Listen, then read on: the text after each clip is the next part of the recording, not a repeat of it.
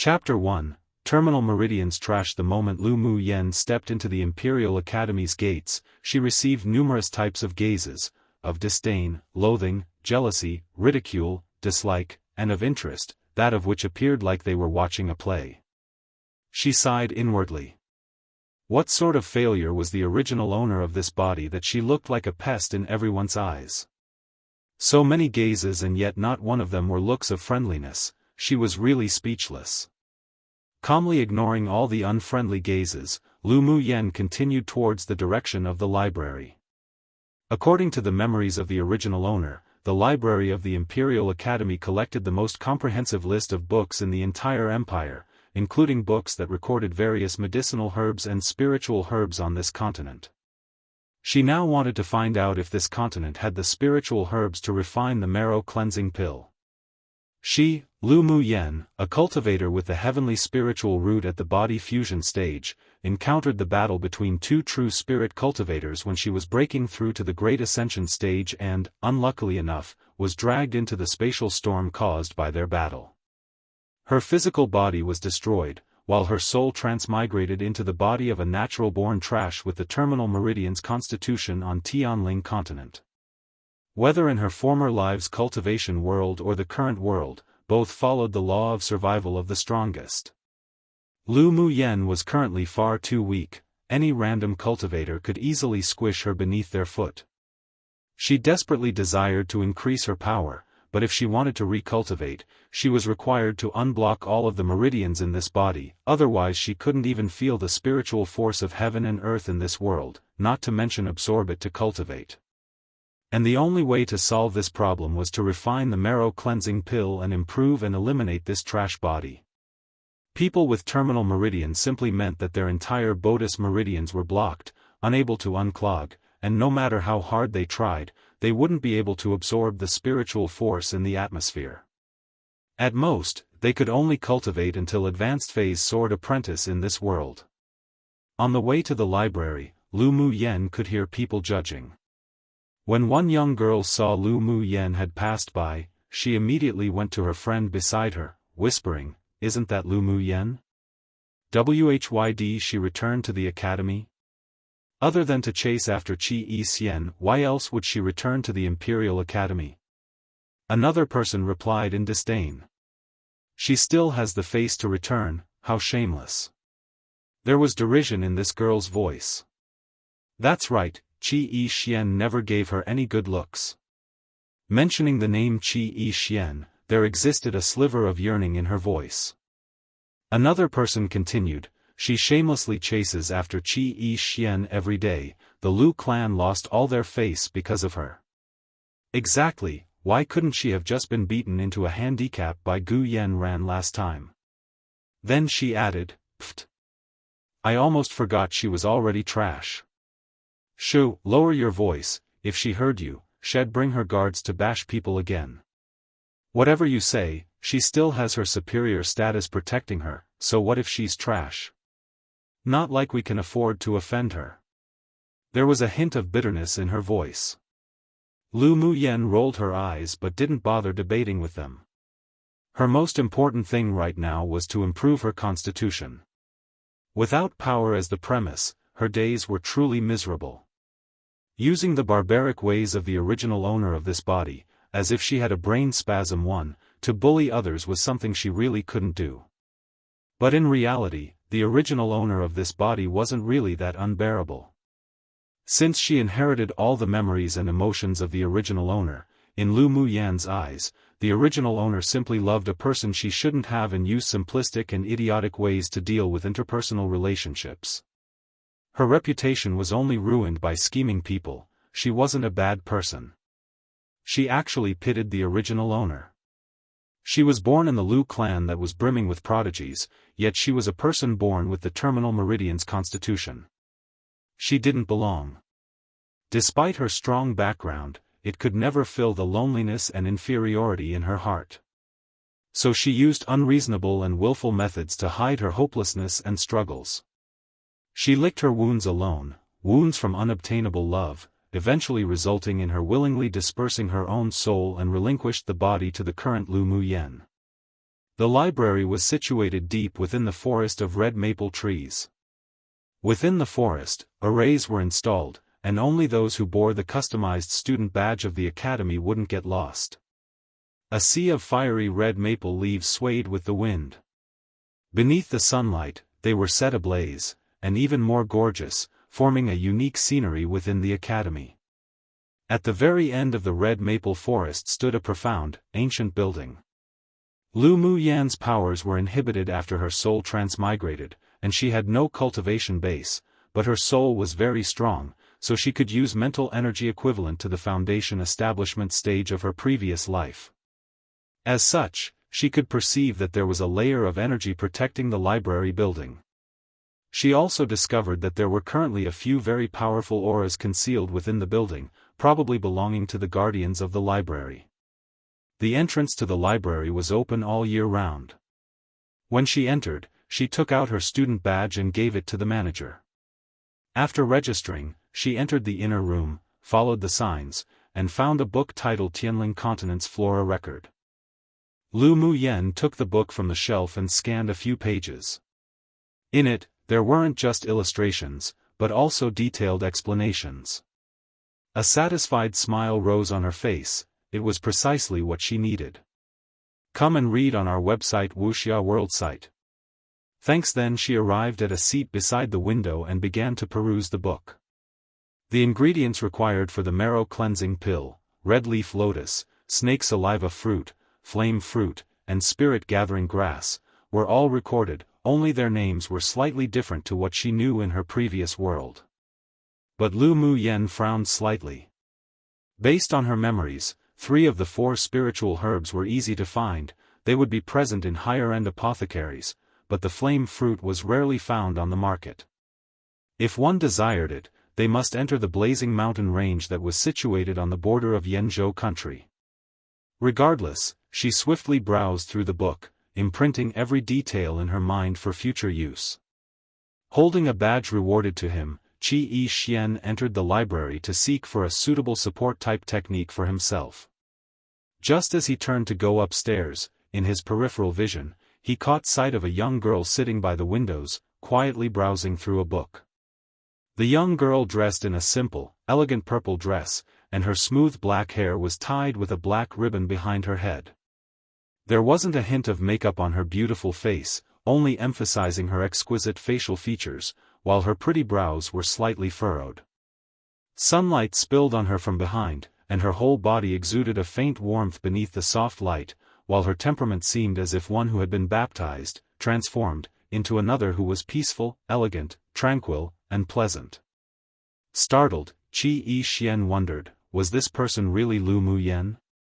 He couldn't match this girl with the one in his memories who liked to dress in gaudy clothes and adorned mature makeup. He contemplated a little longer, then turned and headed to the second floor.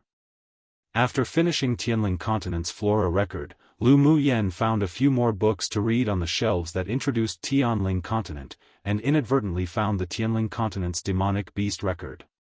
Interested, she read the entire book, and even memorized all the information. After stretching, she placed all the books back in their original places and left the library. Recalling the location of her residence in the academy, she quickly walked out of Red Maple Forest. Just as she turned left, a jarring, provocative voice entered her ear. "Oh, isn't this young Miss Lu? Why do you run so fast when you see our Yen ran? Were you afraid of being beaten again?" Lu Mu Yan looked back and found 2 boys and 2 girls walking out from another part of the Red Maple Forest. The girl that spoke was considered pretty, wearing a glaring red silk dress that wrapped around her hot figure, with an obviously fake display of charm.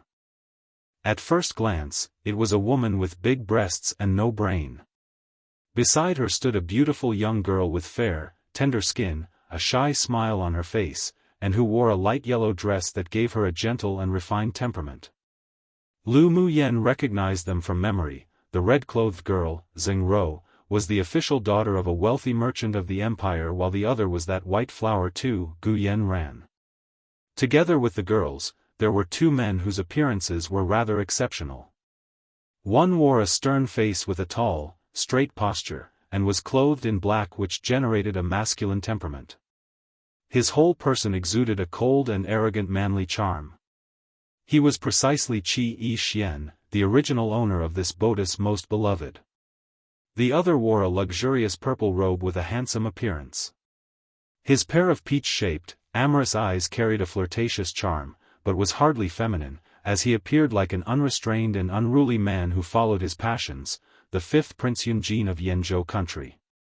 Ro, no need to say any more, I had my faults that day as well. Gu Yanran said softly as she gently pulled Zheng Rao's sleeve. Zheng Rao casted a look of soft anger at her. You're just too kind, that's why others will bully you. Lu Muyen watched their performance coldly. She really wasn't interested in these sorts of dramas. Her gaze swept over the four people indifferently, turned around, and was about to leave. This move surprised the four of them, especially Gu Yanran. Based on experience, this trash should have immediately charged forward, pointing at Zheng Rao, and erupted into curses. But why did she act so uncharacteristically today? Not to mention her style and makeup, as well as her temperament, seemed to belong to a completely different person. A bad premonition suddenly rose in her heart. Lu Muyen, you stop for me right now. Seeing Lu Muyen blatantly ignore her, anger rose in Zheng Rao, and she yelled out. Qi Xian didn't stop them, his eyebrows furrowed. When he went to the library earlier, he also discovered Lu Muyen's temperament was as if it belonged to a completely different person, but when he exited, she was already gone. After exiting the library, he coincidentally met Yunjin's group, so they left Red Maple Forest together, not expecting to meet Lu Muyen here. Yet today, despite meeting him, Lu Muyen actually didn't take the initiative to grate and stick to him. He sure wanted to see what sort of tricks she wanted to play. Meanwhile, Zheng Rao's call attracted the attention of the surrounding students, stopping each of them in their steps with the desire to watch a nice play. 1. A screw loose basically. 2. Probably a reference to White Lotus aka a fake female. Note, my first translated chapter. Yay! There may or may not be adjustments, particularly to the nouns used in this novel whenever I see fit to help the story make more sense, but hopefully everyone enjoys this novel as much as I did. It might not be everyone's cup of tea, but I sure hope some people enjoy it. Chapter 2, Face slap killing intent flashed in Lu Muyen's eyes, and she turned around, looking at Zheng Rao coldly. Zheng Rao was stunned by her gaze, then felt she couldn't possibly be afraid of the gaze of a trash, so she shook her head lightly, puffed out her large breasts, and said arrogantly, Lu Muyen, this miss here told you to stay, and yet you dare to leave. The cold light in Lu Muyen's eyes grew colder. This woman exploited her relationship as Qi Xian's distant younger cousin and often bullied and oppressed the original owner of the body. Meanwhile, the original owner always conceded to give face to the Qi clan. But in turn, it allowed this big-chested, no-brained woman to grow exceedingly arrogant, acting self-important. Pfft, who do you think you are? If I want to stay, I stay, if I want to leave, I leave, must I ask permission from the daughter of a lowly merchant? Disdain and ridicule oozed from her gaze. It wasn't that she belittled merchants, but that their overall status in Yanzhou country wasn't that high. In recent years, it was only because Gu Yanran's elder sister entered the palace as an imperial noble consort that the merchant's status improved. Of course, it was probably also one of the emperor's acquiesced tactics. This was the first time Zheng Rao heard Lu Muyen mock her without consideration of anyone's feelings. She suddenly didn't know how to handle the situation, and her face that was already thick with blush grew even redder as she held her breath in anger. Hearing the suppressed laughter around them, Zheng Rao's anger erupted. She drew her long sword, pointed it at Lu Muyen, and lunged towards her. Today, she must teach her a lesson. Seeing Zheng Rao wield her sword to stab her, Lu Muyen's eyes revealed some disdain. Even though Zheng Rao was a middle-phase sword apprentice and was one phase above the original owner of this body, but Lu Muyen had her own flesh-refining manual she learnt from her previous life. It was simple for her to avoid the attack if she wanted to. Within the 1 month she was recuperating from her injuries, she trained this weak body every single day. Just as Zheng Rao's sword was about to pierce Lu Muyan's chest, Qi Yixian frowned slightly, but didn't stop it. He knew Zheng Rao didn't have the courage to kill Lu Muyan. Meanwhile, Gu Yanran appeared to worry, but she was delighted in her heart. Lu Muyan asked for this herself. So what if she had a noble status? If it weren't for her elder sister warning her not to provoke Lu Muyan anymore, she would have wanted to make another move and completely handicap this spoiled, reckless trash. Yet when everyone thought Lu Muyan was about to be stabbed, she suddenly flipped herself backwards, instantly avoiding Zheng Rao's attack. Her gaze chilled. She spun around and kicked Zheng Rao in the stomach, and as the latter hugged her abdomen, Lu Muyan grabbed her wrist, tugged her closer, then lowered Zheng Rao's body and kneed her in the chest. Zheng Rao had no battle experience, so she could only shriek in pain in this situation. Lu Muyan's shocking behavior stunned the audience. This trash had this sort of talent? It must be luck. Stop. Gu Yanran said tenderly, but, inwardly, she wished Lu Muyan would give Zheng Rao a few more beatings so that Qi Yixian could despise her even more. Lu Muyan ignored Gu Yanran's shout, lifted her foot, and directly kicked Zheng Rao to the ground. Zheng Rao held the place she was kicked, heard the ridicule of everyone, and, disregarding the pain of her body, screamed like a madman, swinging her sword towards Lu Muyan again. But this time, she learned to be clever, guarding against the tricks Lu Muyan used just before. Lu Muyan sneered. What a stupid woman. No wonder Gu Yanran took advantage of her all day long. She simply used her silk mist steps to dodge the attack and dashed to Zheng Rao's side. An arrest knocked the sword from Zheng Rao's hands, then with one hand clasping her wrist, the other reached directly for Zheng Rao's face. Come and read on our website Wuxia World Site. Thanks, PA. Pa. Everyone merely saw Lu Muyan incessantly slap Zheng Rao's face left and right, yet they also felt the pain on their cheeks. Seeing the situation getting out of control, Qi Yixian frowned and said coldly, Lu Muyan, that's enough.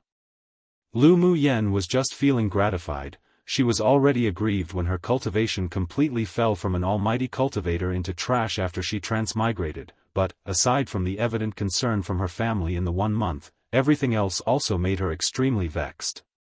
So she welcomed Zheng Rao, who took the initiative to come up to her and allow her to vent the little bit of her irritation and dissatisfaction.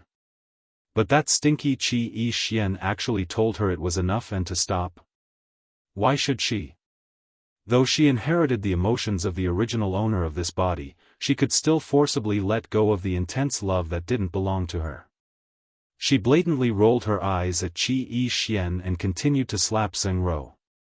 Pfft, Yixian, Lu Muyan doesn't even give you face anymore.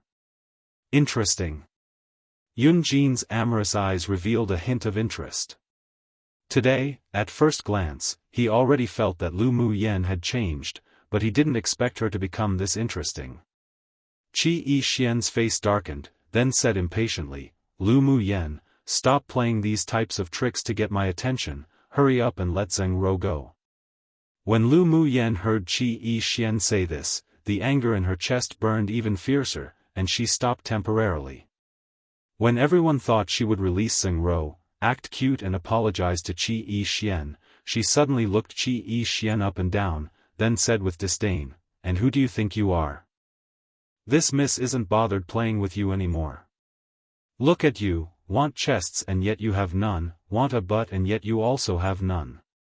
You don't even look as good as the purple-clothed handsome beauty standing beside you. I really don't know which eye of mine was blind to fancy you. Her words shocked the entire audience. What did she mean, want chests and yet you have none? Want a butt and yet you also have none? What did a man need those for?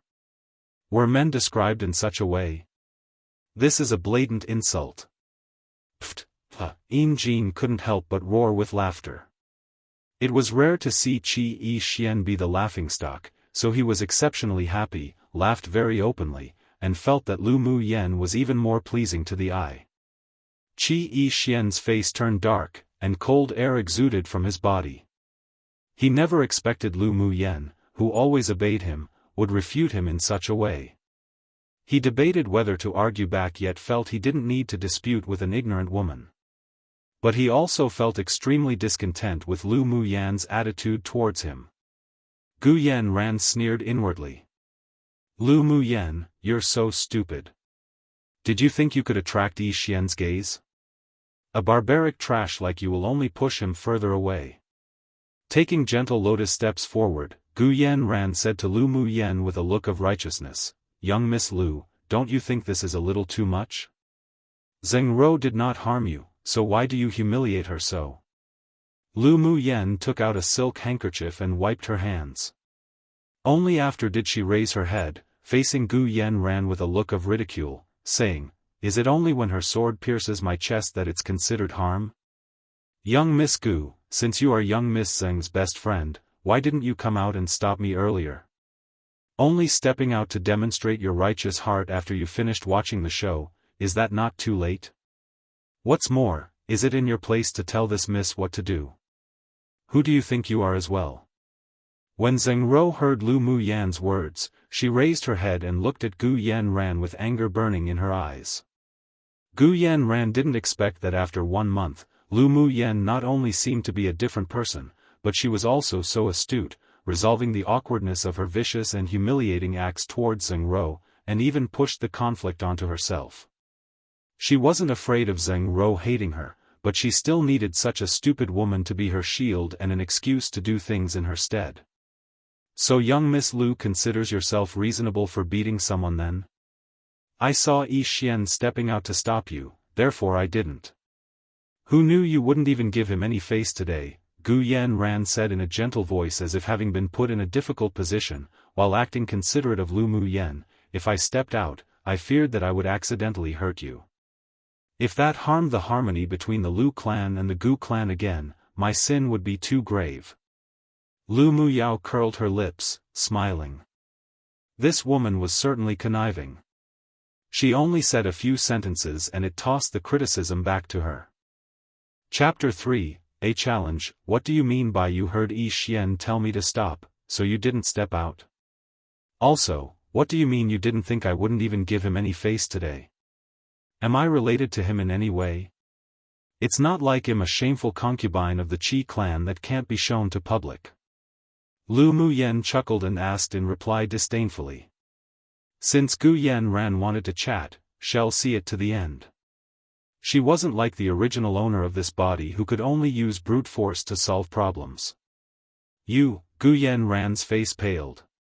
She hated that lowly status the most, that's why she hoped to improve her strength in the Imperial Academy and eliminate her identity as a concubine.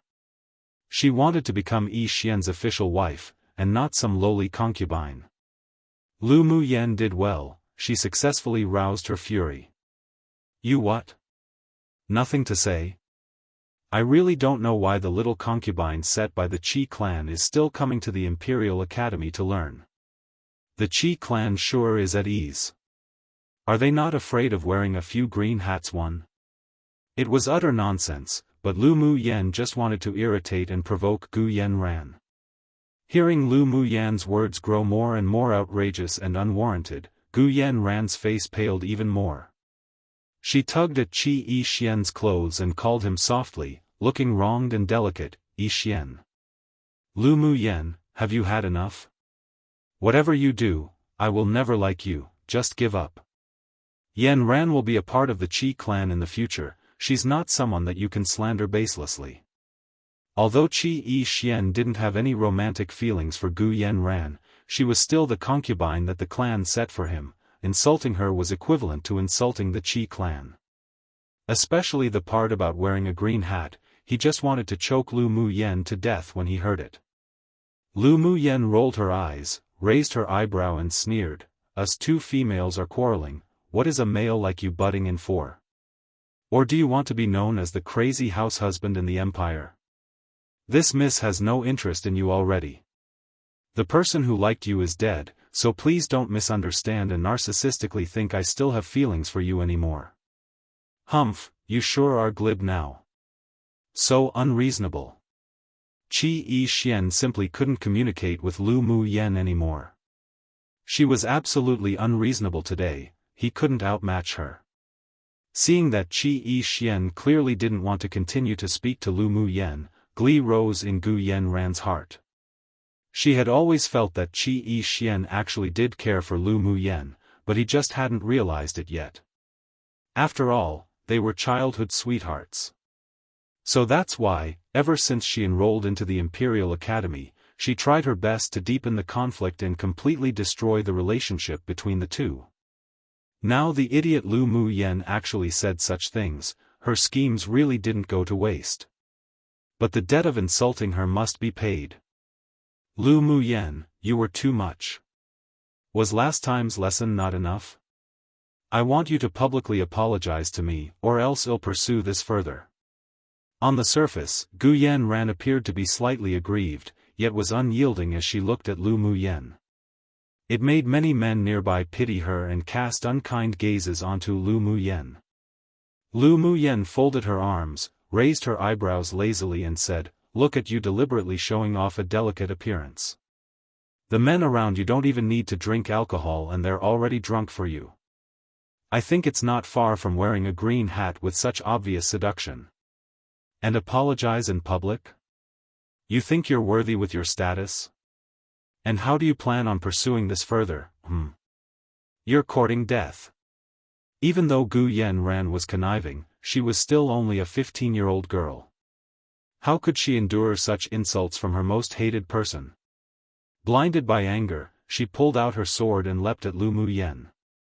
A smile flashed past Lu Mu Yan's face, she was waiting for this. She used her silk mist steps and glided around Gu Yanran. When her mental energy captured Gu Yanran approaching, her figure stalled, allowing Gu Yanran's sword to pierce through her left shoulder. Gu Yanran was taken aback for a moment before she was sent flying back from a wave of energy. Pu. A mouthful of blood spurted out. Gu Yanran held her chest and lifted her head, staring at the white-clothed man who suddenly appeared. Her pupils constricted, that man actually returned. All everyone saw was a white-clothed man who walked over slowly. He was extremely handsome, with a gentle temperament that carried a sense of otherworldliness like a fallen immortal. He simply flicked his sleeve earlier, and Gu Yanran was injured, showing his insane strength. The young woman was a jade beauty, and the young man was peerless too. This was the impression he left on others. Come and read on our website Wuxia World site. Thanks, Yenner, are you okay? The white-clothed man walked to Lu Mu Yan's side, asking dotingly and in concern. Lu Mu Yen pressed her injured shoulder with a look of grievance, crying, "Big brother, you're finally back." This man that was like a fallen immortal was precisely Lu Mu Yan's blood-related eldest brother, Lu Mu Bai, and was also the entire Yanzhou country's peerless genius. He entered into the powerful ranks of the sword spirit stage at the age of 16. At 19 right now, he was already at peak phase sword spirit stage, was in the celestial class of the Imperial Academy, and was one of the most influential figures of the Academy. He was cold and indifferent, but he was exceptionally protective, especially towards his younger sister Lu Mu Yen whom he doted on and cherished. A year ago, he left to train and gain experience, that's why so many people in the Academy dared to openly bully Lu Mu Yen. "Senior Lu, don't you need to explain why you injured me without even asking who's right and wrong?" The jealousy and unwillingness in Gu Yanran's eyes were quickly hidden by her, then she asked Lu Mu Bai in a harsh, yet meek tone. Lu Mu Bai didn't even bother to look at her, took out a bottle of medicine for physical wounds from his interspatial ring, and poured it on Lu Mu Yan's wound. After seeing the wound stop bleeding, he replied flatly, "So what if I injured you? A shameful outsider like you isn't even worthy of teaching my little sister. You too are using your status to bully others. If Lu Mu Yen doesn't apologize to me today, I won't let this slide. Otherwise I'll go straight to the emperor to ask for an explanation." Gu Yanran choked with teary eyes as if she had been wronged yet wanted to appear strong and unyielding against forces of evil. The corner of Lu Mu Yan's eye twitched. This woman was so deeply immersed in her character. She snorted coldly, "What does my big brother need to explain to you? The fact that you stabbed me today, I similarly won't let it slide." Lu Mu Yan thought a little more, then provoked Gu Yanran, saying coldly, "Since you're that powerful, how about we have a fight after 3 months during the Academy's annual competition to see who's stronger? If I lose, I'll apologize to you in front of the whole Academy. If you lose, you'll admit that you plotted against me first, then purposefully injured me, and apologize to me. How about that? Do you dare?" "Sure." Gu Yanran honestly didn't know what was going on in that trash's brain. She actually wanted to compete against her in combat? What a joke. She was stronger than that trash by an entire stage, she definitely wouldn't lose. This was a perfect chance to ruthlessly trample on Lu Mu Yan, a noble, under her foot. She definitely wouldn't refuse such an opportunity. A trace of cunning flashed in Lu Mu Yan's eyes. She deliberately let Gu Yanran injure her, then took the opportunity to allow others to think she declared this challenge while emotional. On the day, she'll make sure Gu Yanran couldn't even cry. A few days ago, she received a message that Lu Mu Bai would return to the academy today. Based on the memories of the original owner, this big brother doted on and loved this little sister dearly. And Lu Mu Bai's aura had long been imprinted into her memory, so she used her mental energy to lock on to Lu Mu Bai's aura. The moment she felt Lu Mu Bai near her, the moment she used her words to anger Gu Yanran, then proposed a competition. Gu Yanran was already emotional due to the insults and humiliation, coupled with Lu Mu Bai's forceful oppression, so as she expected, the White Lotus Three readily agreed. The original owner of the body was previously schemed against by Gu Yanran and her company, resulting in her death. Now they were still relentless. Lu Mu Yan adhered to the principle of if one didn't offend me, I wouldn't offend them, if one offended me, I'll pay them back thousandfold. The most important thing to Gu Yanran was face and vanity. If she were to be defeated, in front of the academy's teachers and entire student body, by a trash, she definitely couldn't take it. By then, it would ultimately leave a heart demon, so if she wanted to break through the bottlenecks of higher cultivation stages, she would meet with obstacles set by a demon. From then onwards, she would never be able to step into the pinnacle of cultivation in this lifetime. The most ruthless return to her enemy was not to let her die, but to toy her to her death. And everything fell into the eyes of a devilishly handsome man who stood by the window of an old building beside the scene. He turned to leave and muttered, "What an interesting woman. One cheating two." Basically Lu Mu Bai is very handsome 3A girl who is fake in personality. Chapter 4, Lu Mu Bai. After Lu Mu Bai took Lu Mu Yan and left, Qi Yi Xian and the others also left one after the other, leaving only some students behind, chatting. A few girls in the same class as Lu Mu Yan gathered. One of the plain-looking girls who dressed simply said, "Did Lu Mu Yan go crazy? She actually promised a fight with Gu Yanran. Was she trying to vie for Qi Yi Xian with Gu Yanran again? Yeah, she actually wants to fight for him against Gu Yanran. In what way could she compare to her? Gu Yanran was currently an initial phase Imp Great Sword Master and she was only an initial phase Sword Apprentice.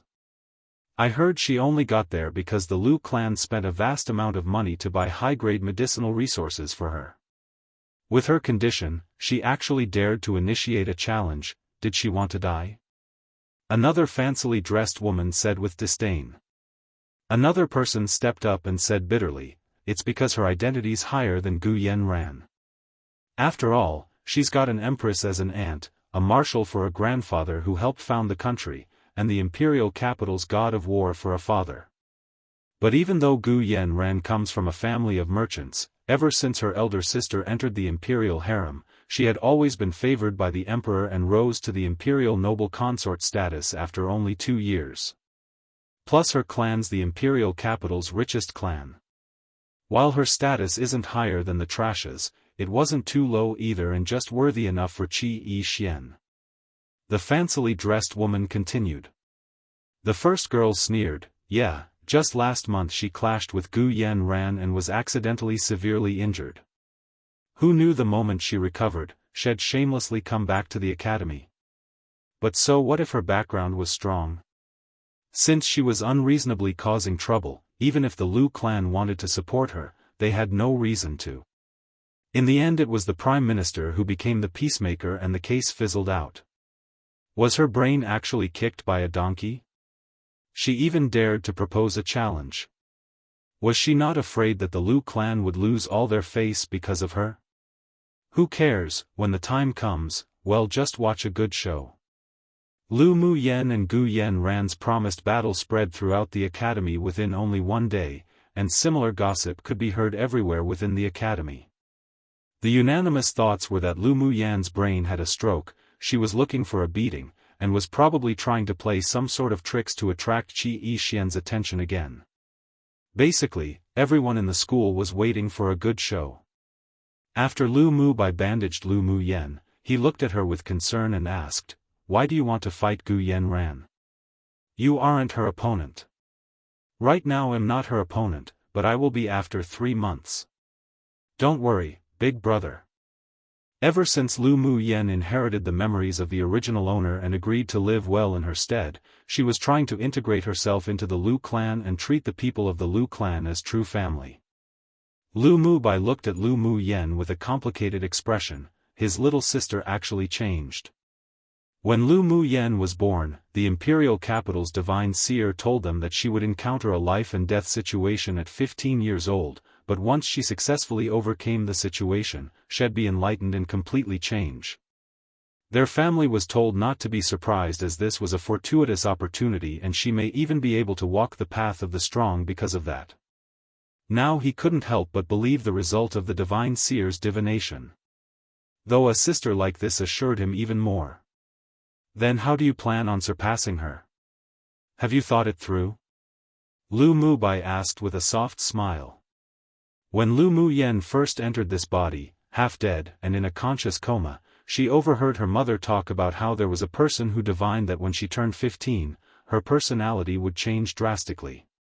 Therefore, she gradually revealed her true nature without concealing anything and let the members of the Lu clan slowly adapt to her as their daughter. Even though this was the first time she saw Lu Mu Bai, but because she inherited the original owner's feelings, she felt close to this big brother of hers. Lu Mu Yen pretended to be confused, as if recollecting something. After thinking for a while, she said, "Big brother, when I was injured and unconscious, I dreamt that I went to another world. There, the cultivation system was different to ours. I felt like I experienced thousands of years and learned a lot of things, one of which was the marrow cleansing pill that could change Terminal Meridian's constitution. Come and read on our website Wuxia World site." Thanks. Seeing shock in Lu Mu Bai's eyes, she continued, "I could eradicate my Terminal Meridian's constitution completely and the blocked meridians could be unclogged as long as I take the marrow cleansing pill." Really? That's fantastic. Do you know what ingredients are required for this type of pill? Lu Mu Bai's eyes were filled with joy and excitement. Lu Mu Yen nodded, "I know, and I can also refine it. I went to the Academy's library today to research. Even though the names of the spiritual herbs between the two worlds were different, according to the medicinal properties and the illustration on the books, they were definitely the same thing. Yenner, it's a blessing in disguise this time. What spiritual herbs do you need? Write it down, big brother will go find it for you." Lu Mu Bai caressed Lu Mu Yan's head with a gentle smile. Lu Mu Yen didn't dislike this gesture. Then she wrote down the names of the spiritual herbs and handed it to Lu Mu Bai. "These are the herbs. The rest are fine, but the flame fruit is a bit troublesome." After reading the list of herbs, Lu Mu Bai frowned slightly. "The flame fruit is definitely a little troublesome, but little sister, don't worry, I'll definitely find it for you."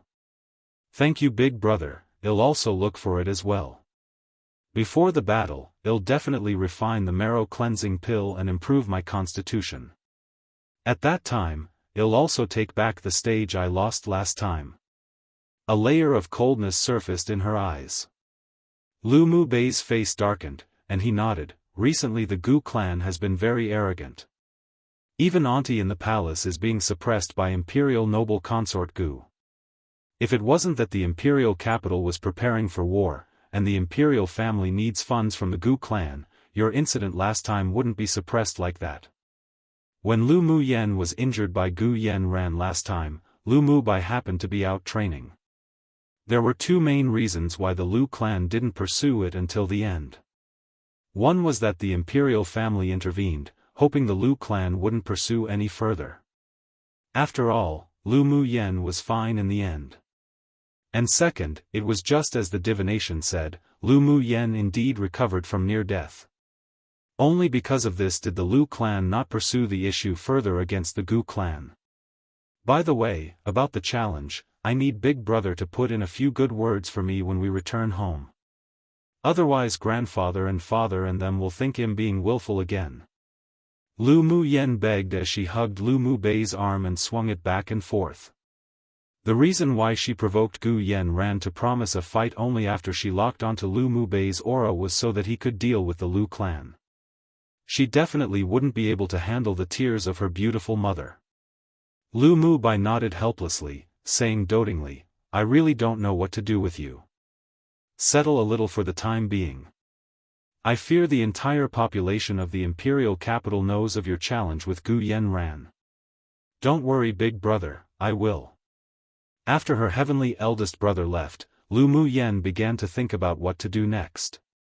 She planned to go to the Mercenary Union to see if there were any missions to the Blazing Mountain Range. The effects of the flame fruit could only be preserved for 2 months, so it'd be extremely difficult to find in the Imperial capital. Instead of wasting time waiting without certainty, it was more reliable for her to seek for it herself. She initially wanted to go home, but realized that if she went home now, she'd definitely be interrogated about the issue regarding the battle and might even draw out her mother's tears. So she decided she might as well not to return home for the time being. She'd return after Lu Mu Bai spoke with them. Her residence was situated in a serene area. It was an independent, small courtyard and was a place specifically provided to children and disciples of meritorious clans by the Imperial capital. It was a symbol of identity and status and wasn't something that could be bought with money. So it stirred the jealousy of many people when a weak person like Lu Mu Yen could inhabit this courtyard. Gu Yen Ran and Zheng Ro were amongst them. After viewing the courtyard, she immediately collapsed onto her bed and fell deep asleep. She was very tired today, this body still required more exercise and training. So she decided to have a good rest and take a trip to the Mercenary Union early tomorrow morning. Chapter 5, The Mercenary Union. Early next morning, Lu Mu Yen went to the Imperial capital's liveliest street. A branch of the Mercenary Union was located at the end of that street. The Mercenary Union was branched all over the continent, and it was easy to join. One only needed 10 silver coins to register and receive a low-rank mercenary badge. If one wanted to build their own party, then it required 1 gold coin and the leader must be at least a great sword master. Each party member would then be issued a party medal. But regardless of whether it was a single mercenary or a party, as long as their task was completed, then their personal badges would be upgraded. Along the way, there were numerous vendors and street stalls everywhere, with the employees of various shops vying for customers. The lively streets were full of yelling and peddling. They sold anything, but the most sold items were still those used by mercenaries. Lu Mu Yen browsed the area with interest at first, but the things for sale were rather low-level and useless to her. Meanwhile, seeing that her clothing wasn't ordinary, owners of small vendors rushed over to sell their goods. She immediately dismissed the thought to continue perusing and walked into the Mercenary Union. The door of the Mercenary Union was wide open, with people flooding in and out, and was also very lively. There was a large hall upon entering, and in the middle was a circular stone table, with a height that came up to just above Lu Mu Yan's abdomen. Sitting behind the desk were a few people in uniforms who were doing registration while mercenaries stood around them. She didn't rush to register, and instead walked towards the bulletin board that displayed the latest missions and started browsing. The Mercenary Union's missions were divided into 10 ranks, rank 1 being the lowest, and rank 10 being the highest. Each rank had its differences in difficulty and rewards. After looking through it, she found a mission to the Blazing Mountain Range in a corner. Rank 3 mission: travel to the Blazing Mountain Range to find a Tier 2 fire attribute demonic beast with no restrictions to the species. The reward is 1,000 gold coins. As she read this task, Lu Muyen frowned. This task for individual mercenaries wasn't suitable for her. She wasn't familiar with the Blazing Mountain Range. It was best if she could take a party task. So she turned to the round stone table in the middle of the lobby for a consultation. "Does young miss need any help?" A young man who just happened to be free asked Lu Muyen with a smile. Lu Muyen nodded, lightly smiled, and said, "I want to ask, aside from the missions posted on the bulletin board, are there any other missions issued for the Blazing Mountain Range?" "I'll check for you, please wait a moment." The man quickly found a book and started flipping through it. After that, he raised his head and asked, "Do you have a requirement for when the mission was issued?" "Recently issued, best if it's a party mission." Lu Muyen replied. The young man nodded, searched a while longer, then pointed at the book and said to Lu Muyen, "There are 2 fitting your requirements. One is a rank 3 mission where you need to enter deep into Blazing Mountain Range and capture a Tier 3 fire-type demonic beast. But even though this mission's rich in rewards, the cultivation base of the mercenaries who participate must be at least advanced phase sword apprentice." The man paused, then continued, "There's another rank 2 mission which requires the party to enter the Blazing Mountain Range, hunt 30 Tier 2 fire spirit rats and retrieve their crystal cores. The only requirement is that they're at or above the initial phase sword apprentice stage." Lu Muyen thought about it. She wanted to participate in the first mission as well. It was rumored that the flame fruit was found only deep in the periphery of the Blazing Mountain Range, but her cultivation base wasn't high enough for the mission. She mused a bit, then asked, "Apart from the first task requiring a great sword master, can anyone else participate?" The young man looked at Lu Muyen with a little surprise, then said after a pause, "They were also recruiting experienced physicians, and they must be at or above advanced phase sword novice." "Physician? How do they judge if one was eligible to participate or not?" A glimmer of joy flashed in Lu Muyen's eyes. She was actually qualified for the position of a physician. In her last life, when she reached a bottleneck at the celestial stage, she incarnated as a mortal and entered the secular world to comprehend the path of the heavens. There, she met a mortal genius doctor who taught her the art of the golden needles, and naturally, she learnt all the medical skills. After tempering the void within herself, she didn't just discard her medical skills, but instead applied it to her own golden needles method she created herself, and also improved a lot in alchemy. This time, the organizer is Yi Qing Han, the young heir of the Yi clan. If you want to participate in this mission, you need to go to the Mercenary Union's 2nd floor to accept a special personal assessment set by their clan at the Mercenary Union. Lu Muyen nodded, took out 10 silver coins and handed them over, saying, "I want to register as a mercenary, please register for me." The man didn't ask too much, accepted the silver coins, and began registering for her. After finishing, he gave her a rank 1 mercenary badge. "Come and read on our website Wuxia World site." Thank you." Lu Muyen said with a smile after putting the badge away. The young man shook his head with a smile, then decided to remind her, "If Miss wants to go to the Blazing Mountain Range, I advise you, that place is listed as one of the 10 treacherous zones. There are Tier 1 to 6 demonic beasts in there, and maybe even stronger, and is extremely dangerous. If it's not necessary, it's best not to go. Thank you for the caution." Lu Muyen smiled and nodded, then left the registration area, heading for the 2nd floor. The area on the 2nd floor was also very spacious, divided into many rooms, and each room had an evident purpose. Lu Muyen quickly found the place to enlist for the rank 3 mission to the Blazing Mountain Range. After entering the room, she saw that there were already 2 young mercenaries inside being questioned. She entered and asked an idle examiner, an old man, "May I ask if you are still recruiting physicians for this time's mission? You want to enlist?" The old man was around 60 years old with a pair of cloudy eyes that revealed a hidden brightness. He asked Lu Mu Yen faintly. Lu Mu Yen nodded, "Yes, I want to enlist." "Have you done it before? Have you ever worked as a physician at any medical clinic?" "I've never worked as a doctor, but I still have a certain degree of certainty in my medical skills." "You can test me." A sense of confidence exuded from Lu Mu Yen as she replied with a smile. The old man scrutinized her, thought for a little bit, then said, "Can you tell if I'm sick or not? Can I take your pulse?" Lu Mu Yen asked.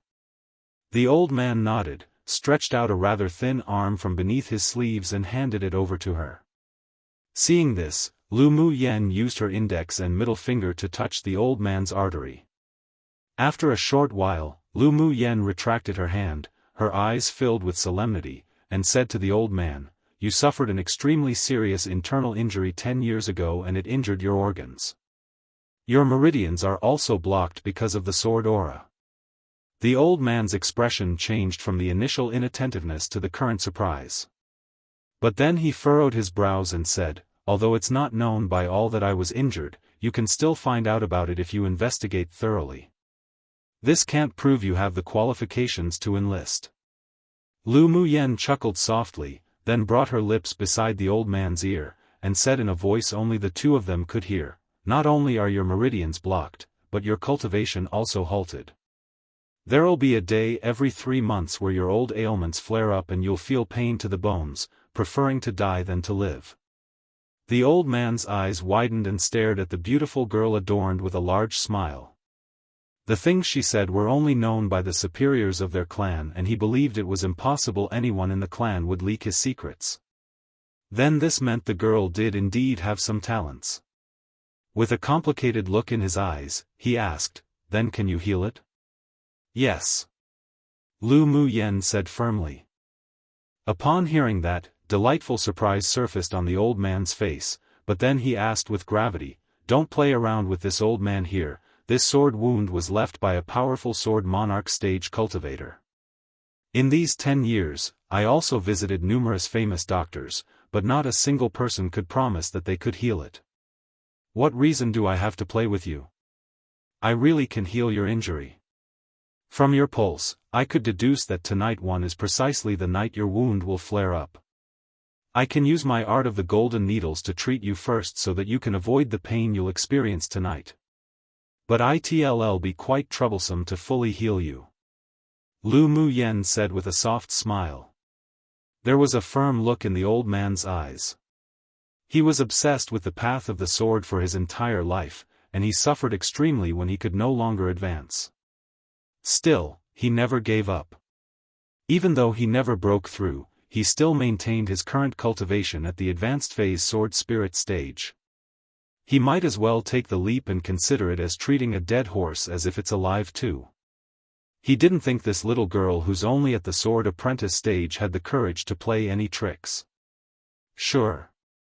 Putting aside avoiding the pain, as long as you can alleviate my pain even a little tonight, I'll trust you, and directly enlist you as the accompanying physician for this mission. The old man replied. Lu Mu Yen nodded with a faint smile, not revealing her thoughts. After the 2 mercenaries left, the old man asked the members of the clan to close the door, allowing Lu Mu Yen to apply her skills of the needle for him. One author wrote tomorrow night, in the original, but the next chapter actually suggests it was tonight. 2. He might as well give it a shot. Chapter 6, Golden Needles Treatment. Only the old man and 3 people from the Yi clan remained in the room. A middle-aged man of the same generation as the old man watched Lu Mu Yen with eyes filled with doubt. He really couldn't understand why his eldest brother would believe in a young woman with such a low cultivation base. Then coldness surfaced in his eyes. She'd better not play with them, or else he wouldn't let her go, even if she is a beauty. He didn't want to see his eldest brother have hope then fall into despair again. Lu Mu Yen didn't care about the looks of the others. She took out a set of golden needles had made specifically for her, channeled a sliver of her spiritual energy into them, then pierced them through the old man's clothes, landing on several of his acupuncture points on his upper body. Even though her trash body couldn't absorb spiritual force after transmigrating here, she ended up figuring a way to accumulate a sliver of spiritual force and convert it into spiritual energy within her body. But it sure hurt to use it up after all that effort. She used her slight bit of spiritual energy with the golden needles to treat the old man. This time, she believed, when the old man's injury flared up, he wouldn't experience that excruciating pain anymore. She had confidence in her medical skills. After approximately an hour, Lu Mu Yan's face began to pale and sweat dripped from her face. It couldn't be helped. Maintaining the coordination between her spiritual energy and the golden needles was very energy-consuming for this body. After another hour, Lu Mu Yen retrieved her needles with a face drained of blood. Her body was extremely weak, and she sat on the stool gasping for breath. It sure exhausted her. This trash constitution truly was troublesome. Meanwhile, the old man was the complete opposite of Lu Mu Yen. Not only was his face rosy, but he was also ecstatic. His meridians that had been blocked for ages finally loosened slightly. He felt a warm current pour into his dantian which had been damaged by the sword aura, nourishing it. Seeing Lu Mu Yan's pale face, he asked with concern, "Little miss, are you okay?" Lu Mu Yen shook her head. "It took up a lot of my energy to treat you, but it'll be fine after I go home to rest for a night." "How do you feel?" "I feel that the blocked meridians are a little looser now. There's also a slight connection between me and my damaged dantian. Will my meridians be completely clear after a few more sessions of your needles?" The old man asked impatiently. Upon hearing the old man's words, the faces of the three people beside them brightened with joy, especially the middle-aged man, who was also a little ecstatic. Lu Mu Yen chuckled and said, "It wasn't that easy. You need to use some medicine together with the art of the golden needles to be able to completely cure your chronic illness." Seeing the time of day outside, Lu Mu Yen said, "I'll return now. Observe the results of my treatment tonight. I'll come back tomorrow morning." "Very well. This old man is looking forward to the results of mistreatment," the old man said with a rare smile. By the time Lu Mu Yen returned to the academy, it was already the evening. After briefly eating some food, she knocked out on the bed. The spiritual energy within her already dried up and she was mentally and physically exhausted, so she could only temporarily supplement her stamina through sleeping. She simply couldn't wait to be able to refine that marrow cleansing pill to improve this Bodhi's incompetent constitution, then successfully start to cultivate. The next morning, as Lu Mu Yen was about to leave, she bumped into Lu Mu Bai. "Big brother, good morning." Lu Mu Yen greeted with a smile. A soft smile appeared on Lu Mu Bai's extraordinarily handsome face. "Where are you going so early?" "To the mercenary union." Lu Mu Yen didn't want to conceal her whereabouts, and she didn't think she could conceal it even if she wanted to. With the Lu clan's power and influence, it wasn't difficult to track her down in the Imperial capital. Lu Mu Bai looked at her in surprise, and asked in befuddlement, "What are you going to the mercenary union for?" "Come and read on our website Wuxia World site." "Thanks, I accepted a mission to the Blazing Mountain Range. I want to go see if I passed today." Lu Mu Yen replied with a smile. "Nonsense.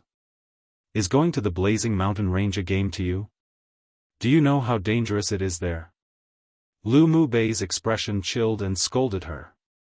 Lu Mu Yen understood that Lu Mu Bai was being considerate of her, so she didn't mind his dissatisfaction. She stepped up to tug at Lu Mu Bai's sleeve and said mischievously, "Big brother, I want to get rid of my reputation as trash as soon as possible, but the search for the flame fruit's hopeless, so I might as well initiate the attack instead of waiting passively." "Who said the search for the flame fruit's hopeless?" "I came today specifically to tell you that I'll be heading to the Blazing Mountain Range in 2 days to help you find the flame fruit. You just stay in the Imperial capital. A look of helplessness rose on Lu Mu Bei's handsome face. Lu Mu Yen shook her head. Big brother, if a fledgling wishes to soar through the vast sky, then they must first learn to fly by themselves. I want to become stronger, but I don't want to rely on you guys to grow. And this time, I'm going with the Yi clan to the blazing mountain range, so it's not too dangerous. She hugged Lu Mu Bei's arm and shook it again, continuing, please just let me go, I promise to come back safe and alive. Yenner, just why are you so stubborn? Lu Mu Bei sighed, looking at his little sister dotingly and said, then I'll accompany you. Big brother, do you really not trust me? Relax, I promise you that I'll definitely come back safe and alive. They say if you don't die from a disaster, there's bound to be great fortune following one. I didn't die last time, so there'll definitely be no problems this time. Please, just let me gain some training and experience myself. Lu Mu Yen rubbed her head on Lu Mu Bei's shoulder endearingly. You're just so stubborn. Forget it, if you want to go, then go. But you must pay attention to your safety, got it?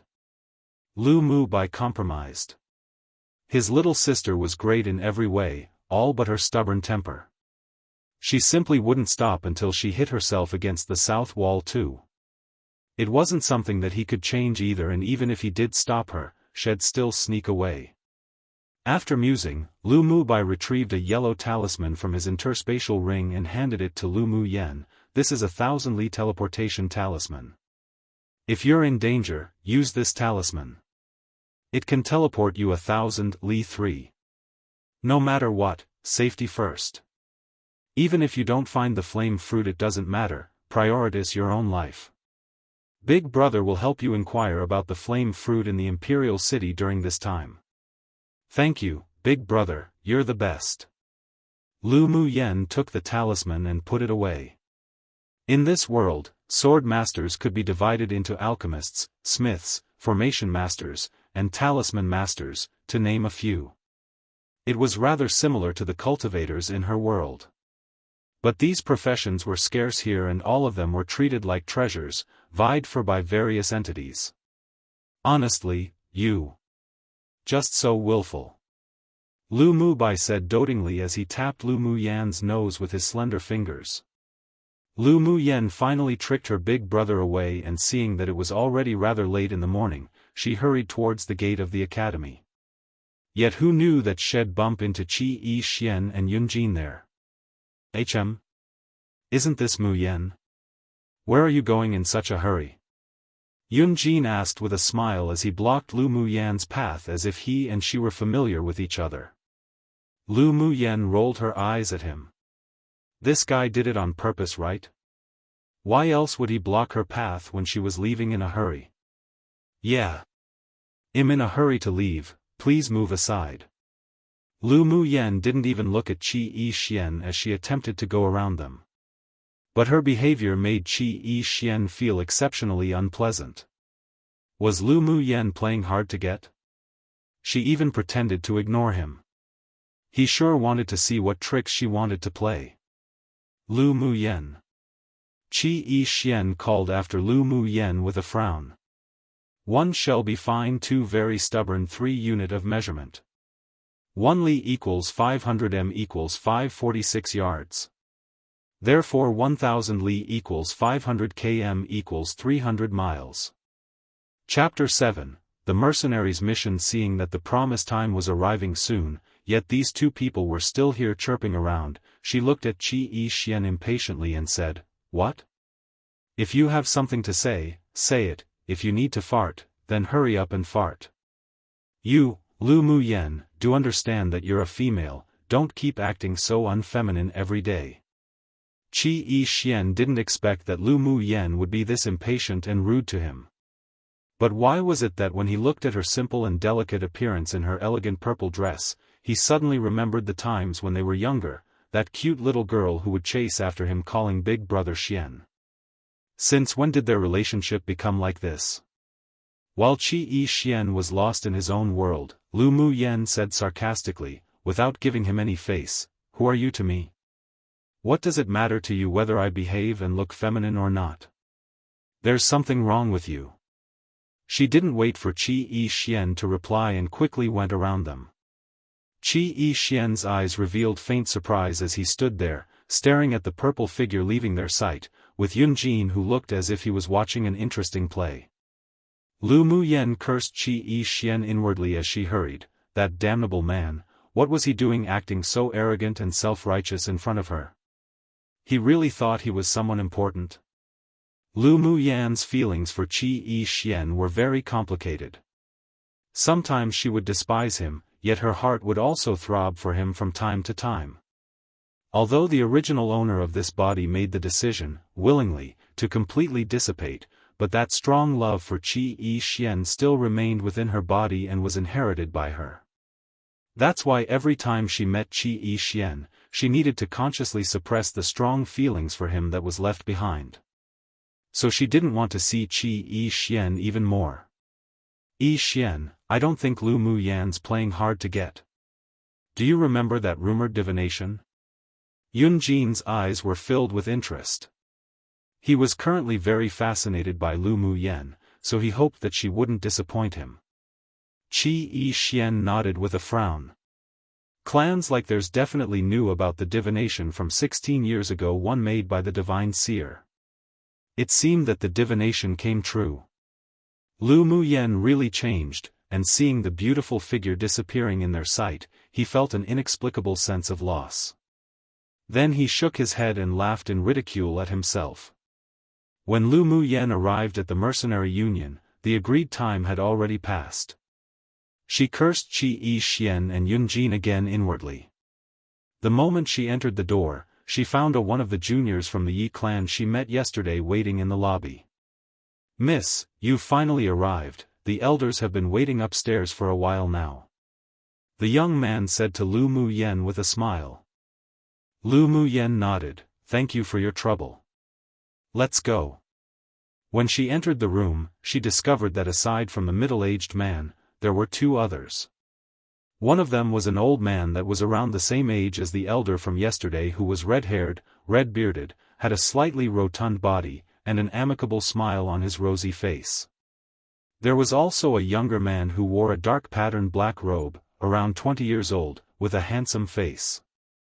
His facial features were as if they were sculpted, clear and defined, while his thin lips were slightly curled. Lu Muyan guessed that he was probably Yi clan's young lord, Yi Qinghan. Yi Qinghan raised his sharp, phoenix-type eyes and also scrutinized Lu Muyan. She wore a simple and elegant purple dress, enveloping her graceful and attractive body. Her face without any powder was like a painting, and her facial features were exquisite, while her temperament appeared otherworldly. She was indeed an interesting beauty. "Sorry, something happened so I'm late," Lu Muyan said with a smile to the old man from yesterday. A type of smile he hadn't revealed yesterday was now apparent on his face, and he politely cupped his hands. "Miss is too polite. Thanks to mistreatment yesterday using the art of the golden needles, the pain that occurred last night was indeed not as agonizing as before. This old man truly admires Miss' medical skills. You're welcome. I also did this just so I could join your team to the Blazing Mountain Range, so we were only obtaining what we each needed," Lu Muyan said bluntly. There was no need to hide anything in front of these intelligent and astute people. Miss Lu is indeed straightforward. Seems like the rumors in the Imperial capital about Miss is erroneous. Yi Qinghan's voice was mature and magnetic, very pleasant. Lu Muyan smiled softly. "Since you know that I'm Lu Muyan, then aren't you afraid that this trash here is playing with you? Come and read on our website Wuxia World Site." Thanks, the Yi clan and her mother's clan, the Ling clan, were equals as they were two of the 10 distinguished spirit sword clans of this continent's eastern region. Even the Imperial family didn't dare provoke these formidable clans. If a man blessed enough to be born into such clans like Yi Qinghan were to investigate her, it'd be as easy as blowing off dust. The fact that you could control old Lu's chronic illness from recurring proves that you indeed have some real abilities. Listening and believing is not my style, I only believe what I see. The process is not important, I'm more concerned with the results. Yi Qinghan raised an eyebrow as he said with a faint smile. He naturally knew of that divination about Lu Muyen. Divinations from the divine seer were never wrong, so towards Lu Muyen's change, because of the divination from 15 years ago, even he felt it was only a matter of course. Naturally, why Lu Muyen knew the art of the golden needles had to do with her own fortuitous encounters, so he wouldn't ask. Then do you mean that I'm qualified to participate in your mercenary mission? Lu Muyen raised an eyebrow. Yi Qinghan chuckled, naturally. Our mission his time lacks a good physician. We welcome your participation. I'm the leader of this mission, Yi Qinghan. When will we leave? Lu Muyen asked with a smile, best to leave as soon as possible. Yi Qinghan glanced at old Lu and the others and said, initially we were planning to wait until the third day after old Lau's chronic illness flares up, but now we decided to leave tomorrow. Is that fine with you? That's fine, then it's settled. By the way, I heard that young Miss Lu can completely cure old Lu's illness? Yi Qinghan's eyes revealed a look of expectation. Lu Muyen smiled and said, indeed I can, but right now I can only control the illness. If you want me to completely cure it, you need to pair the needles with medicine. 3 sessions should be enough to treat and fully recover. Then does young Miss Lu have any conditions? Based on Lu Muyen's background, not to mention how pampered and cherished she was in the Lu clan, she wouldn't risk going to the Blazing Mountain Range for the puny 30,000 gold coin reward, unless there were some secrets. Admiration flashed by in Lu Muyen's eyes, this man was indeed smart. She also preferred straightforward transactions. I require the flame fruit. After you guys help me obtain the flame fruit at the Blazing Mountain Range, I can treat old Lu. Of course, if I end up not finding the flame fruit, I can only say I'm unlucky, I'll still treat old Lu. As for an exchange, well, talk about it then. Well, either way, I won't make it difficult for you guys. Very well, I agree. A smile rose on Yi Qinghan's handsome face. Even though the flame fruit wasn't easy to obtain, if it could be used in exchange for old Lu's health, then they still benefited from this. Not to mention, whether it was Lu Muyen's background or her very person, he felt that she was worth befriending.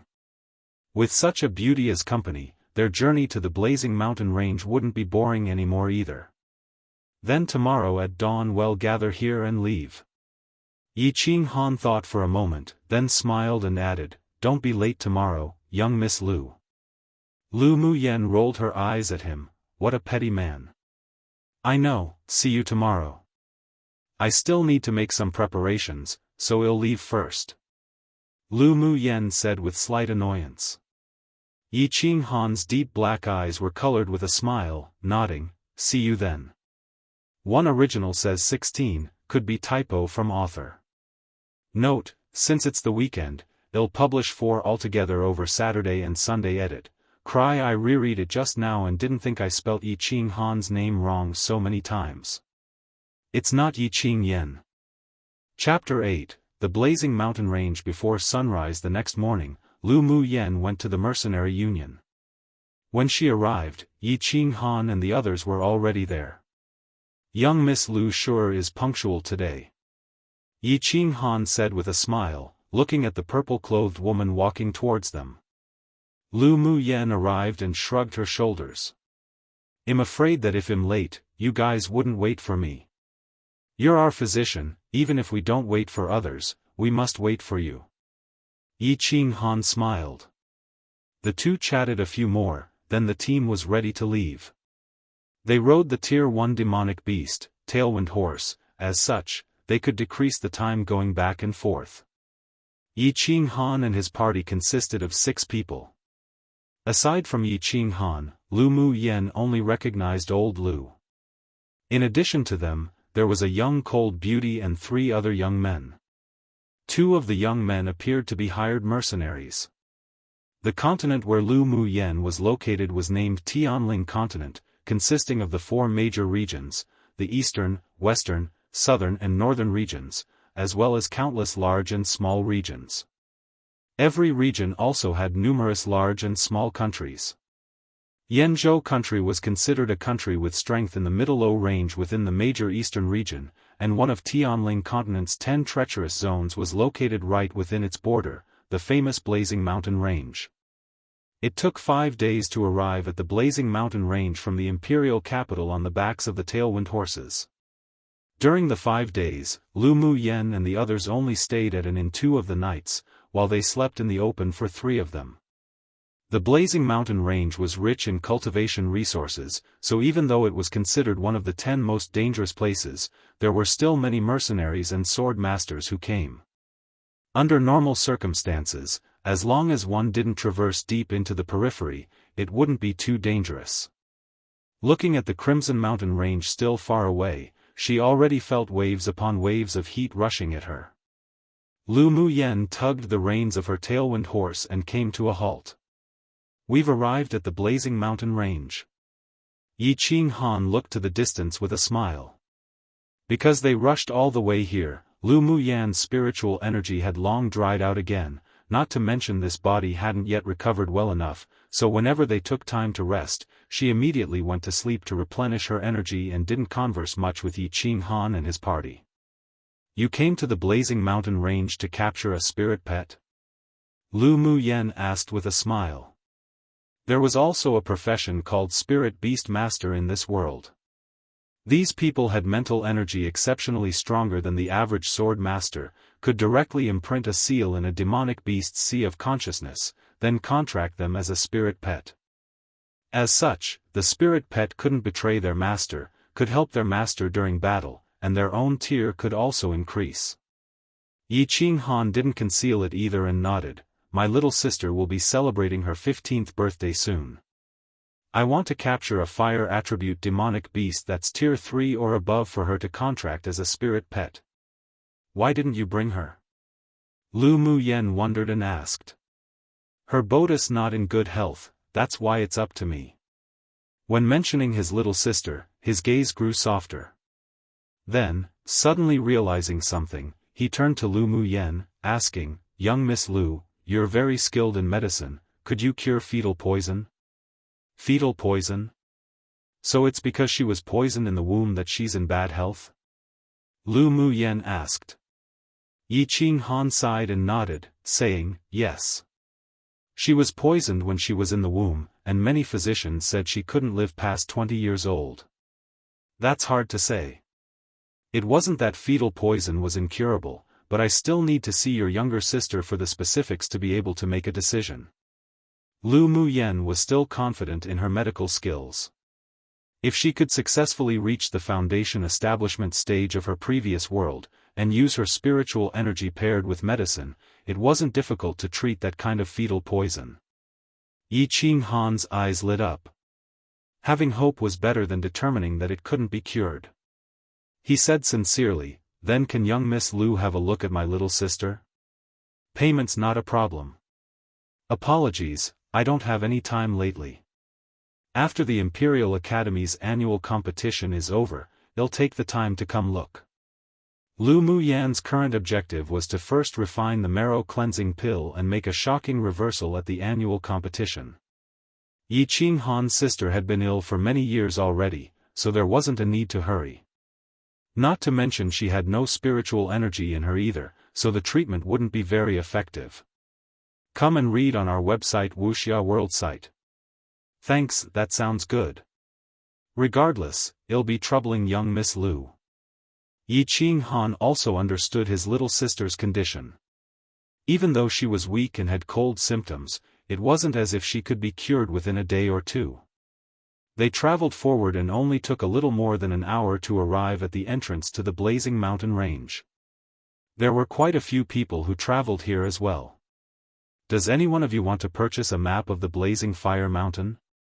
Seeing that the clothing on these few people weren't something commoners could wear, a young man in a light blue robe came up with a smile to sell his products. "I also have the Blazing Mountain Range's spiritual herbs and demonic beasts records.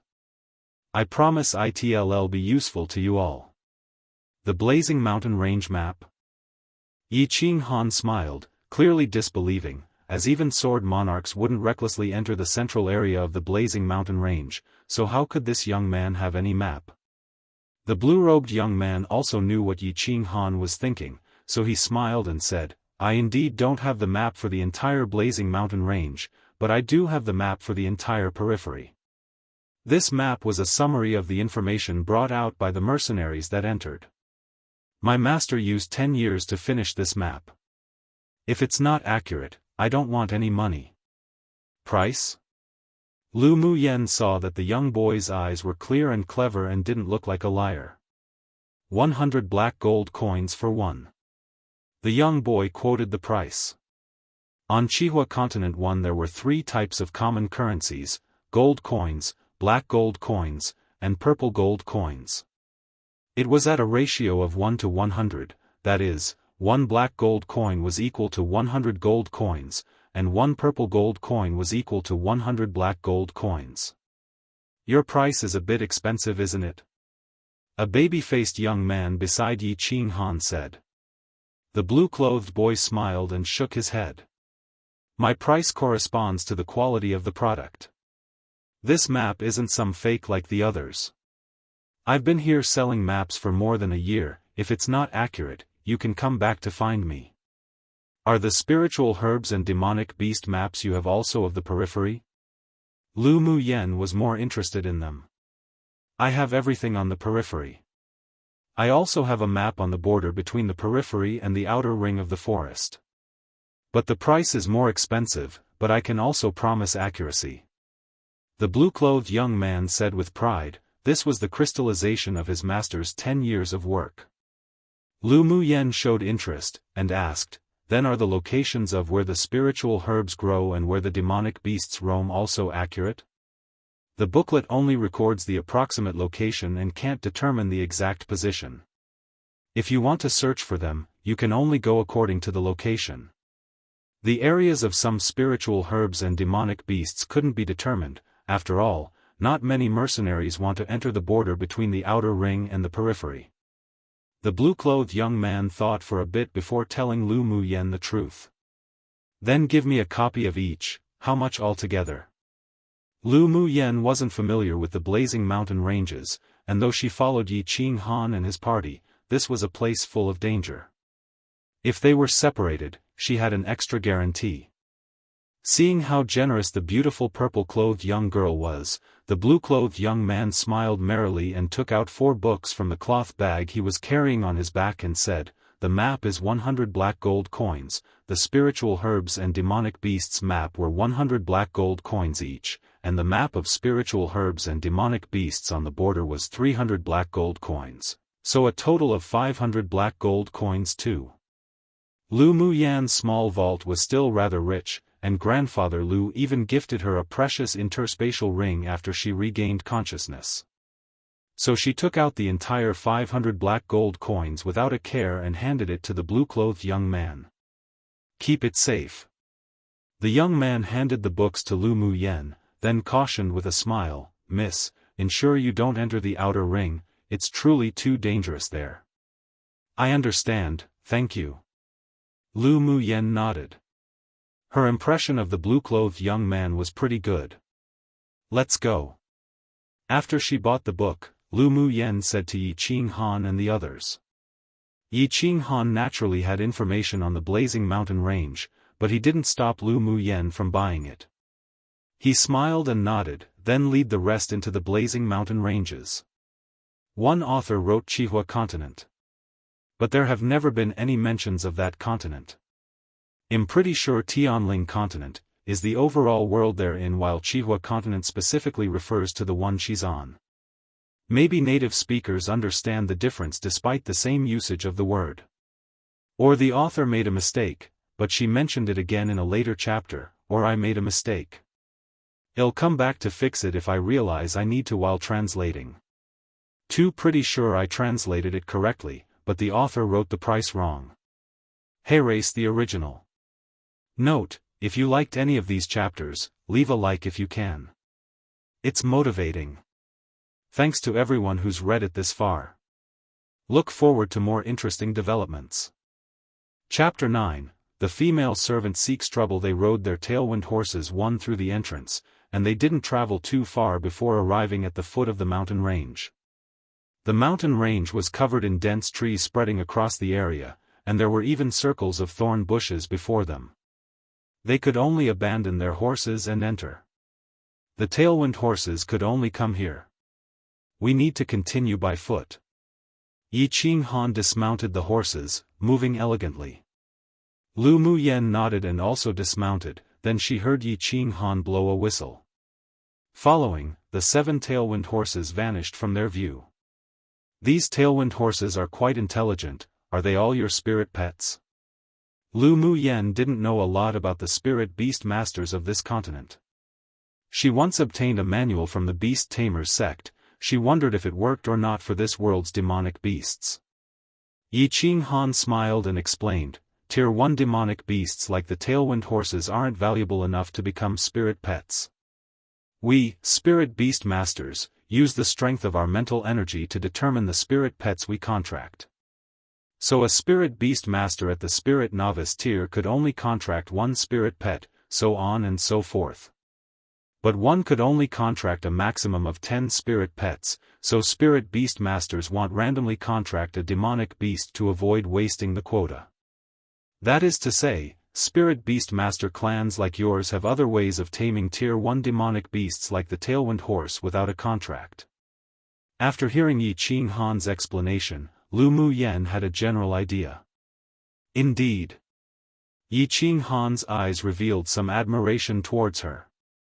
Whoever said Lu Muyen was a good-for-nothing really were blind. Making 1 point was enough for her to understand the rest, and she was also smart and charming. Such a woman was very attractive. Are tailwind horses hard to train? Before Lu Muyen could fly on a sword, she wanted to obtain one for travel. Seeing Lu Muyen's bright eyes, Yi Qinghan also guessed a little bit of what she was thinking, so he promised with a smile, it's not difficult to train, but only spirit beast master clans have special training methods. If you like, I could gift you one. You can pick one out of any of the 7 horses just now. Sure. Then I want the one I rode earlier. Lu Muyen was very satisfied with how Yi Qinghan caught on. This man had a good temper. With a gentle smile on his lips, he said, no problems. Then he took out a whistle from his interspatial ring and handed it to her, saying, this is a whistle to control the tailwind horses, you can use this to control it. After that, he told Lu Muyen the control method. After Lu Muyen learned it, she waved the whistle in her hand, smiled and said, thanks. Seeing that their young lord and the Imperial capital's infamous young Miss Trash were talking so harmoniously, the beautiful woman who followed behind them felt unpleasant. If it were any other person, perhaps she wouldn't feel this uncomfortable, but who was that trash Lu Muyen to be worthy to speak to a person like their young lord? Lu Muyen's mental energy was very strong, so she naturally discovered the dislike of the icy woman behind them. She curled her lips in ridicule. She really disliked women who pretended to be aloof and virtuous. Old Lu was rather polite to Lu Muyen all the way, and the reason he came this time was because he entered the periphery of the blazing mountain range 10 years ago, so he was familiar with this place. Young Miss Lu, let's leave after a break. Yi Qinghan said considerately with a smile as he saw Lu Muyen's face growing pale, and a layer of sweat was dripping from her forehead. Lu Muyen felt truly helpless about the condition of her body. She didn't have any spiritual energy within her, so she could only rely on an ice jade that Lu Mubai gave her before she left, to resist the heat. But it was truly overwhelming to travel in this high-temperature region. Yeah, sorry, I'm slowing down your pace. Lu Muyen's beautiful little face displayed an apologetic smile. She would try to adapt to this place. No worries. Yi Qinghan smiled and told the others to rest in place. Come and read on our website Wuxia World site. Thanks. The icy woman that came with them was called Yi Jing, a female servant to Yi Qinghan. Because she had good talent, she received training from the Yi clan, and was currently a middle-phase great sword master. Knowing you would drag people down and yet you still came, who knows what you're really thinking, trash. Seeing that the young lord was so considerate of and amiable to Lu Muyen, a trash, Yi Jing couldn't help but ridicule. Back when she was in the immortal cultivation world, very few people dared to offend Lu Muyen, not to mention ridicule. Yet in this life, because she was a trash with terminal meridians too, she was being mocked and ridiculed everywhere she went. It really fitted that saying, a tiger leaves its forest, ends up in the plains, and gets bullied by a dog. Your master hasn't even said anything, what's a dog like you barking about? Lu Muyen never had a tolerant temperament. In her life, she had never offered her right cheek over to be slapped after her left cheek was. Lu Muyen could naturally see that Yi Qinghan and old Lu didn't actually like this female servant, and with her own identity and background, she wasn't afraid of offending a female servant of the Yi clan. Yi Jing's face darkened. She didn't expect that Lu Muyen, a trash, would say something like that to her, so she pulled out her sword and wanted to stab her. Stop it. Young Miss Lu is the physician I invited. Yi Jing, you are too presumptuous. Yi Qinghan looked at Yi Jing coldly. This female servant was becoming more and more impudent. In the clan she exploited her status as his personal servant to bully others, and even secretly sought profit for her family using questionable means. He hadn't even settled those with her, and now she even blatantly ridiculed the person he invited directly in front of him. It seemed that his usual behavior was too kind. Was this egoistical servant going to take advantage of her master now? Jing doesn't dare. Yi Jing bit her lower lip and retracted her sword, but she didn't conceal her indignant look. After becoming the young lord's personal servant, she obviously would become his concubine in the future, so she naturally saw Yi Qinghan as hers. She definitely wouldn't allow a trash like Lu Muyen to get involved. There was a hidden coldness in Yi Qinghan's eyes. He originally wanted to leave Yi Jing to interfere with his second uncle's intel, but it appeared that he couldn't keep her any longer. Lu Muyen naturally caught the coldness in Yi Qinghan's eyes. She curled her lips into a smile. This servant sure felt too self-important. She didn't even realize at all that her master didn't have feelings for her, not to mention he even hated her. But Yi Qinghan sure was more than what he appeared. Let's go. Lu Muyen rested for a while and stood up while rubbing her slightly numb feet. She didn't want to drag down the progress of Yi Qinghan's group. When Yi Qinghan saw Lu Muyen endure her discomfort and continue with a firm heart, his impression of her improved another layer once more. This woman would definitely be extraordinary in the future. The deeper they walked, the fewer mercenaries or adventurous sword masters they met. Lu Muyen took out a book bought from the blue-clothed young boy, observed the map, and discovered that the path they took was indeed the same route as the one on the map. She took out the book on spiritual herbs and flipped through it. The book recorded that the flame fruit was only found in the border between the periphery and the outer ring. Her brows knitted subconsciously. The demonic beasts we're looking for are also at the borders, so we can help you find the flame fruit. Seeing Lu Muyen frown, expression serious, Yi Qinghan smiled and soothed her. Seeing Yi Qinghan's sincerity, Lu Muyen nodded, okay. Hopefully we can all reap something from this trip. One instead of, the author changed it to.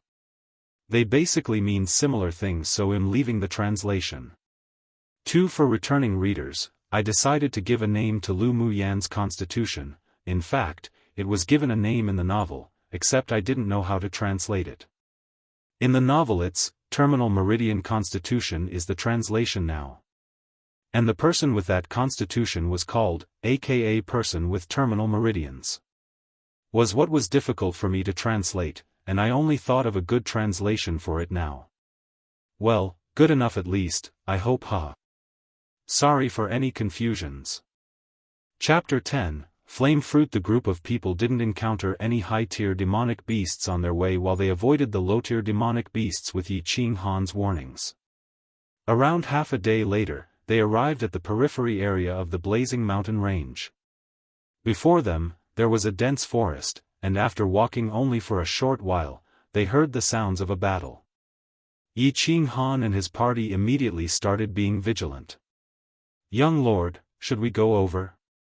Old Lu looked to the distance and asked Yi Qinghan cautiously. Yi Qinghan's eyes were deep and serene, mused for a bit, then said, "Go. Let's go and have a look." At the drop of his word, they immediately sped up towards the direction of the fight. Past the dense forest was a clearing, and there were currently 3 people surrounded by a group of Tier 2 and 3 fur crimson boar demonic beasts. On the ground there laid 2 bloodied people, weak with heavy injuries. "We trouble you to please save us. We promise a rich gift of gratitude." A burly man amongst the group yelled for help upon seeing Yi Qinghan and the others. Seeing this, Yi Qinghan turned to the 4 people on the side. "You guys go." "Yes, young lord." The 3 men and 1 woman flew directly towards the surrounded, drew their swords and fought with the fur crimson boars. Using only an incense stick of time 1, they successfully rescued the men from more than 10 fur crimson boars. Throughout the battle, Lu Mu Yen leaned against a tree with folded arms. Right now, she couldn't participate in such battles at all.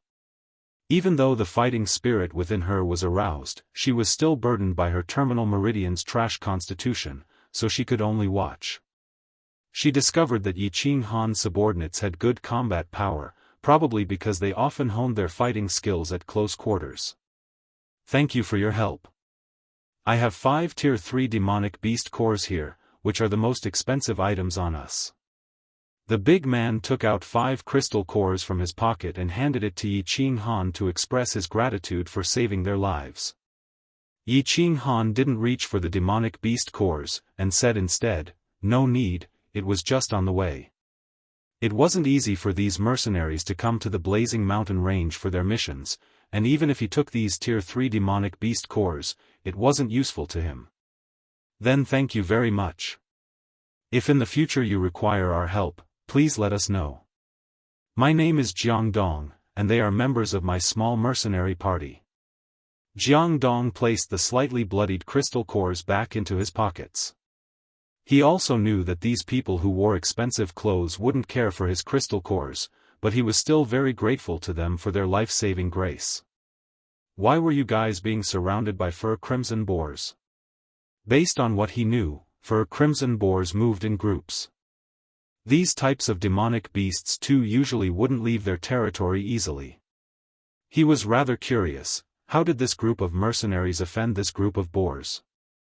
Jiangdong and the other 2 squatted and helped lift the 2 injured from the ground, fed them a medicinal pill, then raised their heads and explained, "We were chasing after a Tier 3 striped leopard and accidentally entered the edge of the outer ring, but we also discovered a flame fruit.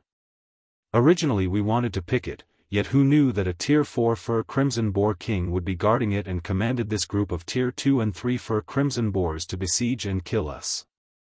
Luckily we ran fast, then encountered Sir, otherwise we would have really died in the hands of these demonic beasts." Lu Mu Yan's eyes lit up. She sought for it fruitlessly until her iron shoes were broken, only to find it by chance without even looking. She hadn't even been in the blazing mountain range for long and she already received news of the flame fruit.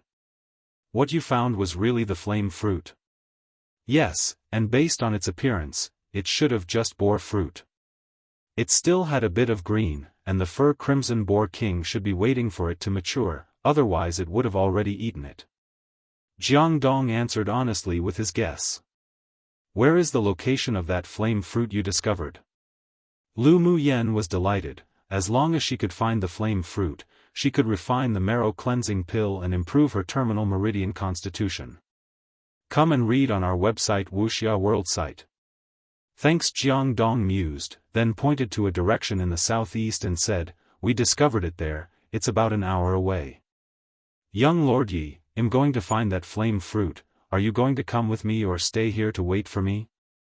Lu Mu Yen suppressed the emotions in her eyes and smiled softly as she asked Yi Qinghan. Yi Qinghan's eyes revealed slight surprise, even if they already cleaned up this group of fur crimson boars, but with Lu Mu Yen as a low-level sword master, how could her abilities rival a Tier 4 fur crimson boar king and compete for the flame fruit? But seeing that Lu Mu Yan's eyes were clear and without calculations, it appeared that regardless of whether they went with her or not, it wouldn't make a huge difference. Curiosity rose in his heart with the desire to know just how she'd deal with the Fur Crimson Boar King. "Well, go with you." Lu Muyen nodded. She didn't care if Yi Qinghan and his party followed or not. Although she was unable to confront Tier 4 demonic beasts directly, she had other life-saving trump cards, so she didn't need to fear the Fur Crimson Boar King at all. Otherwise she wouldn't dare come to such a dangerous place like the blazing mountain range to search for the flame fruit. Yi Jing sneered disdainfully. What did she mean by go together or stay here? She was probably thinking of grasping onto their young lord for help either way. She felt unpleasant again. Who knew what their young lord saw in her to actually acknowledge and admire this trash to the point of helping her obtain the flame fruit? She didn't want to tag along at all. If you don't want to follow, then don't. Lu Muyen naturally heard the sneer of the disgusting woman who despised and belittled her.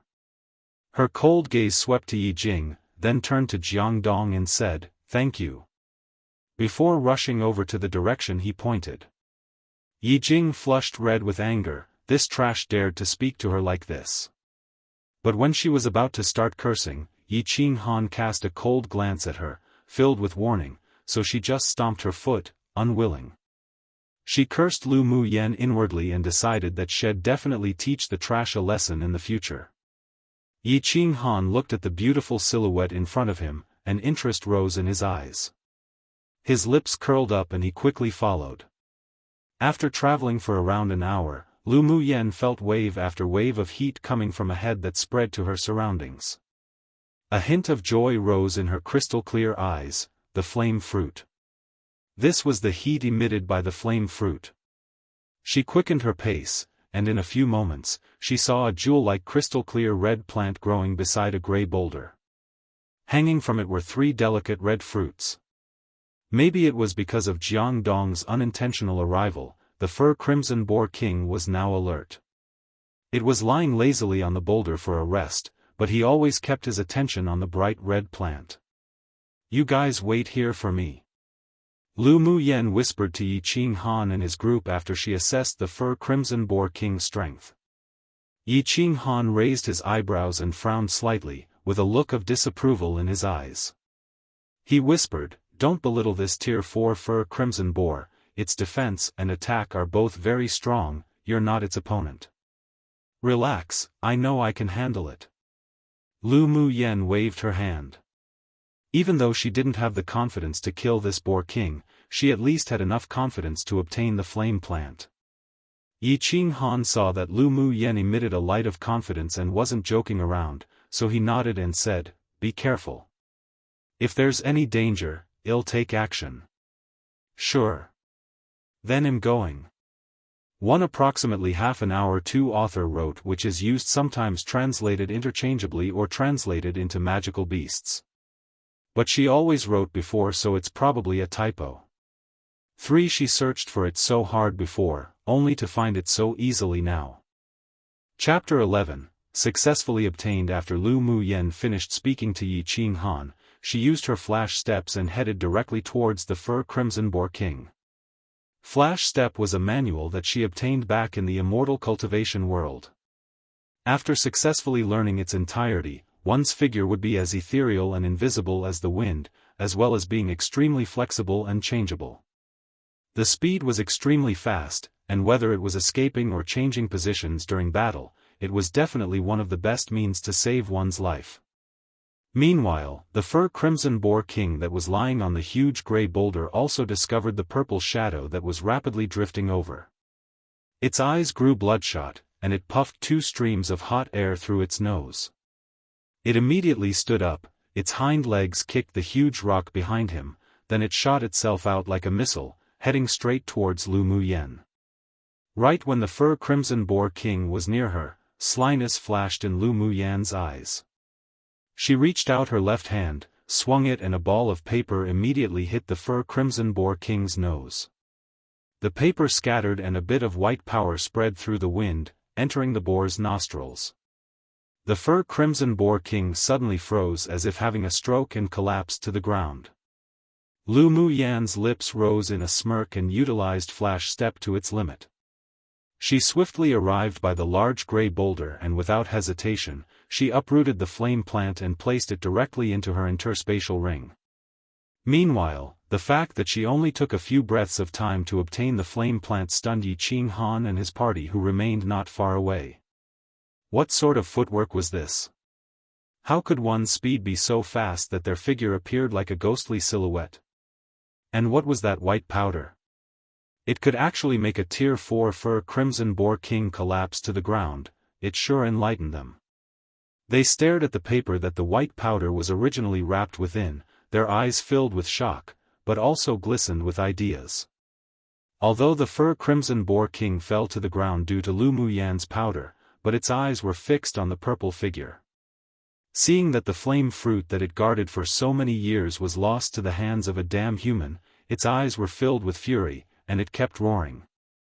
The effect of the powder didn't last long, so the moment Lu Muyan retrieved the flame plant, the moment the fur Crimson Boar King could move.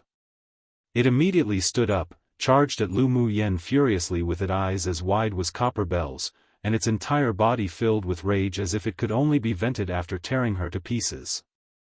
Lu Muyan turned around and her gaze chilled. She could actually use mental energy to directly attack the fur Crimson Boar King's brain and let it collapse, but she didn't want to expose all her trump cards in front of Yi Qinghan and his party. So she could only use flash step to its maximum to dodge the fur Crimson Boar King's attacks.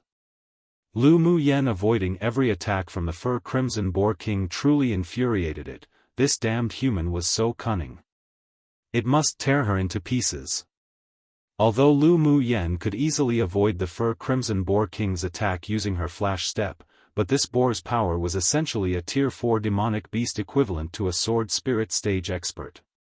And her physical strength, due to her terminal meridian's constitution that couldn't absorb any spiritual force, could hardly compare to a sword master. Soon, her forehead covered in a thin layer of sweat.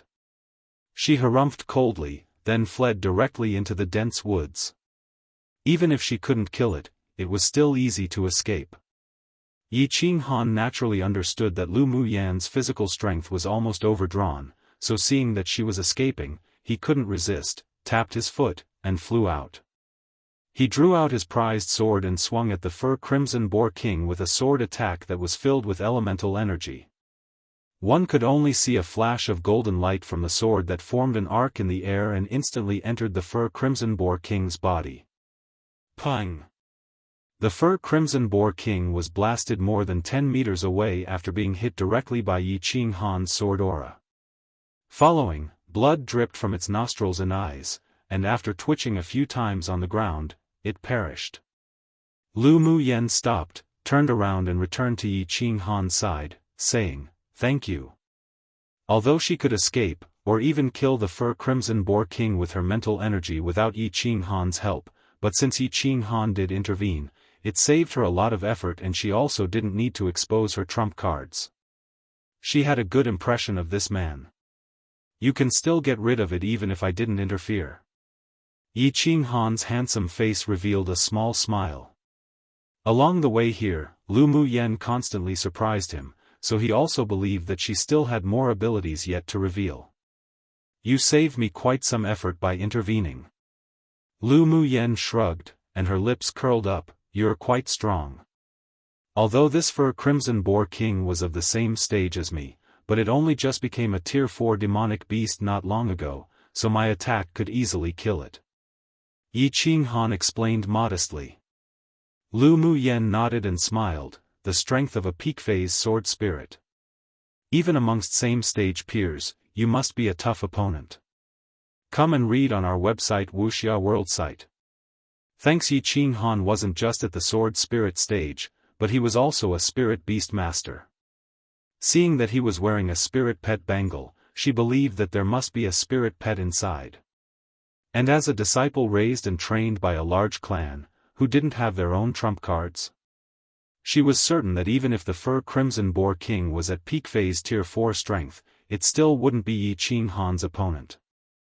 Yi Qinghan smiled softly in tacit recognition of her words, gave a look to one of his subordinates. The subordinate understood to open up the fur Crimson Boar King, retrieve its crystal core and hand it to Yi Qing Han to put in his interspatial ring. Interspatial rings were scarce in Yenzhou country, and only people with a certain identity, status and power could own and use one. The interspatial ring worn by Lu Mu Yen was a gift from her grandfather for her 15th birthday. Low-level sword masters without any background, such as mercenaries like Jiang Dong, could never afford interspatial rings. They would all buy a special type of inexpensive interspatial bag. It was fairly easy to carry around, but only had 1 cubic meter of space and wasn't bound to anyone. Whoever obtained it could easily open it and use it, and their toughness couldn't compare to interspatial rings. Young Lord Yi, are we going to capture some fire-type demonic beasts now?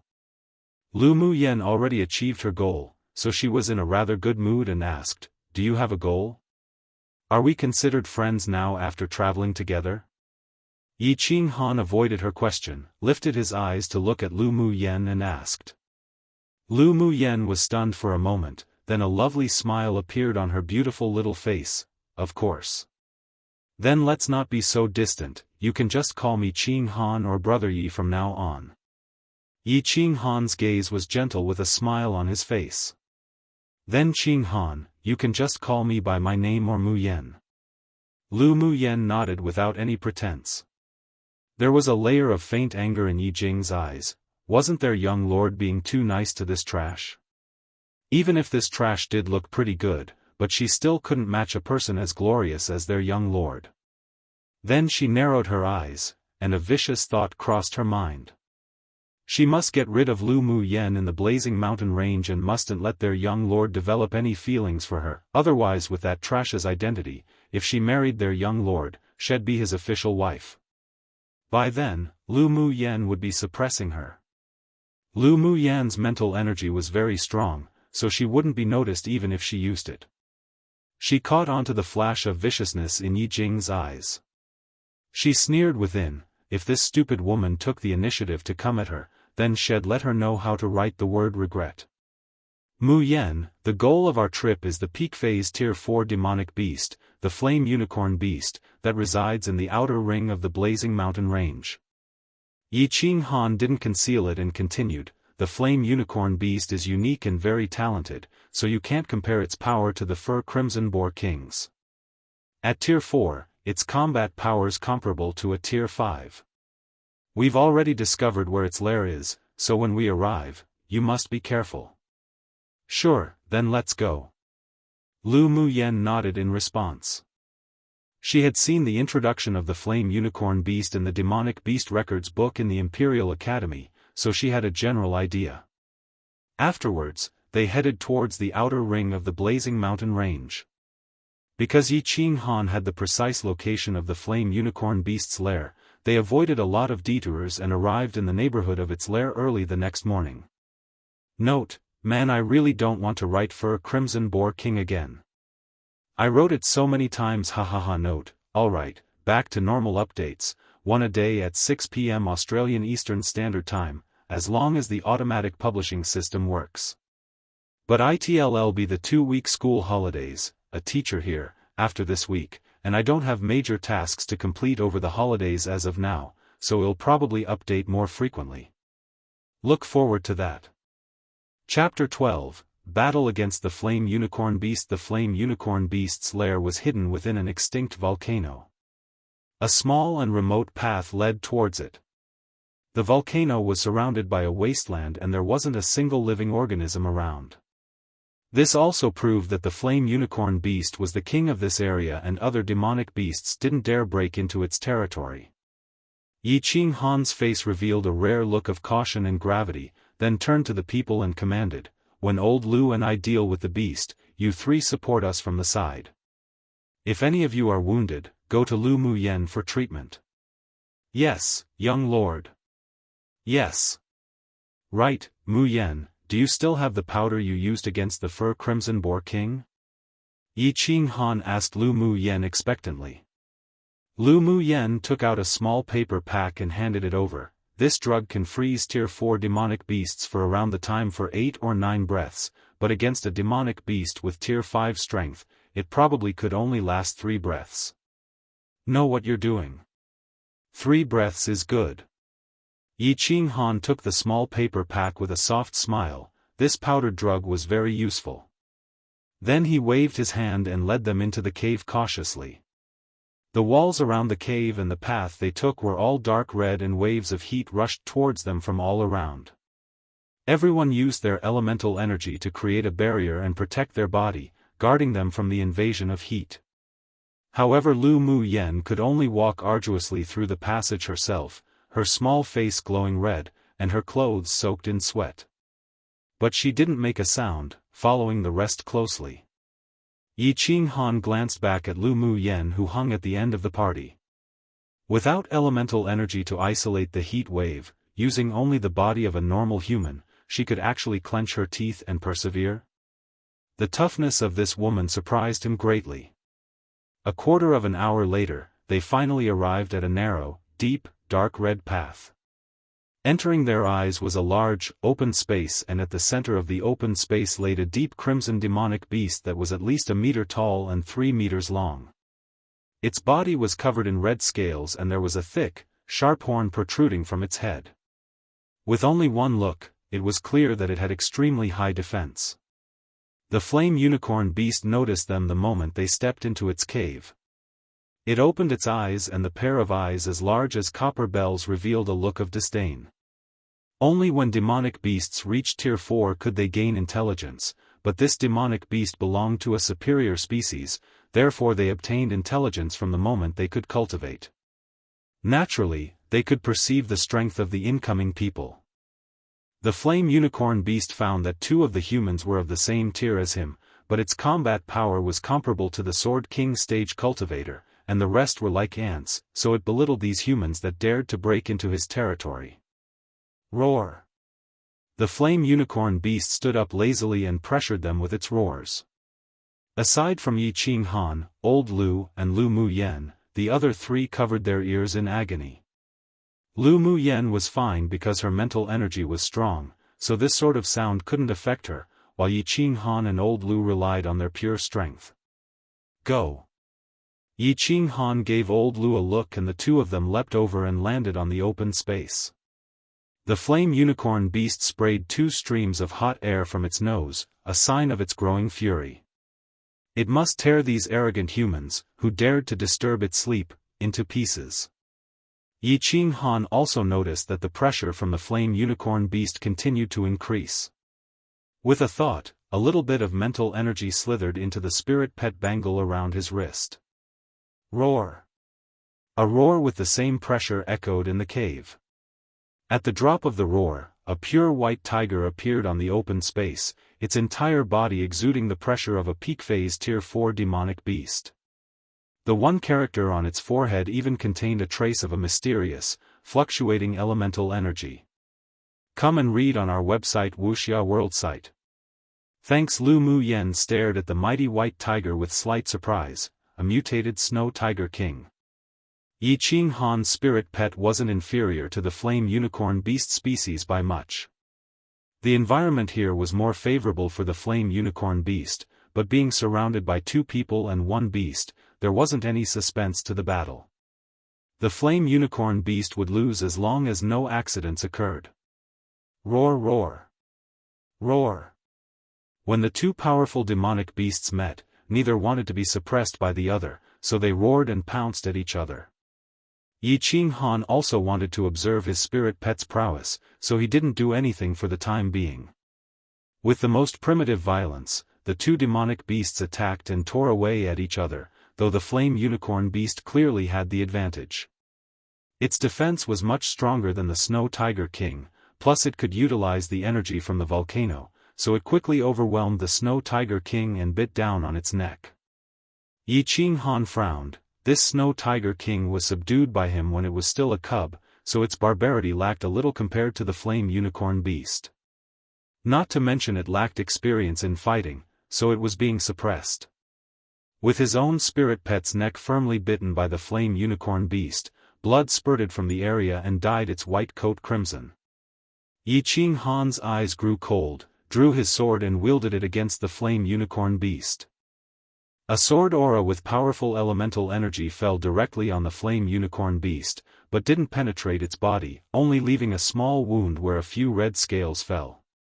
Meanwhile Lu Mu Yen quickly headed towards the Snow Tiger King, took out a porcelain bottle, and poured the green liquid with the fragrance of medicine onto its wound. The injury immediately stopped bleeding. Roar! The flame unicorn beast felt pain on its back, turned around in fury and leapt at Yi Qing Han. Yi Qing Han's lips curled up, avoided the attack from the flame unicorn beast, while a small paper pack accurately fell on the flame unicorn beast's nose. The white powder instantly spread and entered its nostrils. The flame unicorn beast fell onto the ground, frozen in its state of attack, and Yi Qing Han shouted, "Break!" At that moment, a golden sword aura burst from the prized sword he held and slashed fiercely down on the flame unicorn's body. Old Lu took the opportunity to pierce through the area between its limb and the body, where its defense was the weakest. The eyes of the flame unicorn beast were bloodshot and it could only feel the pain of its scales torn from numerous parts of its body. But then it felt that it could finally move. It stood up furiously and roared again, and the roars encompassed its entire elemental energy. Roar! Not good. Lu Mu Yen felt the entire cave tremble at the roar of the flame unicorn beast and stones fell. It was about to collapse. Get out quickly! Yi Qing Han yelled at Lu Mu Yen and 3 of his subordinates, then flashed beside the flame unicorn beast with old Lu, utilizing his sword skill with the intention of severely wounding it. What the Snow Tiger King lacked was only experience, so even though its defense wasn't as strong as the flame unicorn beast, the latter's bite still wouldn't have been able to break its neck. Although injured somewhat, with Lu Mu Yan's medicine, the pain faded as well. It glared and kicked its hind legs, pouncing at the flame unicorn beast. Roar, roar! Together with the roar of the flame unicorn beast, the entire cave trembled even more severely. Lu Mu Yen ran towards the exit of the cave, but only after a bit more than 10 steps, the ground cracked open into numerous fissures and from within rose an inexplicable gravitational force, sucking her in. She didn't even have the time to use her flash step, and her body fell towards the bottomless crack with the gravitational force. She could only feel the pressure of the roar that lingered by her ear, then her vision blacked out and she felt herself slowly losing consciousness. Before falling unconscious, she rolled her eyes inwardly. This damned body was just too weak. One often seen on the head of mythical tigers or tigers in general, same word as king. Chapter 13. The devilishly handsome man Lu Mu Yen continued to fall, but soon she felt a gentle force supporting her body. Her mind was also invaded by that same force, but it wasn't aggressive and only helped her wake up immediately. She landed on the ground supported by that power, and when she opened her eyes she met a pair of eyes that were as deep and dark as ink. Currently, there was a young man standing on a large rock opposite her. He was dressed in enchanting red robes with black hair lightly lifted by the wind, had a tall, sturdy figure, straight nose, naturally thin red lips, and a flawless face that appeared to be meticulously sculpted and polished. He was immaculately handsome. The man exuded a naturally noble temperament, and he inadvertently revealed a fierce, domineering countenance, as if an almighty sovereign that was looking down upon all living beings. Right now, the devilishly handsome man looked at her calmly. Lu Mu Yen knew that this man saved her, otherwise she would have been handicapped after a fall from such a height if she didn't die. Thank you very much. Lu Mu Yen looked at the man with gratitude, promising, your life-saving grace will definitely be repaid in the future. Stupid woman. The man curled his lips and smiled devilishly. He suddenly moved his gaze away from her and looked in another direction, his eyebrows furrowing lightly. Then he turned and dashed that way, vanishing into thin air. Lu Mu Yen was stunned. That devilish man actually said she was a stupid woman.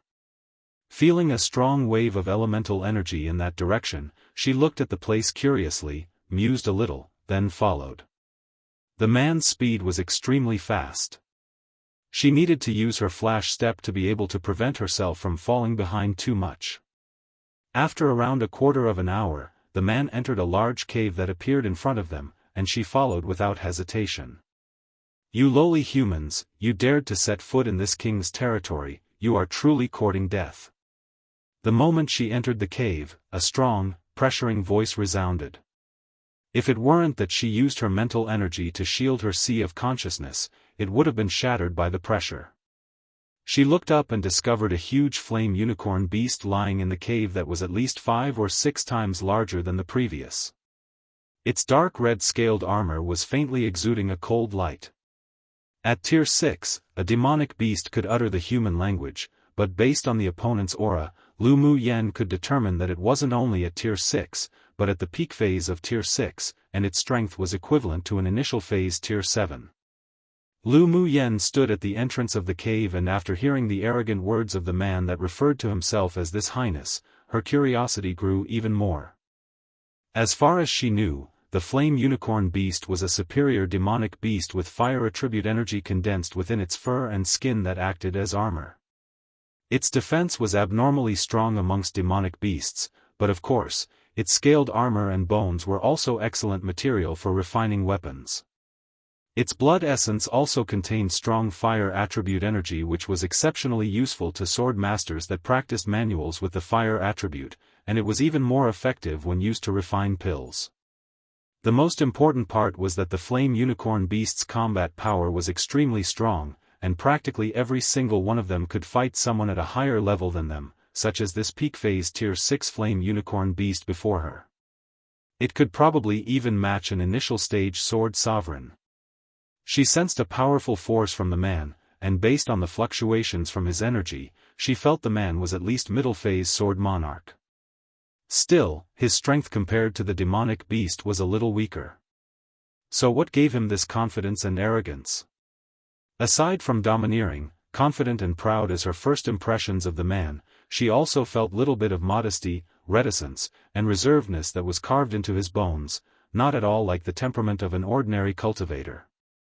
Come and read on our website Wuxia World site. Thanks. The fact that he had confidence in killing the peak phase Tier 6 flame unicorn beast must mean he had his trump cards. The flame unicorn beast was furious. This damned, lowly human not only invaded its territory, but he also wanted its crystal core. He was truly too arrogant and bold. Lowly human, this king must tear you apart today. For nearly 1,000 years, no human nor demonic beast dared insult it like this. The crystal core was its lifeblood. Upon the fall of the flame unicorn beast's words, Lu Mu Yen felt its pressure grow exponentially. Its eyes turned red, and from its nostrils, it snorted 2 streams of flames. With a kick, it pounced towards the devilish man. The devilish man sneered, stretched out his arm, and a long crimson-red sword appeared in his hand. He waved it casually, and a violent sword aura whirled in the air. It landed directly on the flame unicorn beast that was in mid-air. Pang! Although the scaled armor on the flame unicorn beast wasn't harmed, its entire gigantic body was blasted by the sword aura and crashed into a rock on the opposite side. The flame unicorn beast had never been treated like this before. It turned over, its eyes bloodshot and filled with burning flames of anger, then took a deep breath. A pillar of fire sprouted from the flame unicorn beast's mouth, and that pillar of fire carried enough power that felt as if it could destroy the heaven and earth. It was one of the relatively strong abilities the flame unicorn beast possessed. A touch of ridicule flashed across his lips. His red clothes fluttered, and he swiftly performed a hand seal with one hand in midair. Amazingly, a pure blue crystal column appeared beneath his feet. Utilizing his elemental energy, with a flick of his finger, that crystal pillar automatically shot itself out from the ground and slammed into the fire pillar. Puchi!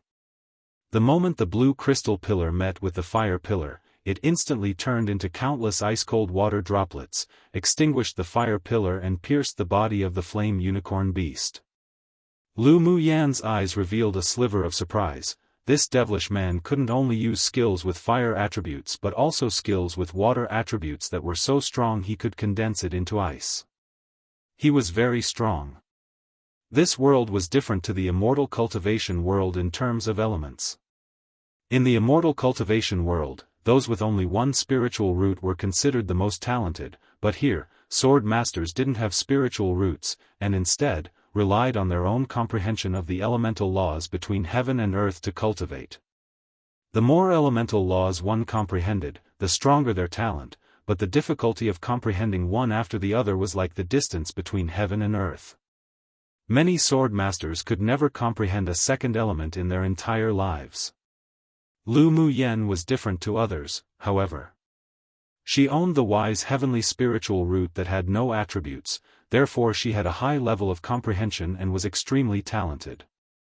As long as she could eradicate her terminal meridian's constitution, then she could comprehend the laws of all the elements between heaven and earth.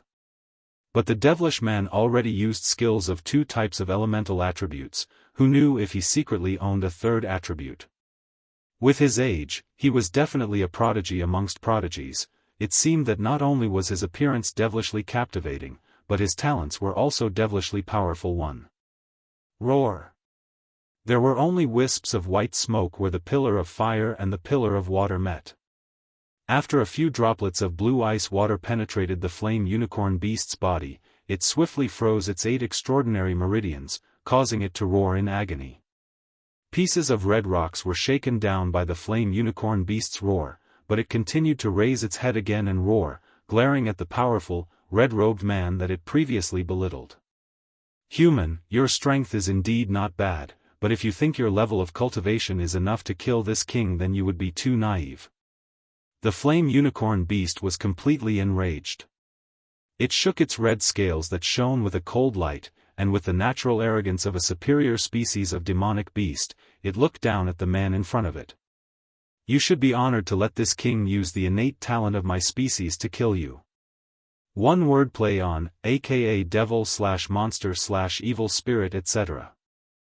Which is often used colloquially in China to describe specific types of handsome men, mostly very sexy men, like how in English there's the phrase devilishly handsome. It's also used as a term to describe people so talented and prodigious that it's not natural nor human, but instead, like a monster of sorts, or devil in this case. So it's describing that both his looks and talents aren't at a normal human, in this case, cultivator, level. Chapter 14, Formidable Combat Power. The flame unicorn beast roared angrily, then the scales on its entire body suddenly unfolded and clusters of golden-crimson flames emerged from the gaps of its scales. The temperature within the entire cave suddenly rose, and dancing flames emerged from the crevices in the walls and cracks on the floor, blazing hot, and the lava river that formed from it continued to extend and boiled. Lu Mu Yen was using her mental energy to endure the pressure from the man and the beast in order to watch the show, but the shocking change immediately made it unbearable for her body. A hot tingling sensation rose from her feet and spread throughout her body. But she couldn't use her elemental energy to resist this sort of monstrous heat, so she could only clench her teeth, bear it, and not let out a cry of pain. The entrance to the cave was already sealed by the rocks that fell from the roar of the flame unicorn beast, so she couldn't leave at all. But if she continued like this, her body definitely wouldn't be able to withstand this blazing flame that contained demonic energy. How could she save herself? She glanced at the relaxed-looking man, then clenched her teeth again. Oh well, she'll have to expose it. She shut her eyes, then released the mental energy from her sea of consciousness slowly, forming a barrier. The demonic flame was isolated outside by the mental energy barrier, and even though the tingling sensation still remained, she wouldn't be melted by the demonic flame at least. But as time went on, her physical strength also reached its limit. Without the support of her physical strength, she felt a little drowsy, and her mental energy was slowly unable to flow out. Just when a crack formed on the mental energy barrier, the red-clothed man before her turned his head as if sensing her troubles. A faint admiration flashed in his eyes. She only had the strength of a sword apprentice with a trash-type body and had no elemental energy, yet she could hold her own amongst a battle between two sword monarchs. It was a miracle. What surprised him the most was that this little woman could actually condense her mental energy into a substance that could withstand the demonic flames, not to mention endure blazes that would even destroy a sword king. It truly was admirable. With a wave of his hand, a blue beam of light instantly covered Lu Mu Yen, and she, a fluorescent, crystal-clear ice blue bangle appeared on her wrist. A chill swept from head to toe, and that hot, tingling sensation also disappeared. She removed her condensed mental energy barrier and looked quizzically at the man who had returned to fight with the flame unicorn beast. Why did he help her? Including this time, she owed him 2 favors. Go die. The flame unicorn beast let out a huge roar, and a golden-red fire arc exploded within the cave. All the energy gathered towards and enveloped the man. Boom, boom, boom. The energy of the explosion was simply too strong. The cave couldn't support such destructive energy and instantly crumbled as countless rocks fell amongst the dust and firelight. Suddenly, Lu Mu Yen, who was engulfed by a violent energy, fell into a warm embrace. The deity-like man, with the elemental energy within him surging, narrowed his eyes. The scarlet longsword in his hands instantly vanished, and he drew the golden soft sword around his waist. He channeled his elemental energy into it, then exerted his entire strength and slashed down. A beam of golden light cut towards the fiery flame that consisted of demonic energy. As they clashed, a blinding light beamed from within the cave, and the ceiling was directly penetrated. The excess pressure from the collision between the 2 types of energy blasted a hole on the top of the cave and shot directly into the sky. The flames immediately filled the entire sky above the outer ring, and numerous demonic beasts scattered in panic. That earth-shattering energy exploded in the sky, causing numerous mercenaries and sword masters within the periphery of the blazing mountain ranges to stop in their steps. They felt a lingering fear, looking up at the flame pillar, glowing with a golden light, that shot up into the heavens. They could still feel its terrifying energy fluctuations even from so far away. Not daring to continue in the direction of the source of energy, many people in the blazing mountain range turned back around and fled to the exit, fearing that they would be accidentally affected by the battle of experts if they weren't careful. However, the battle didn't end there. A cluster of golden runes appeared on the man's forehead. With a thought, the soft sword in his hand instantly divided into numerous small swords that encircled the flame unicorn beast. Come and read on our website Wuxia World Site. Thanks, kill. The man opened his thin lips and said coldly. Shoo shoo. The small golden swords madly pierced the flame unicorn beast's entire body as if alive. Roar roar. The explosion of the flame unicorn beast's strongest innate talent was countered by the man and guided out of the cave, while its scales were enveloped in numerous streams of golden light. They slowly cracked and blood dyed its entire body. It collapsed to the ground, roaring in agony as its eyes revealed a hint of madness. Even if it died, it'll take the terrifying man with him. Waves upon waves of demonic energy poured into its crystal core. It wanted to fight till its death. The man placed Lu Mu Yen onto the ground, then said coldly, "Humph, you want to self-destruct? In your dreams." Following, he drew a void talisman in the air with his elemental energy. He mumbled something, then the talisman automatically flew towards the flame unicorn beast and landed on its head, slowly growing larger. Then, with the disbelief of the flame unicorn beast, it transformed into a stream of golden light and entered its forehead. Roar roar. The flame unicorn beast roared, unreconciled.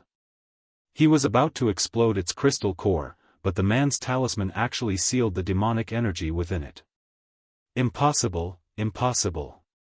This man only had the strength of a human middle-phase sword monarch, so how could he be this powerful? Die.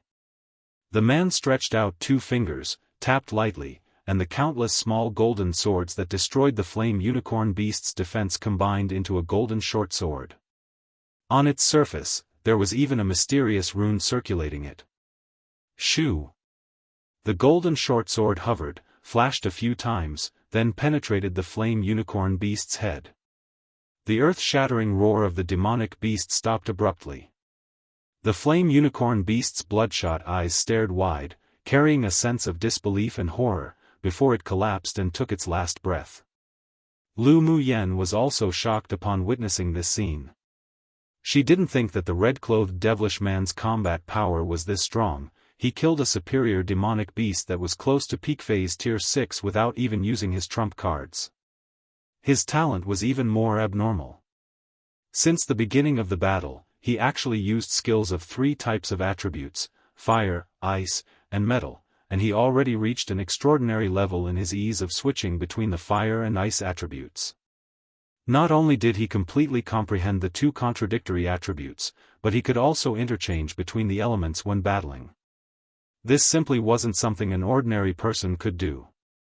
Lu Muyen had to admit that a man who could utilize those elements so skillfully must be a peerless genius only seen once in 10,000 years. He could even compare to herself. Who was this man?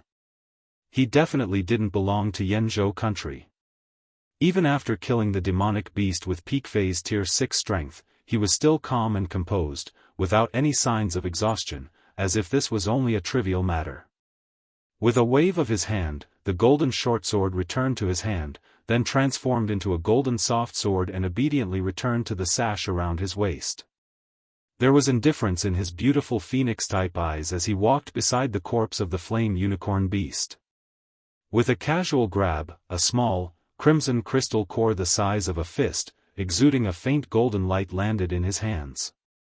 Then he lifted his eyes slightly and looked at Lu Muyen, hesitated, then said, "This Highness is going to refine this crystal core. Do as you wish." He ignored Lu Muyen after that, then crossed his legs, closed his eyes and began to refine the crimson crystal core of the flame unicorn beast. Lu Muyen opened her mouth slightly, wanting to remind the man that directly refining a crystal core was not only dangerous, but it could even cause his body to accumulate fire poison. However, seeing that the man already began to refine it without any hesitation, and assuming that he probably had his own solution to it, she swallowed what she wanted to say. She was also extremely exhausted, so she sat on a rock nearby the man, closed her eyes and rested. Chapter 15, Refining a Pill. Half a day later, Lu Muyen opened her eyes. Her body had recovered almost entirely now.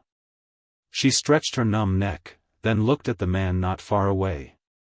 She discovered that his eyebrows were deeply furrowed, his face flushed crimson, and the red crystal core in his hand had already turned a grayish-white. He was forcibly refining the flame unicorn beast's core, and it appeared that he was experiencing the violent energy of the crystal core invading his meridians. Lu Muyen frowned slightly. She walked closer to the man and stared at his wrist. It was indeed a light purple. The man's current condition wasn't optimistic. The peak phase tier 6 demonic beast core was at a higher phase than this man's abilities. Not only was the energy that the core emitted uncontrollable when absorbed, raged and scattered in his body, but he must also endure the agony of bursting blood vessels. According to her observation, the blue-purple color of his veins was already very deep, which indicated that this wasn't the first time the man directly absorbed the energy from a crystal core. A large amount of fire poison had already accumulated in his body, and if he didn't remove it, it could be detrimental to his future cultivation. Based on the devilish man's temperament and strength, it shouldn't be a difficult task to ask an alchemist to synthesize the crystal core's energy by adding specific spiritual herbs. Yet he chose to directly refine and absorb the crystal core, so it probably related to his cultivation methods.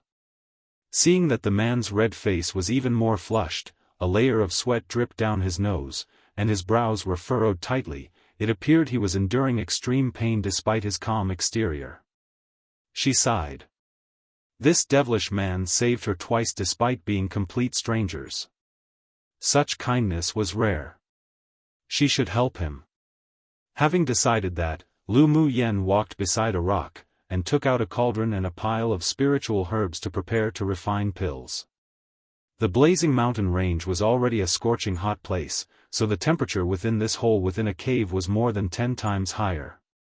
Even now she was still relying on the ice jade from her brother and the ice bangle on her wrist to withstand the heat.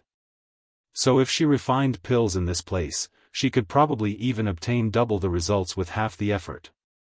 She initially wanted to return to the Imperial capital to buy a better cauldron to refine pills, but because of the needs of this devilish man and since the underground flames in this place were ideal, she decided to refine her own marrow cleansing pill as well. After her preparations, she calmed her heart and emptied her mind. She would first use the geothermal heat here to refine the spirit cleansing pill to detoxify the fire poison that the man accumulated from absorbing the crystal core. As she had no spiritual energy, and her cultivation base also hadn't reached the core formation stage, Lu Mu Yen couldn't use the pill flame to refine pills. Fortunately, she specifically bought the charcoal used for refining pills before she set off on her journey. She hadn't refined a pill for a long time, not to mention her body was weak, so she decided not to refine the spirit cleansing pill in one go. Instead, she isolated a few low-grade spiritual herbs and began to refine the grade 1 spiritual energy replenishing pill for practice. All sword cultivators in this world absorbed the spiritual force of heaven and earth which was converted into elemental energy within them, so the spiritual energy replenishing pill could also replenish elemental energy. In reality, spiritual energy and elemental energy were very similar to each other, but the spiritual energy she converted from the spiritual force was more refined and purer than the elemental energy of this world. Pu. Lu Mu Yen furrowed her brows and sighed. She failed again. She was accustomed to using spiritual energy to envelop the spiritual herbs while refining, so now that she was only relying on mental energy to control it, she was rather unaccustomed to it and found it difficult. But she was the type to fight harder the more she stumbled. After wiping the sweat from her forehead, she started again. Come and read on our website Wuxia World site. Thanks. A day later, in Lu Mu Yan's hands were 5 smooth, round white pills. She put them in a white porcelain bottle, closed her eyes to rest for 2 hours, and when she recovered enough, she began to refine the spirit cleansing pill. She threw the spiritual herbs that were easy to refine into the cauldron first, observed the flame and temperature with her mental energy, and controlled the flame by adding more charcoal. After the spiritual herbs were refined into powder, she wrapped it in her mental energy, then began to refine the next spiritual herb. If it were back during those times in the immortal cultivation world, she would have been able to refine the spirit cleansing pill with peak quality with her eyes closed, and with all the ingredients tossed in at the same time. She concentrated on refining each individual spiritual herb separately, and half a day later, a soothing aroma seeped out the cauldron. Delighted, Lu Mu Yen slapped the cauldron, and 5 smooth, lustrous white pills flew out. She quickly placed them into a porcelain bottle. Then, feeling the weariness catch up to her, she fell on her bottom and panted as sweat covered her forehead. After feeling more comfortable, she stood up and walked over to the devilish man's side. But the moment she squatted and neared, even before touching the man, he opened his eyes. A trace of scarlet flashed in his black eyes that glistened like the stars in the sky, emphasizing his devilish charm. Lu Mu Yen stared at the man as if she would be sucked into those eyes that were as deep as a well. Their breaths were entangled with each other's, and Lu Mu Yen froze. Realizing their distance, she shifted away slightly. From the white porcelain bottle, she tipped out 1 spirit cleansing pill and placed it near the man's mouth with a smile in her eyes, saying nonchalantly, "This pill can help you detoxify your fire poison. Whether you eat or not, it's up to you." Ming Xiu naturally could determine whether there was any problem with this pill or not, so he consumed the pill directly from Lu Mu Yan's hands. Then he shut his eyes and began refining and absorbing the medicinal properties of the spirit cleansing pill. Upon seeing this, Lu Mu Yen walked towards a lava rock nearby and sat down to recover. According to her judgment, it would take approximately 1 day for the man to detoxify himself and finish refining the crystal core. She had to take advantage of this time to refine the marrow cleansing pill. After all, once she returned, she wouldn't be able to encounter a place with such abundant amount of high-quality natural fire anymore. After resting for more than 2 hours, she discovered that her physical strength was practically restored, so she returned beside the magma, took out her cauldron and began to refine the marrow cleansing pill. The marrow cleansing pill was more complex and troublesome than the spirit cleansing pill, particularly when refining the flame fruit, as the refinement and purity of it was very demanding. She threw one flame fruit into the cauldron first, then tossed in some charcoal to increase the flames to its most powerful. As she inserted her entire mental energy into the cauldron to wrap around the red fruit, she began to roast it. When the red skin of the flame fruit slowly started to wrinkle and the flesh softened, she immediately removed half the charcoal, having the flames, and roasted it with a small fire. An hour later, the red fruit in the cauldron gradually softened into a pool of purple liquid. She used her mental energy to wrap the liquid into 3 separate portions, increased the fire power and smoked them one by one. Time slipped by bit, and with Lu Muyan's precise fire control, the dark purple liquid changed into a pile of red powder. Lu Muyan sighed in relief. Fortunately, she was very familiar with the refining process of the flame fruit and the required degrees of firepower, otherwise she really wouldn't be able to sustain herself if it took more than one try. She reached out and wiped the sweat on her forehead, then used her mental energy to physically wrap around the red powder to isolate it. Afterwards, she picked up another spiritual herb and tossed it into the cauldron, controlled the flames to grill, roast, and smoke, and stopped only when she finally turned it into a pile of powder. Spiritual herbs were placed into the cauldron one by one, and because of her powerful mental energy, she didn't need to take out the powders from the cauldron like other alchemists. She only required her mental energy to envelope it and isolate it. Chapter 16, A deal. Only after all the spiritual herbs in the cauldron were reduced into piles of different colored powder, did Lu Muyan remove the charcoal in the cauldron and rested. Being able to persist with this high-intensity refinement of all the spiritual herbs until she finished was the result of her recent consistent training. Otherwise she would have already passed out. When she remembered that once she refined the marrow cleansing pill, she'd be able to eradicate her trash constitution, she immediately filled with energy and stood up to purify the ingredients. The purification process was much simpler than the refining process. The powder wrapped in her mental energy was placed above the controlled flames to smoke. The color of the powder gradually darkened, and when there were only around 2/3 of the powder left, it meant the purification process was successful. The next step was to condense the pill, which was the most important part. One couldn't pause or rest during the process. The key to condensing the pill was the duration and degree of heating. It just so happened that she had a wealth of experience in alchemy, so at each stage, she controlled the size of the flames perfectly. The dozen or so piles of different colored powder gradually separated, then combined under the control of her mental energy, slowly being grilled. Confidence and determination flashed in her eyes, and she focused on the cauldron. She quickly entered a state of mind where she immersed herself in the refinement. Time passed slowly and the powder in the cauldron condensed into 2 rudimentary form pills. She immediately took out a portion of the charcoal again and used a small fire to smoke it. Not long after, a strong medicinal aroma seeped through the cauldron and spread throughout the cave. Lu Muyan exhaled a stale breath. Her eyes lit up with joy, and with a pat of her hand on the cauldron, 2 smooth, white, and lustrous pills landed in her hands. But this wasn't the best place to take the marrow cleansing pill. She still needed to pair this with a type of medicinal solution she needed to refine to cleanse her marrow.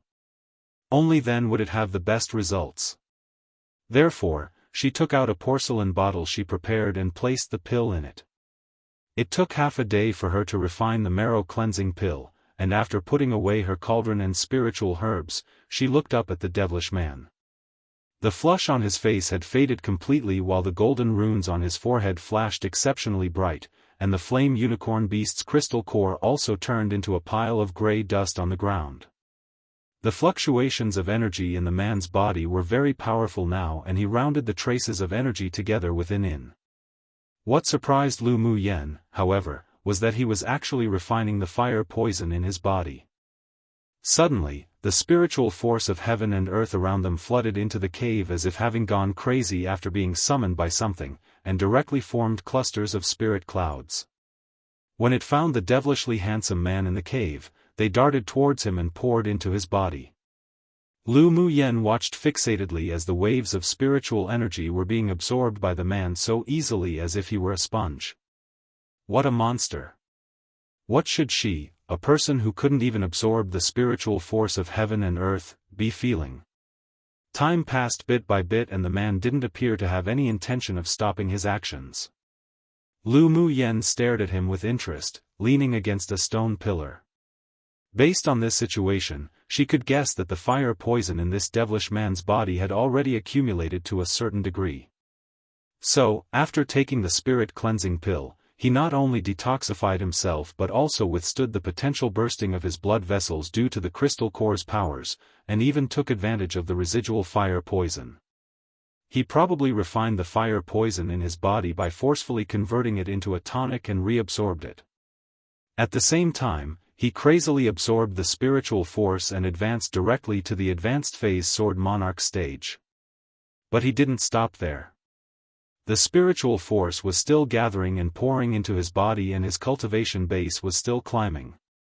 Lu Muyen couldn't help but roll her eyes while she watched this man who absorbed the spiritual force as if his body was like a bottomless pit.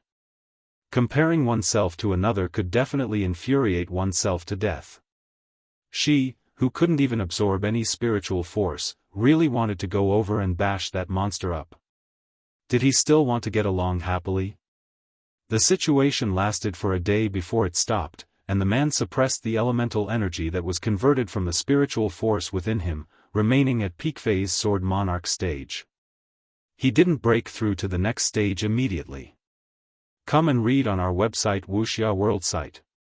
Thanks. Seeing the man's decisive choice, Lu Muyen couldn't help but reveal some admiration in her eyes. Not only was this man exceptionally talented, but he also had a very resolute temperament. Forcefully suppressing the breakthrough to the Sword Sovereign stage allowed his foundations to be more stable. But not everyone could have this sort of self-control and a true heart of Tao. The moment Ming Xiu opened his eyes, he met the pair of bright, sprightly eyes like the ocean. He was in a great mood right now.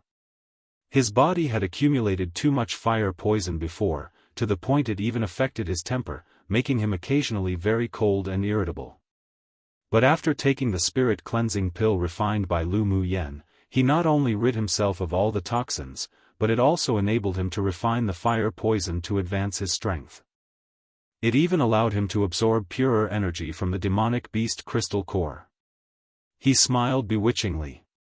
His voice was a little hoarse, sounding unusually sexy. You can refine pills. So what if I can? Lu Muyen raised her eyebrow as she played with a lock of her hair. Let's make a deal. Ming Xiu's lips curled up, his phoenix eyes slightly narrowed. Lu Muyen guessed his plan as soon as he said it, and asked tactfully, "You want more spirit cleansing pills?" She didn't mind why a man who acted so cold before suddenly changed his attitude so quickly. After all, many experts were temperamental. Ming Xiu chuckled softly, and a soul-stirring smile rose on his handsome face, saying, "I like to make deals with intelligent people." What sort of deal? Lu Muyen asked after hesitating. A favor was a favor, and a deal was a deal. She will remember the life-saving grace and repay it in the future. Lu Muyen, you can come up with the terms of this deal. You know who I am? Lu Muyen was slightly surprised. Young Miss Lu is famous throughout the Imperial capital. I'm afraid that there are very few people who don't know you. Ming Xiu fixed his clothes, stood up and walked towards Lu Muyen. Lu Muyen rolled her eyes. She definitely was famous, but she was infamous for being trash. Humph, when she returned and took the marrow cleansing pill to get rid of and restore to health this damn terminal meridian's constitution, shall see who still dared to call her small trash. Ming Xiu arrived in front of Lu Muyen and squatted, looking at her eye to eye, saying, "I want all the spirit cleansing pills you have on you. You can ask for a price." He was currently cultivating a specific type of cultivation method and must absorb and refine the crystal core of a demonic beast directly, but it also had its disadvantages. Directly refining the crystal core without being buffered by other spiritual herbs meant he would be accumulating toxin in his body from the energy. After the fire poison accumulated to a certain quantity, it would affect his future cultivation. But Lu Muyan's pills, coincidentally, could help him resolve this disadvantage. With the man lowered to her level, staring straight at her, and speaking with a serious expression, it demonstrated that he placed her at an equal footing and didn't underestimate and belittle her. A favorable impression of him rose in her heart. "Do you still want the corpse of that Tier 6 demonic beast?" Lu Muyan asked the man as she stared at the corpse of the giant red beast not far away. Ming Xiu glanced at the corpse. He already refined the crystal core of the flame unicorn beast. Even though the scaled armor was still somewhat useful to him, but if Lu Muyan wanted it, he didn't really mind. "Want it?" Ming Xiu asked softly beside her ear. Lu Muyan felt the man's breath around her ears. His voice was extremely alluring, and an inexplicable sensation rose in her heart, like how one's knees could feel weak. She composed herself and turned her head sideways to look at the man eye to eye, a brilliant, gorgeous smile rising on her face. "I want it." Chapter 17, Ming Xiu hearing the little woman answer refreshingly without acting pretentious, a little more acknowledgement and admiration for her rose in Ming Xiu's heart. A rare arc of delight rose on his lips. "Very well. This Highness agrees." Lu Muyan looked at the devilish man's unconcerned appearance and sighed inwardly. This was power. What others took as priceless treasure, in the eyes of experts, it meant nothing, just like how she used to be. However, she wasn't a person who liked to reminisce and be stuck in the past. She was even able to be reborn in a foreign world after dying. It didn't matter if she was trash. One day she would stand at the summit of this world and step into the ranks of the peerless experts. "You know, you aren't at a disadvantage in this deal." Lu Muyan smiled and blinked at the man. "I'm the only person who can refine this spirit-cleansing pill. Even though the spiritual herbs used aren't rare, but the formula is one and only. The most important thing is that you'll get twice the result for half the effort if you take my spirit-cleansing pill for your method of cultivation. Not to mention, you won't need to worry about residual poison." Ming Xiu's fingers within his sleeves flinched. This little woman was rather intelligent. Within such a short time, she could actually guess correctly that the reason he absorbed the demonic beast crystal core was due to his cultivation method. "What was the effect of the pill you refined last?" He felt slightly expectant. Although he was in a state of semi-meditation earlier when refining the crystal core, he was still aware of what occurred outside. For a moment, Lu Muyan was stunned, but since she was discovered, there wasn't anything to hide. The pill's called Marrow Cleansing Pill. It can change and improve one's constitution and cleanse the body. Seeing a flicker of astuteness in the man's narrowed phoenix eyes, Lu Muyan shrugged and added, "But it's useless to a person of the Sword Monarch stage." Ming Xiu raised an eyebrow. Was this little woman playing with him? "Then this Highness will wait until you can refine a marrow cleansing pill that's grade 3 and above that could improve the constitution of a Sword Monarch." She sneered. "Do you think that grade 3 pills are like Cabbage's one? I'm a trash that can't even use elemental energy. You think it's possible for me to refine it? This Highness believes you'll be able to refine it very soon." Ming Xiu always felt that this little woman would give him many surprises. Lu Muyan's heart trembled, lowered her head, and chuckled softly, her voice as sweet and serene as a clear spring. After coming to this world, she had always been called trash and was looked down upon. She didn't expect that this stranger she met for the first time would say something like believing in her. But it was also because of his belief that gentle ripples rose in her heart. "Since you saved me, if I can refine pills that are grade 3 or above, they'll give you priority in trade." A pure, genuine smile rose on Lu Muyan's makeup-less beautiful little face. Seeing the little woman's genuine smile, Ming Xiu's star-like black eyes deepened, and a devilishly charming smile rose on his lips. "Promise. Promise." Lu Muyan nodded, then took out the porcelain bottle with spirit-cleansing pills from her interspatial ring and handed it to the man. "This is the spirit-cleansing pill. There's 4 remaining inside. Ming Xiao took the white porcelain bottle that still had a touch of warmth from the little woman's palm. He held it in his hands and played with it, then motioned with his eyes, "Go and put away the body of the demonic beast then." A delighted smile rose on Lu Mu Yan's lips. 1 bottle of spirit-cleansing herbs in exchange for a Tier 6 demonic beast's body was a bargain. But she also knew that the man had deliberately let her, so she thanked him. Then she walked to the corpse of the flame unicorn beast and used her interspatial ring to collect it. Come and read on our website Wuxia World site. Thanks. Luckily she was born into a distinguished clan with a grandfather that was the Empire's expert, so the storage space of the interspatial ring he gifted her wasn't that small. It could perfectly fit the body of the demonic beast inside it, otherwise it would have been troublesome. Lu Mu Yan returned to the man's side after collecting the corpse of the demonic beast, then took off the ice blue bangle and handed it over, smiling and said, "Thank you very much. You can keep it." Ming Xiao didn't reach out to take the bangle. He had an inexplicable desire to leave this token with Lu Mu Yan, so he did. Lu Mu Yan's eyes revealed a bit of surprise, but after hesitating, she raised her head with a smile and said, "Then thanks again." She felt that this ice bangle wasn't just an ordinary spirit tool, but since this devilish man didn't want it, she decided to accept it. After she refined the foundation establishing pill in the future, then she'd gift him one for free in return. "Are you leaving now?" Lu Mu Yan calculated the time. She was already trapped here for almost 3 days. She wondered what Yi Qing Han and the others were doing now. Seeing a thin layer of sweat on Lu Mu Yan's forehead and nose, Ming Xiao knew that this sort of environment wouldn't be easy for her, a sword master that didn't have any elemental energy to protect her. It was already amazing that she could last until now. It was time for him to return as well, so he said thoughtfully, "I am. Seeing that we're acquaintances now, This Highness will see you off." The exit had long been sealed, so if one didn't have any elemental energy, leaving this dark volcanic cave wasn't easy. Hell, be a good person till the end. But he, who didn't have a lot of patience, sure made a lot of exceptions for Lu Mu Yan. At the drop of his words, Ming Xiao stretched out an arm and held Lu Mu Yan in his arms. With a push of his feet, they disappeared from this underground cave together.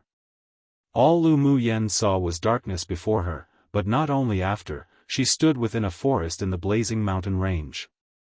The pressuring and suffocating heat vanished as well, she was out. The faint fragrance of medicinal herbs on Lu Mu Yan lingered around his nose. His dark eyes deepened even more. After flying for a little more distance with Lu Mu Yan, Ming Xiao landed within a spacious area within the thin forest. Only then did he release Lu Mu Yan, were now in the outer ring of the blazing mountain range. Lu Mu Yan pursed her dry lips, and with sincerity in her eyes, she smiled softly and said, "Thanks. The favors I owe you will definitely be repaid in the future. Ming Xiao. This is this Highness' name.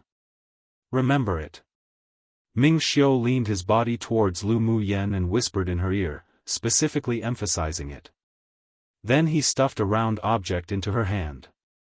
With a mature voice that carried a sexy magnetism, he said, "This and the bangle is a set. Put it away safely. Let's meet again." As soon as his voice fell, Lu Mu Yan could only capture a shadow flash by, and then there was no longer the figure of that red-clothed devilishly handsome man within this forest. Lu Mu Yan opened the palm of her hand and discovered that there was a round, transparent, deep blue-colored bead in her hand. Waves of refreshing, icy air instantly spread throughout her body with a comfortable coolness. It completely barricaded her from the heat.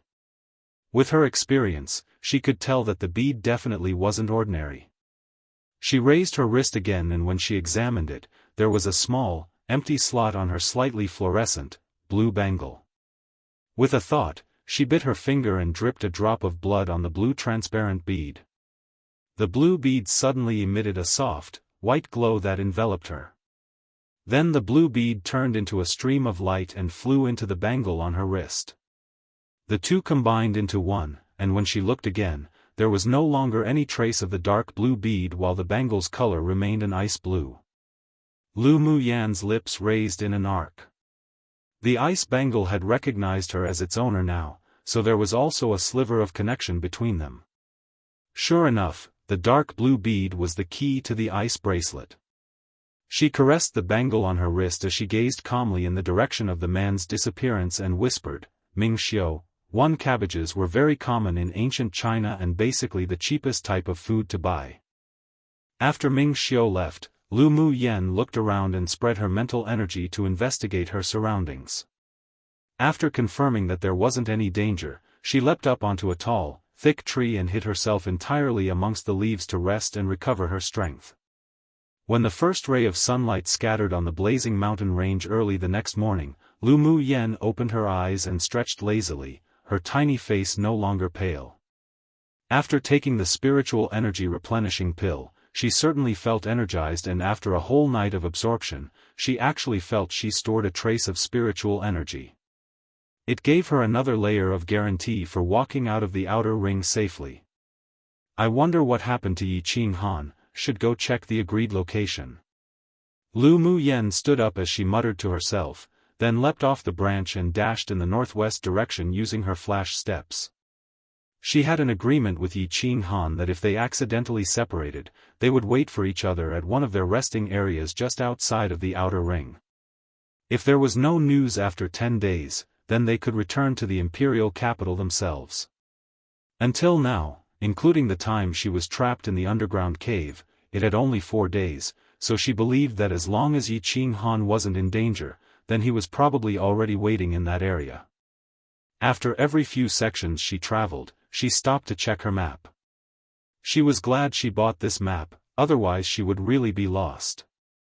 In the afternoon, she approached the agreed place, but she didn't appear immediately. Instead, she slowly crept over with vigilance.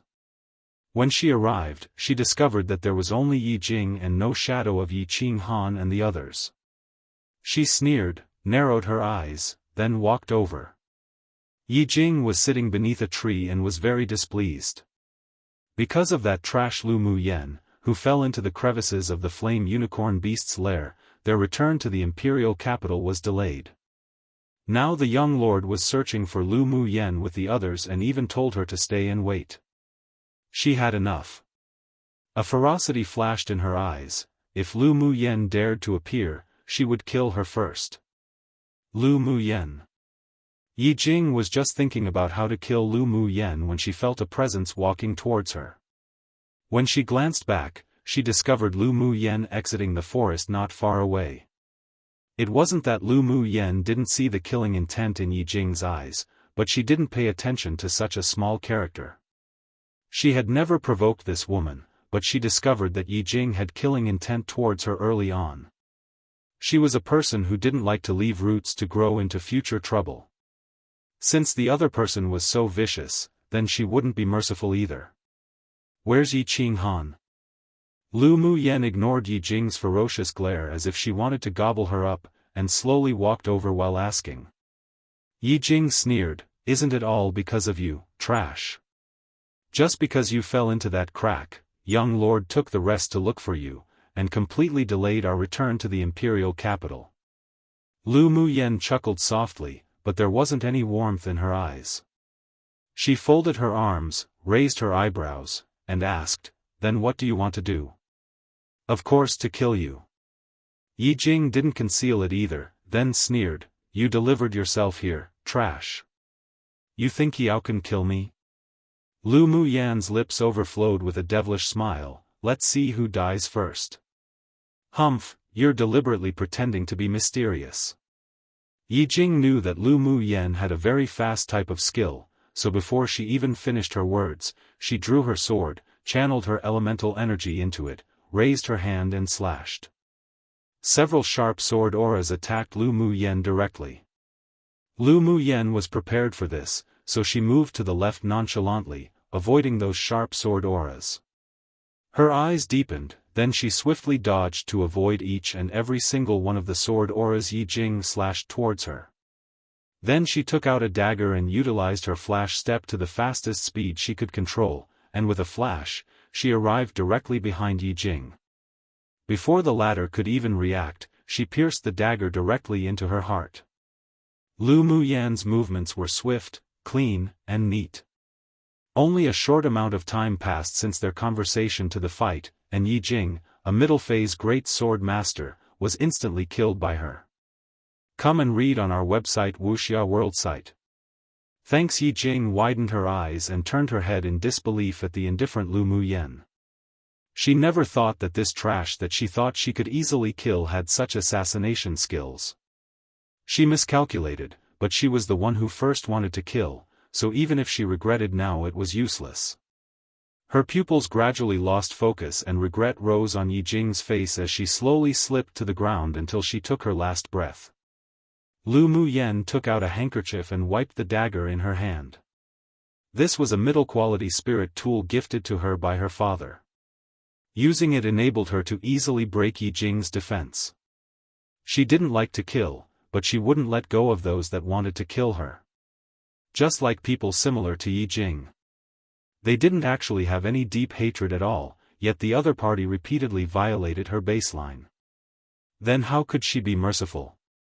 After the dagger was wiped clean, Lu Muyan put it back in her interspatial ring. Her fingers loosened and the bloodied handkerchief floated on to Yi Jing's corpse. Her eyes were cold as she glanced at the corpse indifferently. You were too careless. Yes, Yi Jing was too careless, she wasn't guarded against her at all, that's why Lu Muyan succeeded so easily. If Yi Jing used all the strength of a middle-phase great sword master, then with Lu Muyan's current cultivation base, it would take a lot more effort to kill Yi Jing. Lu Muyan retracted her gaze and went to sit beneath a large tree a little further away, closing her eyes to rest. She didn't deal with Yi Jing's corpse. To her, if she killed a person like her, then she killed them. There wasn't anything to explain to Yi Qinghan. Half a day later, the sound of urgent footsteps came from the forest. Lu Muyan could tell that it was the steps of Yi Qinghan and his subordinates. The moment she opened her eyes, she saw Yi Qinghan standing not far away, looking at her with delight.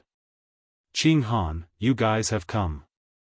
Lu Muyan said with a smile. Yi Qinghan walked over to her quickly and sighed in relief, saying, That's great, you're fine. I said that Muyan was a lucky person with good fortune, and that she would definitely be fine.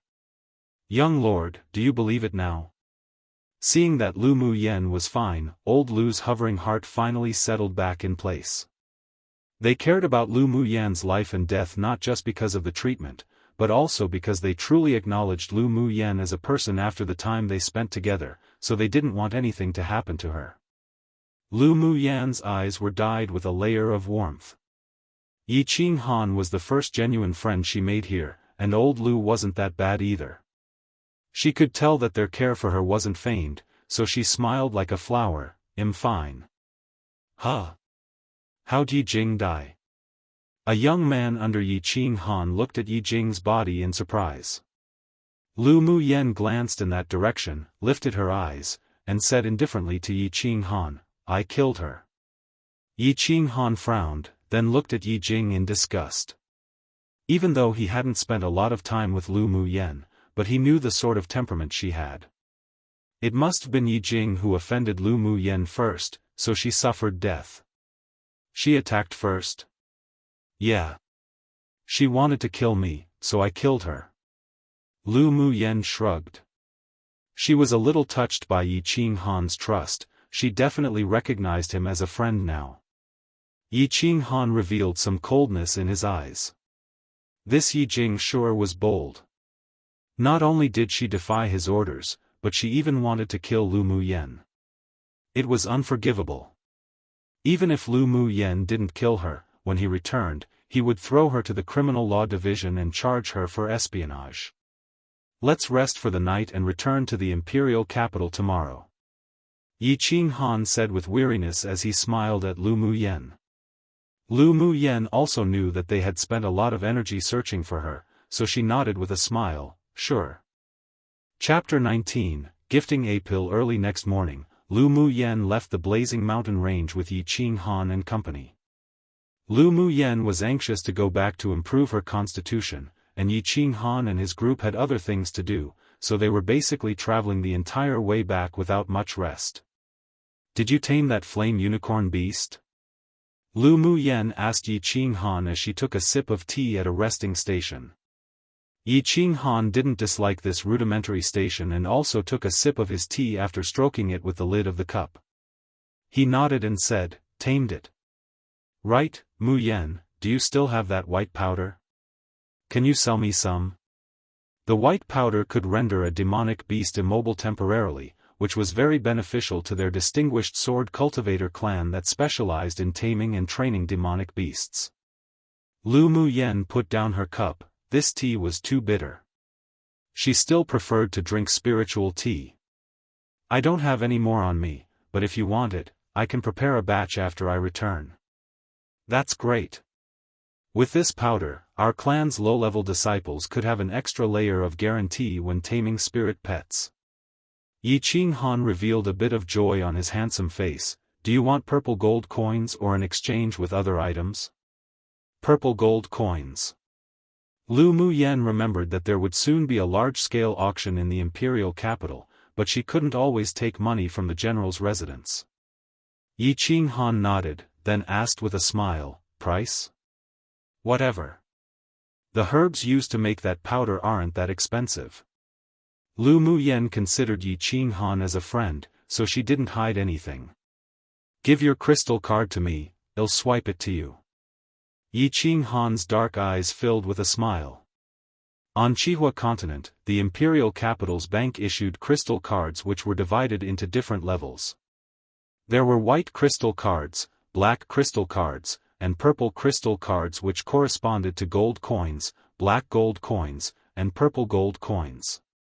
Purple crystal cards could store all three kinds of coins, black crystal cards could store black gold coins and gold coins, while the white crystal cards could only store gold coins. The use of crystal cards was very convenient, as one only needed to use their mental energy, so even ordinary people could control and swipe their cards.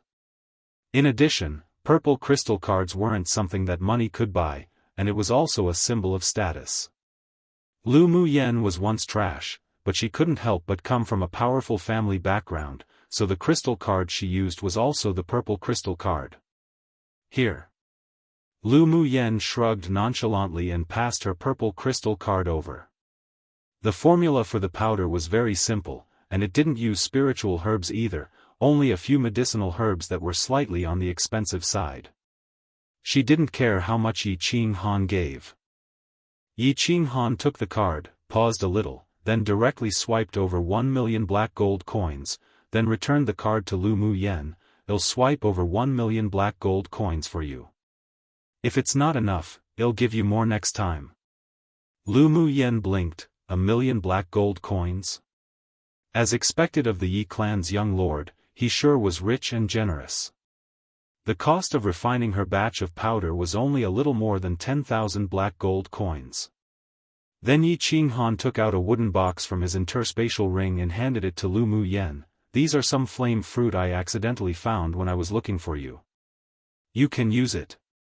He guessed that this flame fruit would be useful to Lu Muyen, otherwise she wouldn't risk coming to the blazing mountain range, so he had been deliberately looking for it throughout their journey. Upon seeing any flame fruit, he and old Lu would join hands to slay the high-tier demonic beast and obtain these flame plants.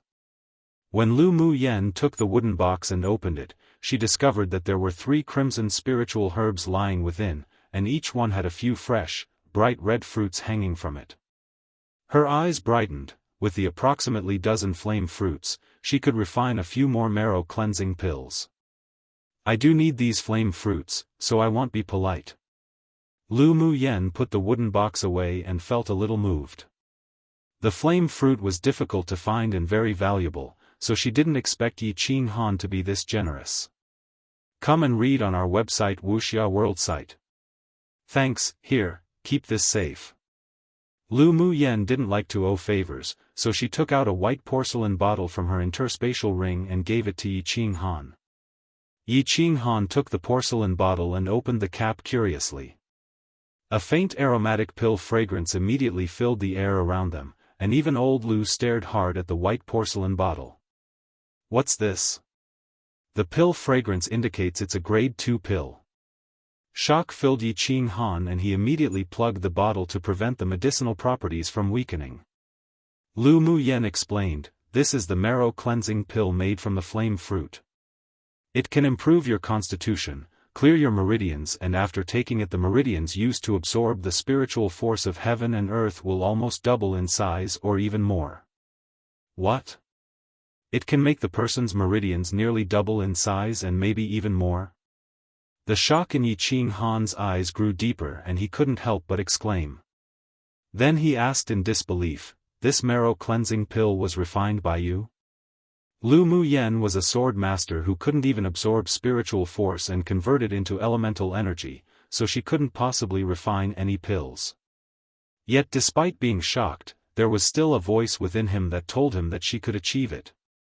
If you think it was, then it was. Lu Mu Yen rubbed the ice blue bangle on her wrist. If she didn't have her powerful soul energy and mental energy due to her 2 lives, then she wouldn't have been able to refine the marrow cleansing pill. In this world, only sword masters with extremely powerful mental energy could refine pills and be called alchemists. They were exceptionally rare, and other than mental energy, they also needed talent. It was very difficult to raise a high-level alchemist, so grade 2 pills on the market were exceptionally precious. Pills like the marrow cleansing pill that could improve one's constitution and widen the meridians had never appeared before either, so it was conceivable how shocked Yi Qing Han and the others were. There was only one grade 2 alchemist in the Yi clan who they basically have enshrined with constant flattery, but even he couldn't refine a pill of such good quality like hers, not to mention its effects. After pondering for a little, Yi Qing Han composed himself, though he was still excited as he asked Lu Mu Yen, do you still have any more of this marrow cleansing pill? I've only got 2 in total, and I gifted one to you. The other one I'm leaving for myself. Lu Mu Yen shook her head. She entered a sort of state of mind when refining the marrow cleansing pill, but even then she was only able to refine 2 high-quality marrow cleansing pills as she didn't have any spiritual energy, only relying on soul energy and mental energy. Disappointment flashed through Yi Qing Han's eyes, but then he smiled again. It was already a great gain to be able to have 1 pill of such high grade, so he was very grateful for Lu Mu Yan's generosity. Remembering Lu Mu Yan's current strength, he reminded her, Mu Yan, except for the people you truly trust, don't tell anyone else you have such a pill. You mustn't have no defense against others. If she was targeted by any experts, with Lu Mu Yan's cultivation base, then she would be in extreme danger. Although he knew that Lu Mu Yen was an extremely intelligent woman, but he still couldn't help but remind her. Lu Mu Yen smiled as she nodded, saying, I understand that. Then she added after thinking a little, if I refine another marrow cleansing pill, it'll save one for your younger sister. She could tell that Yi Qing Han cared a lot about his younger sister. Thinking about it, the girl being poisoned before she was even born, making her unable to leave her house, was somewhat similar to her, a trash born with the terminal meridian's constitution. Since she promised Yi Qing Han to treat his younger sister, and she even received so many flame fruits, then it was nothing to add in another marrow cleansing pill for free. Then thank you so much, Mu Yen. Yi Qing Han revealed his excitement in front of Lu Mu Yen for the first time and promised with gratefulness, I will remember this favor I owe you. He believed Lu Mu Yen, this woman gave them too many surprises along the way. He would remember this favor that he owed. Although old Lu's eyes revealed his desire and envy, but he wasn't a greedy person. He was satisfied if Lu Mu Yen could cure him of his chronic illness, so he wouldn't crave an extraordinary pill like that. After they ate at the resting station, they continued on their journey back, and after 4 days, they returned to the Imperial capital. Yi Qing Han had business back in his clan, so he directly returned to the Yi clan after leaving his contact details with Lu Mu Yen. Lu Mu Yen, however, didn't return home, but instead went to her courtyard in the Imperial Academy. She planned to absorb and refine the marrow cleansing pill to unblock her meridians, then return home to surprise her family.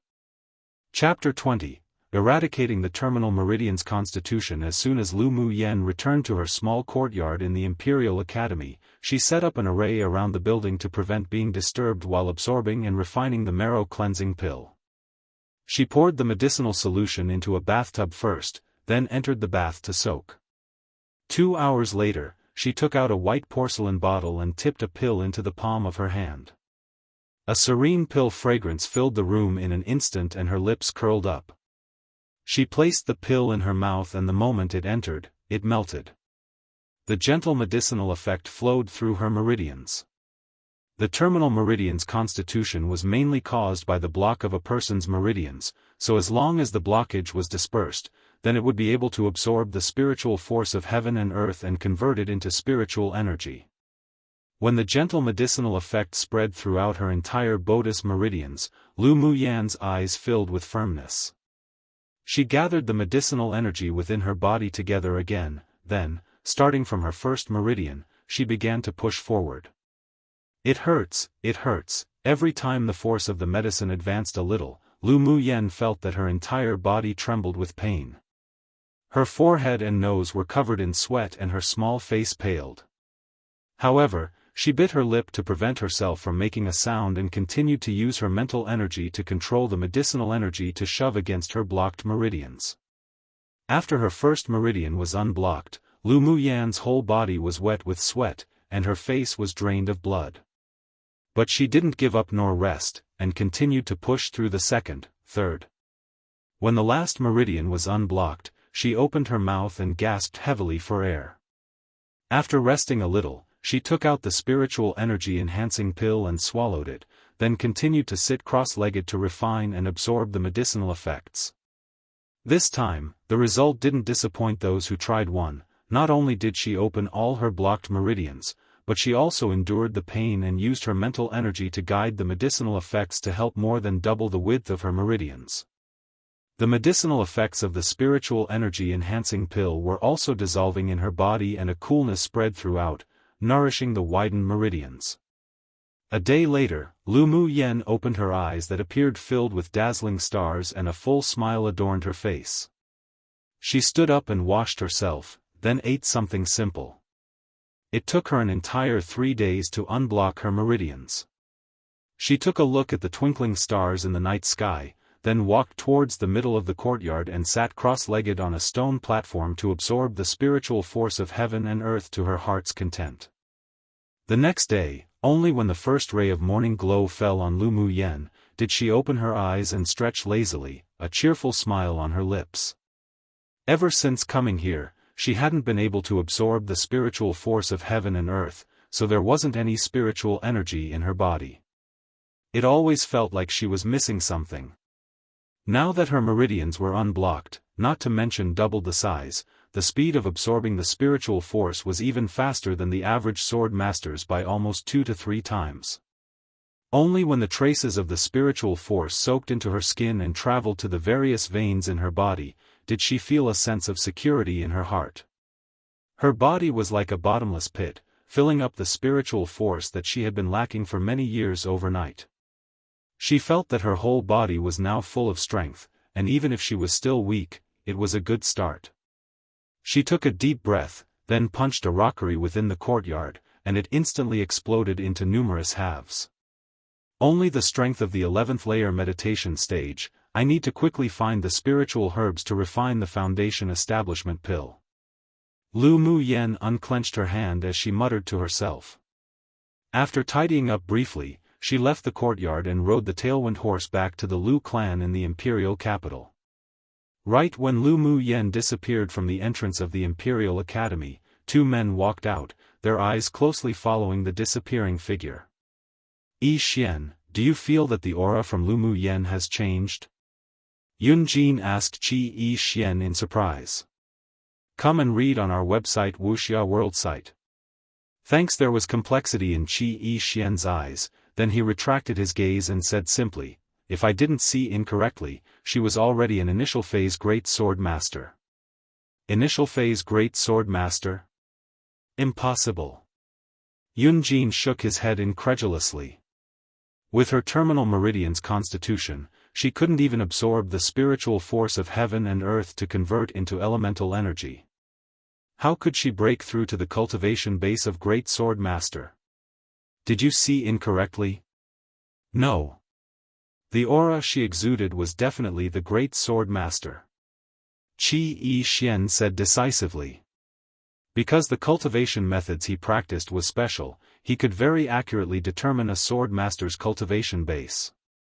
Yun Jin stroked his chin and said with amusement, I heard she recently went to the Blazing Mountain Range. She probably had a fortuitous encounter. How did you know?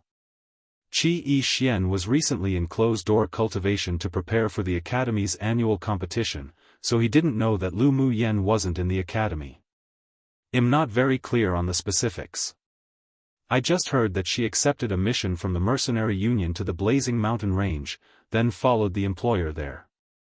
Yun Jin shrugged and said, she never had a tailwind horse before. Though I've got to say, Lu Mu Yan's quite eye-catching now. Qi Yu Xian frowned slightly, then said, let's go.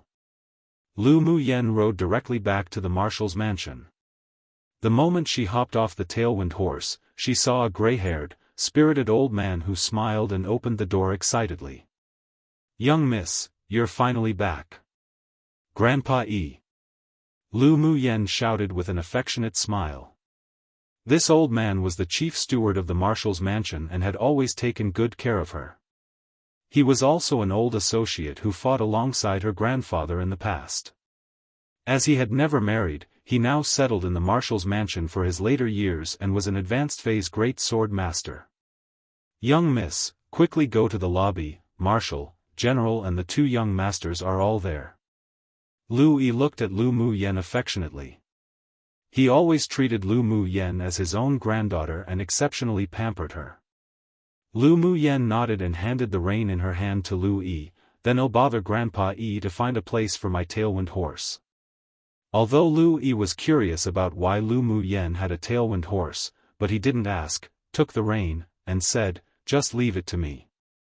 Okay, then Grandpa E, I'll head over to the lobby first. Seeing Lu Yi nod, Lu Mu Yen hurried towards the lobby where the people of the marshal's mansion used to discuss formal matters. And right now, several people were sitting in the lobby. Lu Mu Yan's grandfather, Lu Zhantian, her father, Lu Mou, eldest brother, Lu Mu Bai, and her elder twin brother, Lu Mu Ting. Lu Mu Yen also had two uncles, but one was guarding the battlefield in the frontier, while the other left to travel. Grandfather, father, eldest brother, second elder brother. Lu Mu Yen entered the main lobby and addressed each of them with a warm expression. Yenner is back. Lu Mou looked at his daughter affectionately as she entered the door. How did you lose weight? The corner of Lu Mu Yan's mouth twitched. Where did she lose weight? She was just right. Humph, stinky girl, you still know to return. Lu Zhantian snorted, but the smile in his eyes still revealed that he was very happy. Lu Mu Yen immediately stepped forward right beside her grandfather to appease him. Grandpa, didn't I come back to surprise you? Stinky girl, what sort of surprise could you give us?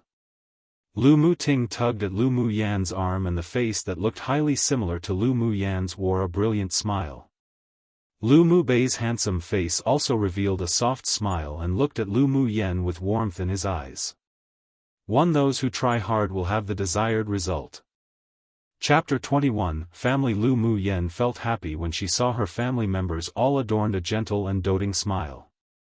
In her previous life, when she was only 3 years old, she was sent to the sect to practice cultivation. When she finally returned, her parents and brothers had long passed away, so she, who had never enjoyed any family affection since she was a child, cherished the Lu family dearly. She spun around in front of them, with a bright smile. Did you guys not notice that my cultivation base has advanced? Great Sword Master. Lu Zhantian gasped in surprise. Before, he only cared about whether his granddaughter had returned from the Blazing Mountain Range safely or not and didn't really pay attention to her cultivation base. Lu Mo's refined, elegant appearance also revealed slight surprise and said, you really are an initial phase Great Sword Master. You were able to refine the marrow cleansing pill? Lu Mu Yen was delighted, then continued to ask, Yenner, you really cured your terminal meridian's constitution? Yep, I refined it. Lu Mu Yen smiled and nodded. I also obtained a few more flame fruits. I'll refine a few more batches of marrow cleansing pills, and you all can take it. The marrow cleansing pill can cleanse the marrow and your body, as well as broaden the meridians. Now the meridians of my whole body were more than doubled in size, so the absorption of the spiritual force was much faster. There's actually such a heaven-defying pill. Then wouldn't it be able to change the combat power of the entire country? Lu Zhantian's eyes burst with a sharp glint. Lu Mu Yen held her forehead, looking at her grandfather speechlessly. Grandpa, the marrow cleansing pill isn't so easy to refine. The flame fruit alone isn't easy to find, and right now I'm the only one in the entire Yanzhou country who's able to refine it. Right now, she didn't have any sense of belonging to Yanzhou country, so naturally she wouldn't bother to unconditionally help them refine the marrow cleansing pill. It was more important to increase the combat power of the Lu clan. True, it's better to take our time making a decision. Lu Zhantian stroked his beard, then looked at Lu Mu Yen and said, let's keep the fact that you can refine the marrow cleansing pill a secret for now.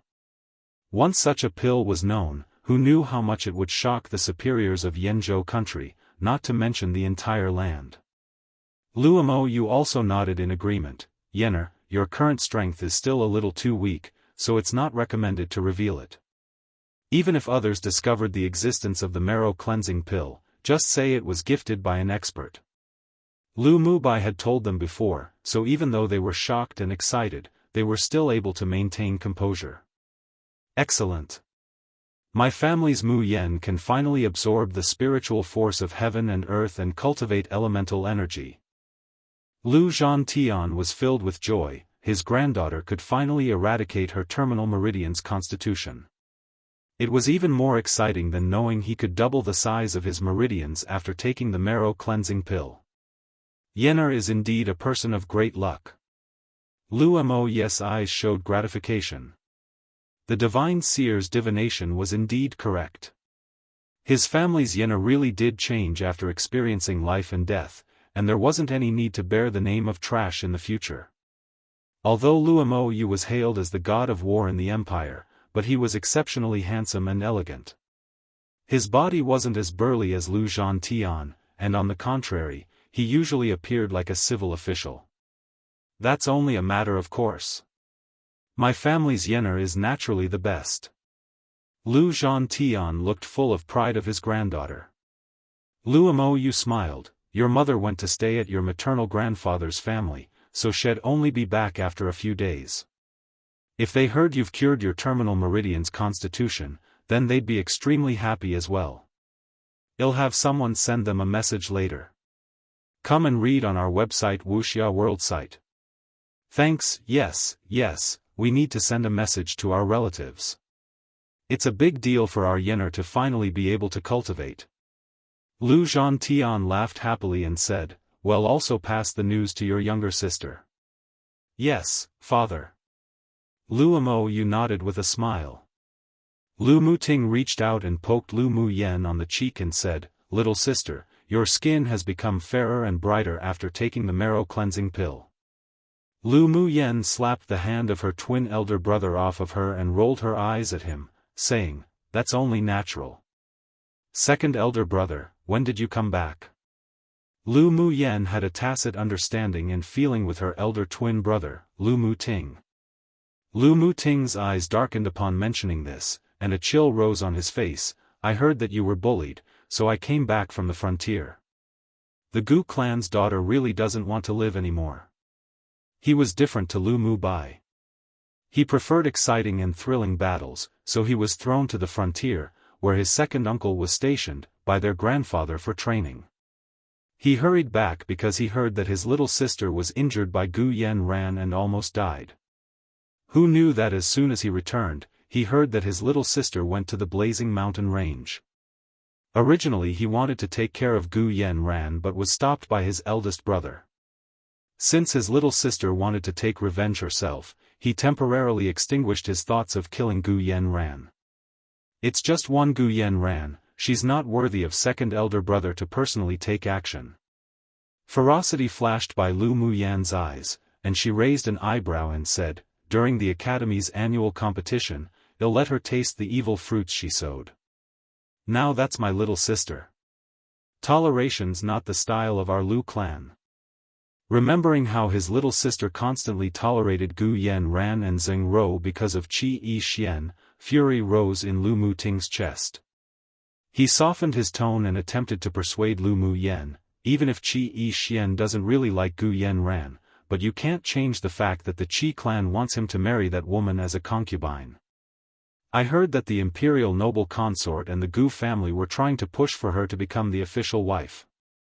Regardless of whether it's possible or not, such a man isn't worth entrusting your entire life with. Hearing Lu Muting's words, the others also turned their attention to Lu Muyan. Lu Muyan was obsessed with Qi Yi Xian, and even asked her family to open a backdoor for her to enter the Imperial Academy despite still wearing the title of trash.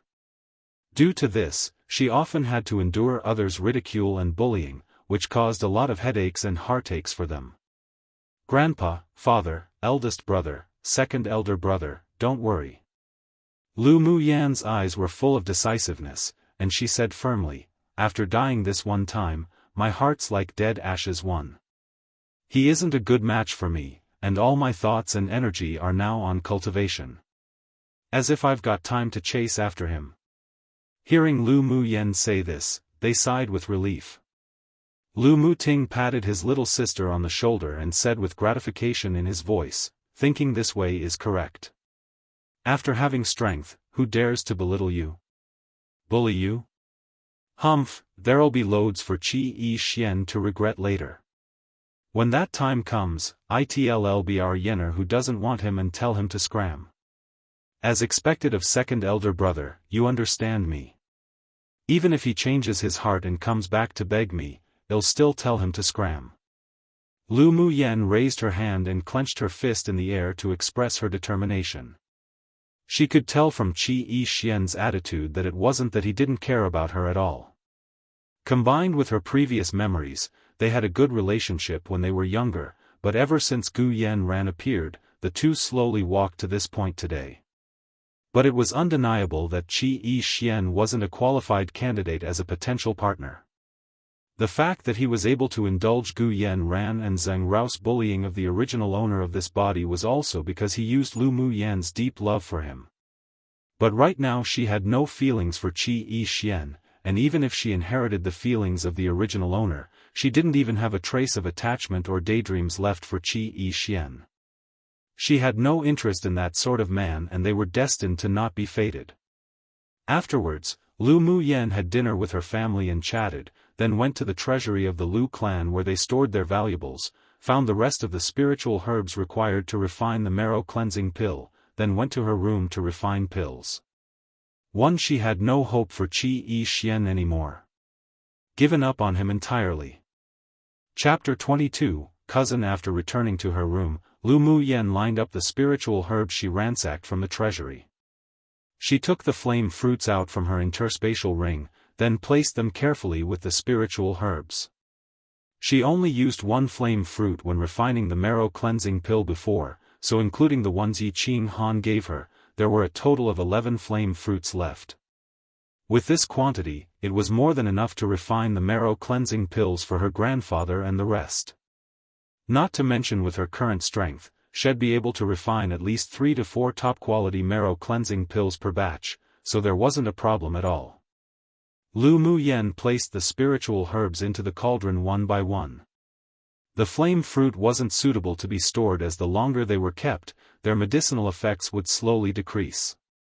Since her terminal meridian's constitution was completely cured and she now had access to spiritual energy, it saved a lot of trouble when refining pills. Lu Muyan threw the spiritual herbs and flame fruits into the cauldron, carefully controlled the flame, and slowly began to refine. After several hours, the flow of medicinal aroma spread throughout her room. It wasn't until the evening of the second day did Lu Muyan extinguish the flames.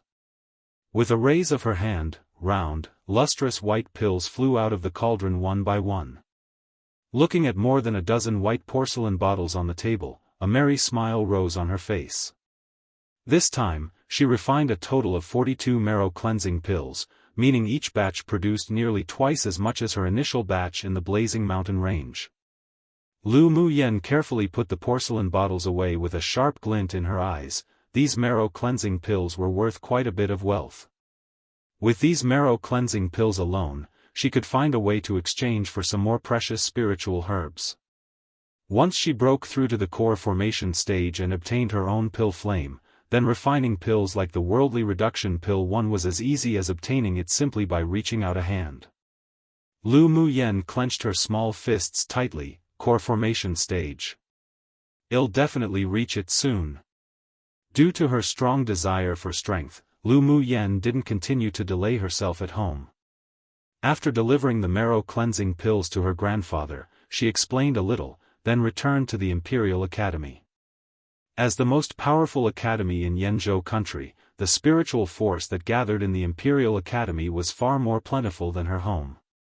After a few days of unrestrained absorbing of the spiritual force in her courtyard in the Imperial Academy, she stabilized her cultivation base at the final layer meditation phase, and she only needed to refine the foundation establishment pill to advance to the foundation establishment stage, which was equivalent to the strength of a sword spirit. More than 20 types of spiritual herbs that were necessary for the foundation establishment pill could be found on the market, but the three main spiritual herbs were more difficult to find.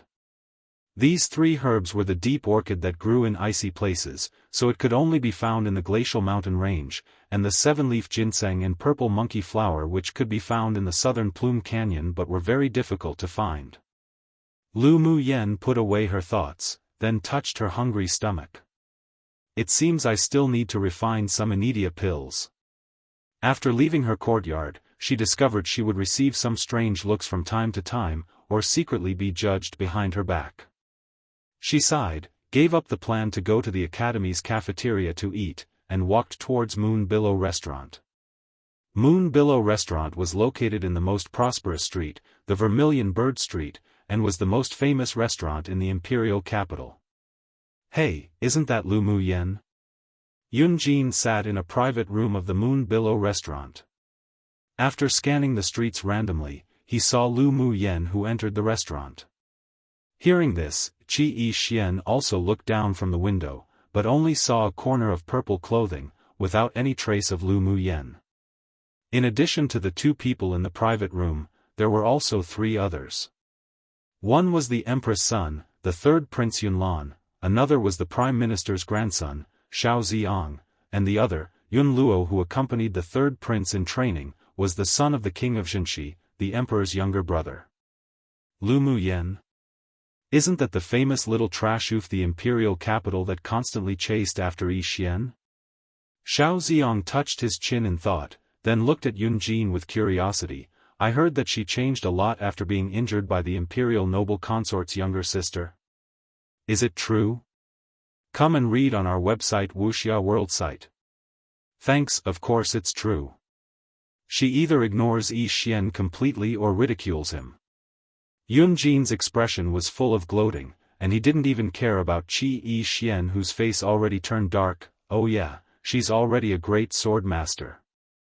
How's that possible? Xiao Ziong exclaimed, a person with the terminal meridian's constitution can't absorb spiritual force and convert it into elemental energy. How could she have advanced to a great sword master? That I don't know. Yun Jin shrugged. He also wanted to know how Lu Muyen became a great sword master. After Yun Luo returned this time, he also heard a lot of rumors about Lu Muyen, particularly about the promised battle between her and Gu Yanran. There were already numerous major gambling houses in the imperial capital that had begun to make bets on them. Thinking of Lu Muyen and her relationship with his cousin, he looked up at the young man who sat on the main seat and asked, Alan, Lu Muyen's your cousin, right? She really advanced to a great sword master? Lu Muyen. The man in the main seat muttered the name softly, with a contemplating smile on his lips. As far as I know, it's true. Then how'd she do it? Xiao Ziong asked curiously, wide-eyed. Even am not very clear. Yunlan smiled with slight profoundness, then turned to the guard beside him and said, there shouldn't be any seats left now at Moon Billow Restaurant, you go and invite young Miss Lu up to have a meal. He had heard from his Empress mother a couple of days ago too that Lu Mu Yen already eradicated her terminal meridian's constitution. Today, he sure wanted to see if his cousin that he hadn't seen in many years truly had changed as according to the rumors or not. Of course, he was also very curious as to how his cousin advanced to a great sword master. Yes, master. Currently, all faces displayed a little interest. Recently, the rumors about Lu Mu Yen came one after another, and they really wanted to see if she had truly changed. After hearing the shopkeeper say Moon Billow Restaurant was already full, Lu Mu Yen didn't force anything either and was about to leave after nodding. But then she was stopped by a young man before she could exit. Young Miss Lu, our master invites young Miss to come upstairs to have a meal. The man was neither humble nor haughty, and his attitude was fairly respectful and polite. Lu Mu Yen asked in surprise, who's your master? Young Miss Lu will know once you go up. The man replied. Lu Mu Yen saw that the man's temperament was like a personal guard, and she was also curious about who invited her to a meal, so she nodded, lead the way. The man didn't say much and took Lu Mu Yen directly to the only private room on the third floor.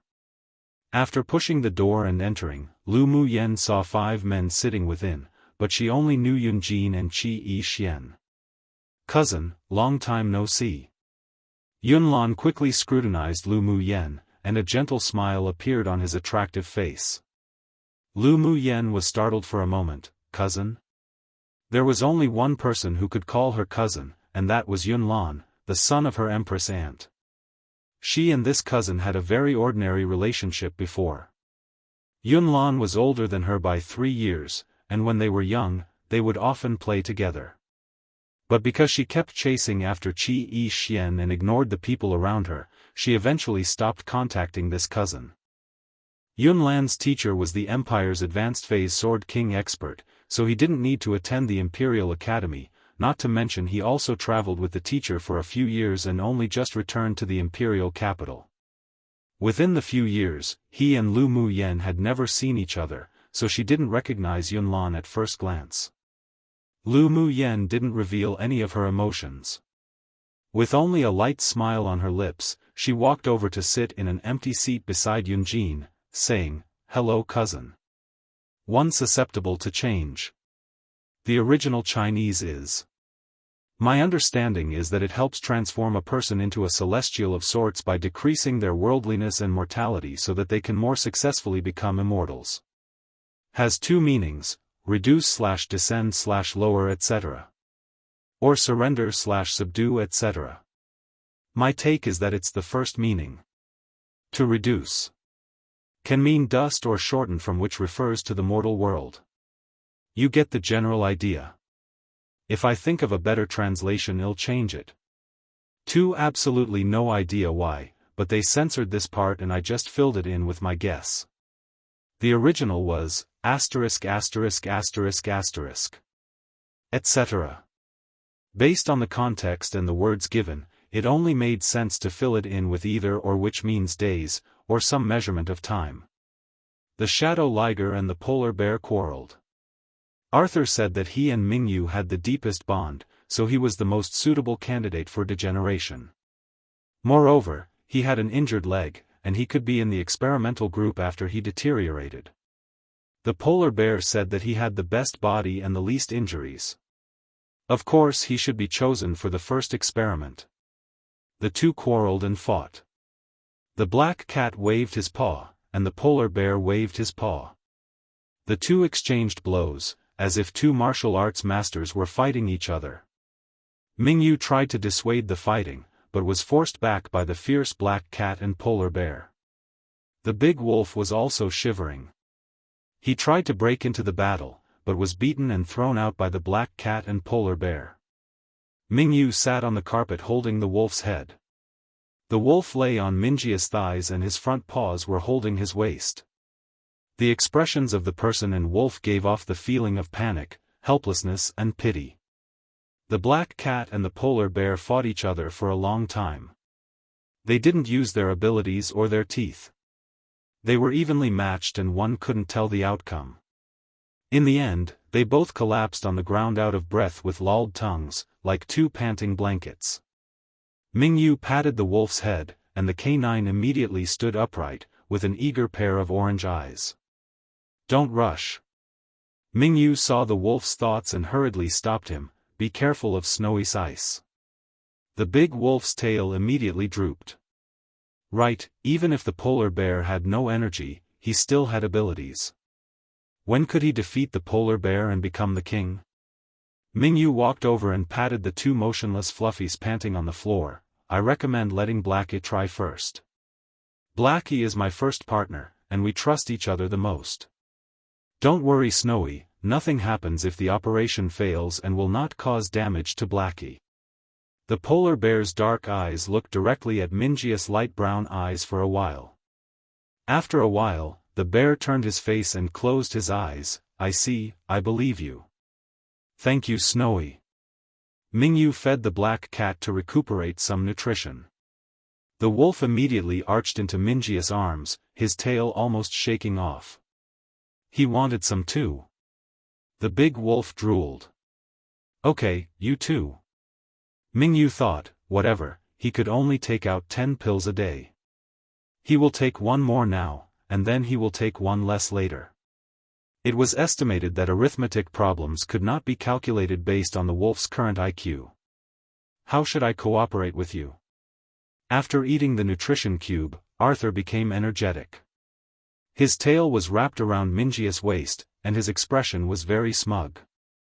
As he knew, Mingyu would definitely choose him. Mingyu said, "Trust me." Arthur raised a paw and cleared his ear. "That's it?" Mingyu nodded. "Although we have not met for a long time, I believe that the depth of a bond has nothing to do with time. We only met each other after crossing countless galaxies and times under the guidance of fate. This miracle with a probability that is infinitely close to zero is enough to prove our bond." The polar bear stretched out his claws and expressionlessly scratched his ears. Mingyu was good at everything, but his declarations from time to time made him embarrassed. He pierced the floor with his two hind paws, and was about to dig out chunks from the floor. Arthur squinted and showed a tiger-like smile. Obviously, he did not think Minji's lines were too embarrassing, but they were very useful. Arthur stretched out a paw. "That's right."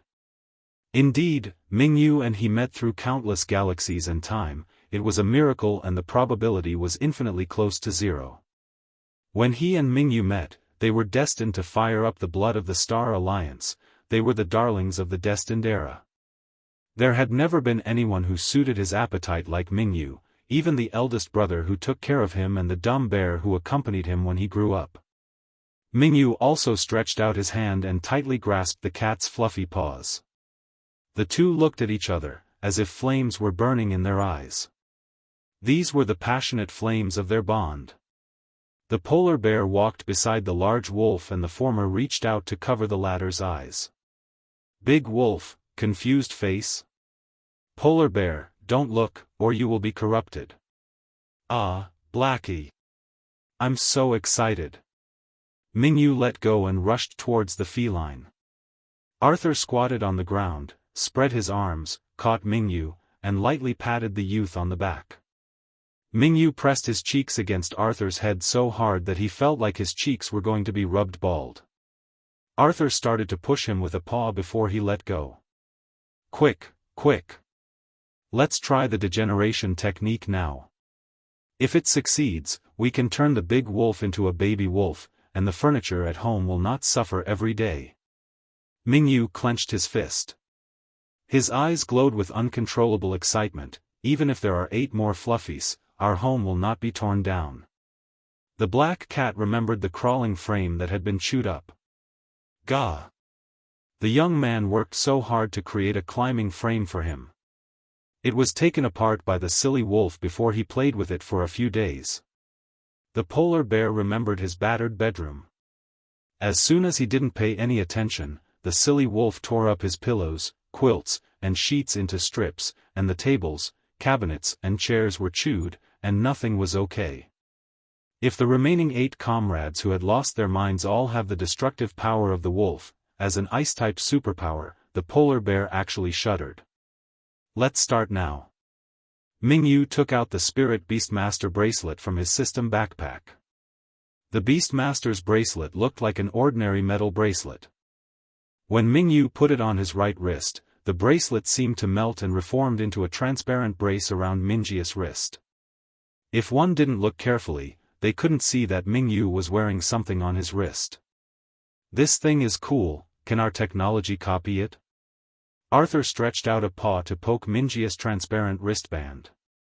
Mingyu grasped Arthur's paw, and said, "It should be possible, but my current knowledge is not enough.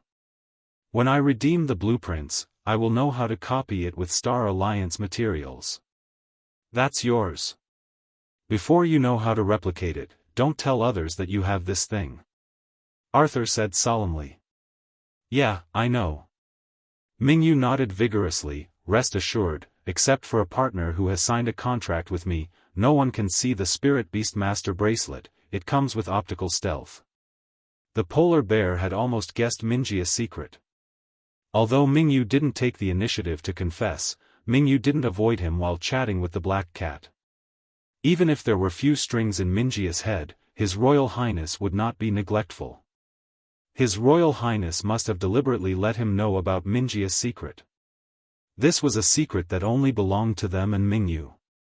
They could not reveal anything, even to family members. The polar bear believed that the other 9 comrades in arms must also be able to keep this secret, and together they would guard this simple young man. "Come on, Blackie, strike a handsome pose." Mingyi's feet were slightly apart, his hands moved in a circle, and then stopped in front of his chest, holding the Spirit Beast Master bracelet with his right hand. "Come on. Let the world feel a bond that is more dazzling than the sun." Arthur shook his fur and tried to make his injured leg stand upright, his upper body slightly lowered, resembling a tiger descending the mountain. His eyes narrowed, revealing his fangs, and his expression changed from the usual lazy big cat to a domineering beast. The polar bear was shocked, a little glad that he was not the first beast to try this. Did he have to pose and say lines for degeneration? No way, no way. Wouldn't it be so embarrassing? While the polar bear was spacing out, Mingyi's and the black cat's eyes met. At this moment, they felt the other's heartbeat without using their empathy power. Ba-dump, ba-dump, the heartbeat was accelerating, but the rhythm was still slow. Mingyi's right hand touched the Spirit Beast Master's bracelet, light blue spiritual power poured into the bracelet, which was turned into a powerful energy wave, and rushed to the liger posing as the tiger descending the mountain. When Arthur received this energy, he felt as if he had entered a different space composed of pure energy, and his energy also merged into this space. When he was about to lose his consciousness, he heard his heartbeat again. Ba-dump, ba-dump. It was the heartbeat of that silly young man. Arthur breached Mingyi's emotional depths again, the cold and dark sea. In the icy sea, there was a small ball of light, clutching a dilapidated pallet, trying to steer it towards a bright spot. This young man was still trying to save himself. Arthur smiled and sighed. Mingyu also breached the emotional depths of the black cat. Compared with the vague emotional touch before, this time Mingyu saw a scene created from Arthur's inner emotions. Here, there was a vast field full of flowers.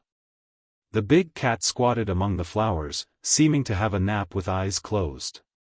This should be a warm and beautiful scene, but among the flowers, there were numerous stone monuments. Some of these steles were engraved with names, birth and death dates, some were more vague, with only records of death in a certain battle. The flowers blooming in the bushes were actually tombstones. Surrounded by flowers, the tombstones had spread to the horizon. The black cat squatted quietly like a graveyard's guardian statue. Black's optimistic heart, in truth, had always been entrenched in sadness. The heartbeats continued. Mingyu and the black cat were looking at each other across different spiritual spaces. Stupid, you are thinking about it again. You are so sentimental, you need me to sing a song for you, how difficult is it for me to do it? The black cat disliked Mingyi's face. Mingyu laughed. Even if there was deep sadness in his heart, Blackie was still a sun that would illuminate others. The torrent of energy dissipated. With a pop, the black cat fizzled out like a holographic projection, which frightened the polar bear who was dazzled by the light. Your Royal Highness. The polar bear pounced on all fours. Meow. A little black feline with a strange collar stood where the big cat originally stood, licking his paws and letting out a kitten cry. The polar bear slammed the brakes and almost knocked the little cat into the air. Arthur glanced at the polar bear with disgust, and kicked with his hind legs. Meow. Arthur's eyes were wide, and he immediately meowed, while spreading his four paws, he ran from one end of the house to the other end. Arthur was so fast that there were only afterimages. Wow! His legs are healed. He can have fun.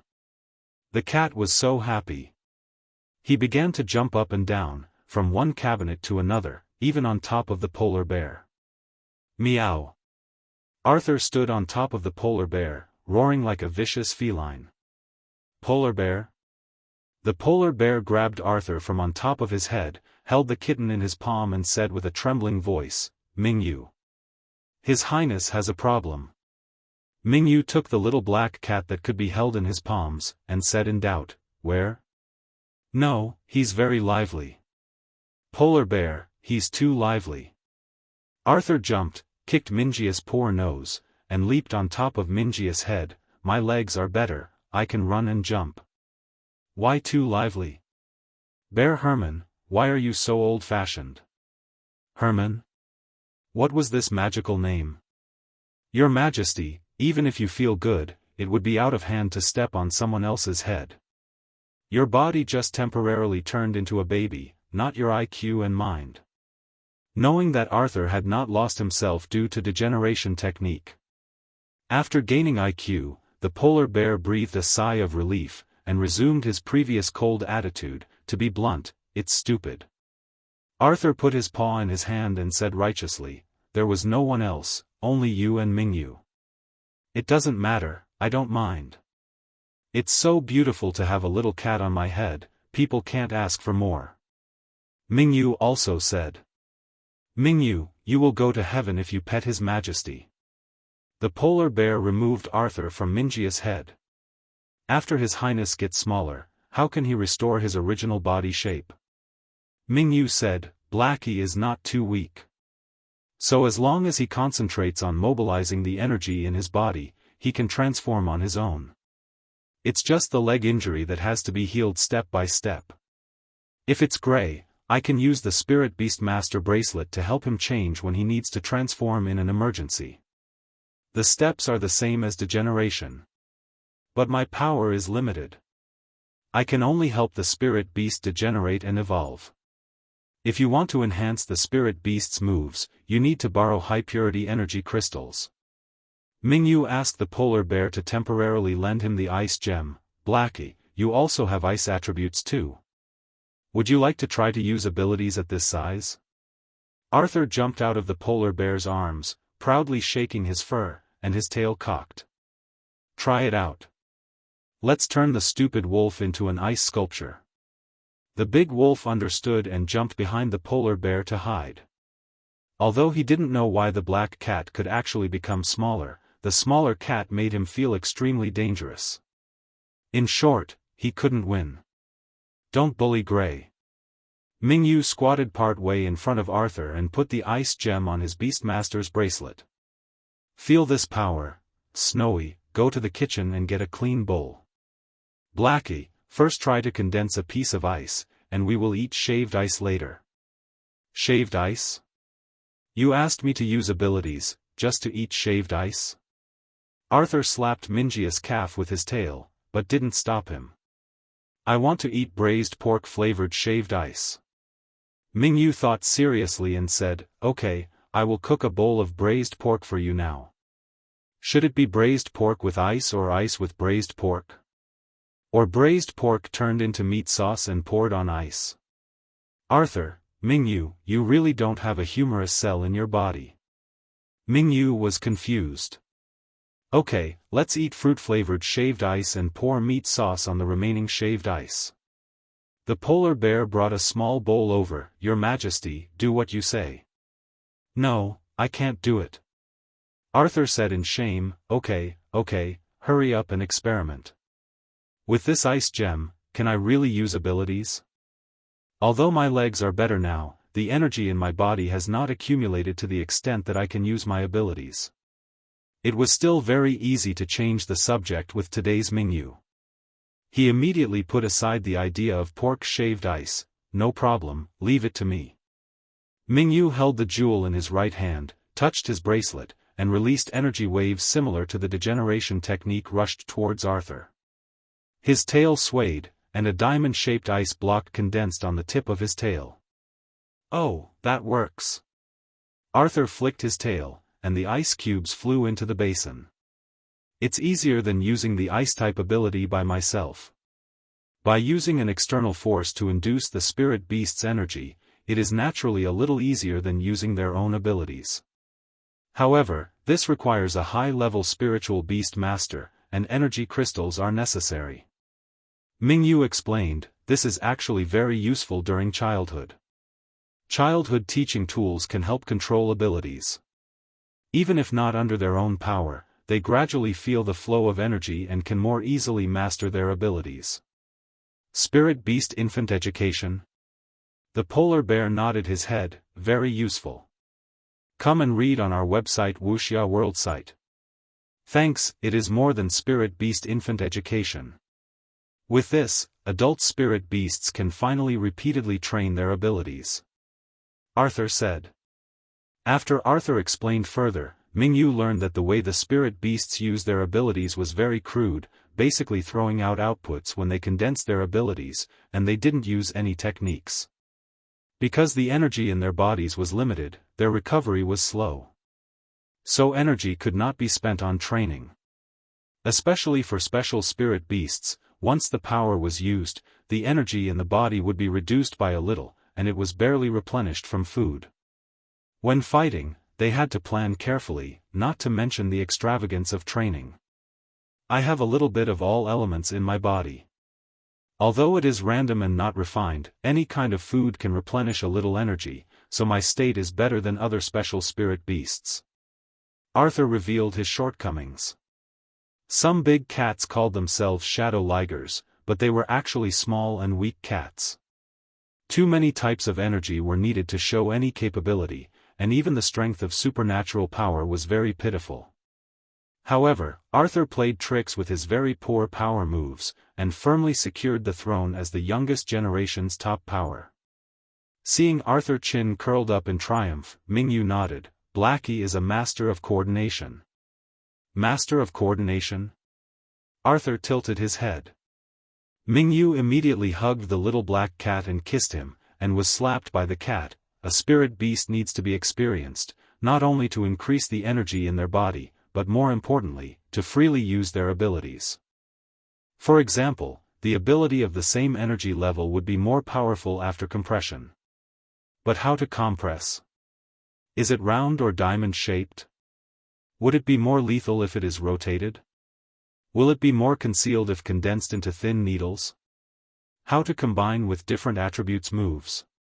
This is the ability to coordinate. Mingyu remembered that in the Elves World game, the chairman and chief designer of the game munchkined the rules and steamrolled ordinary players. First they prayed for rain to turn a tornado into a waterspout, and then used blizzard to create a water dragon. The attack turned into a cold water tornado, and it freezed as it moved, which created a freezing battle tornado. This was the magical effect of combo moves and required a strong coordination ability. Although the most influential players in that game were the CEO and chairman, the rankings of the world game were fluid, and there were regular quarterfinals. However, as a powerful educator, Mingyu was very interested in coordination and wanted to study the subject matter. The spirit beasts of the Star Alliance could carry out large-scale battles with the Zerg invaders.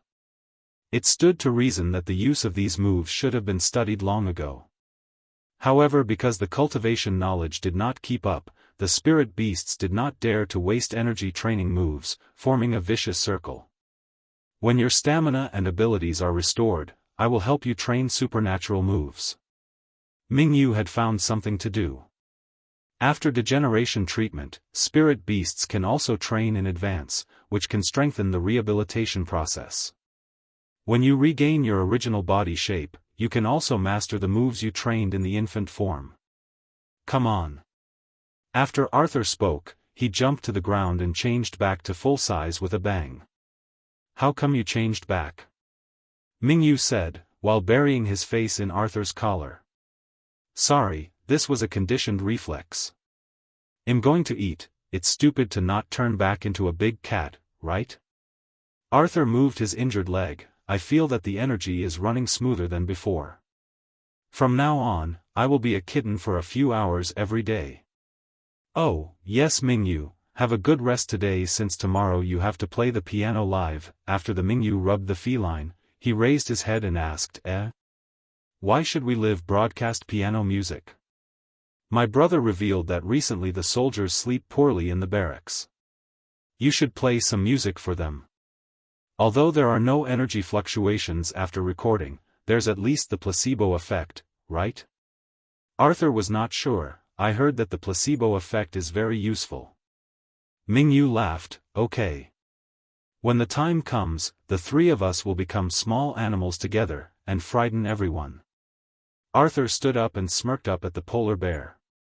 The polar bear was entangled. Does it have to have a pose? Arthur sneakily said, not only posing, but also to exchange a heartfelt vow with Mingyu. The big white bear was frightened. No need, don't listen to Black's nonsense. Mingyu hurriedly said, I and Arthur just saw each other's hearts because we took the initiative to show each other our secrets. Generally, it's just a blend of minds and no illusions even show up.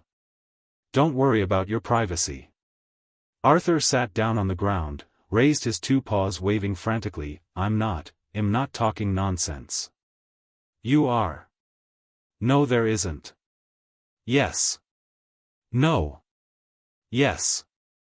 The polar bear carried the back collar of Minji's clothes with one paw, and Arthur's nape with the other, pulling away the two naive ghosts who were inexplicably arguing.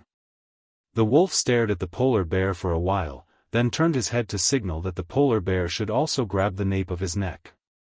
It seemed very fun. Great white bear, his heart was tired. He hoped that Yan Yi would be a little more obedient after becoming a baby wolf. The audience was looking forward to it, and finally it was time for the third live broadcast. This time, they collectively flooded the screen with protests, condemning the anchor for being too lazy. Why couldn't it be broadcast every day? It would be best to install a camera in the #1 nursing home so they could watch the live broadcast every second. Even if the live broadcast was just the prince sleeping. You have been banned. Next time you violate the rules, you will be kicked out of the live broadcast room. Administrator Bear Herman went online.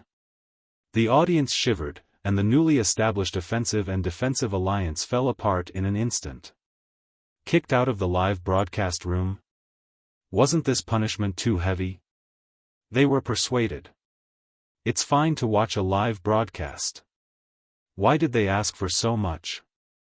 The anchor was in a bad mood and asked for a month or two off. What cared if everyone doesn't have to watch?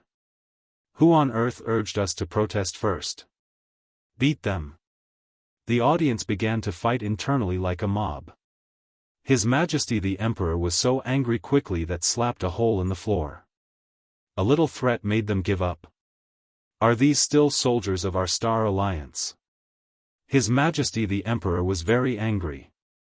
The secretary suggested, why doesn't your Majesty directly tell His Royal Highness that you want him to live broadcast every day?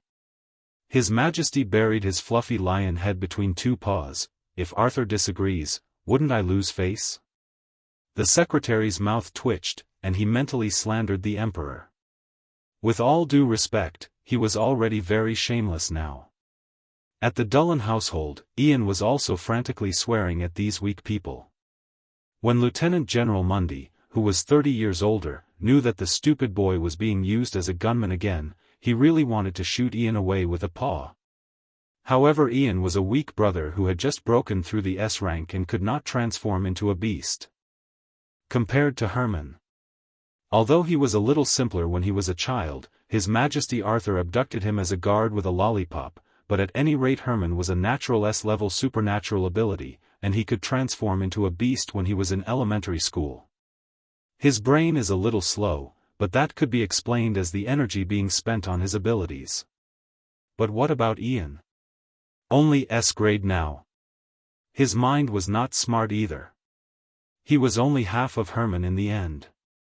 How many times had he been bullied? Lieutenant Mundy was very tired. He was talking about the live broadcast and quickly turned to Herman. He needed to watch the polar bear to cleanse his eyes so as not to be pissed off by Ian. Yen Tong received a special notice from Arthur to start the live broadcast in advance, asked for leave early and returned home to wait for the rebellious cousin to appear.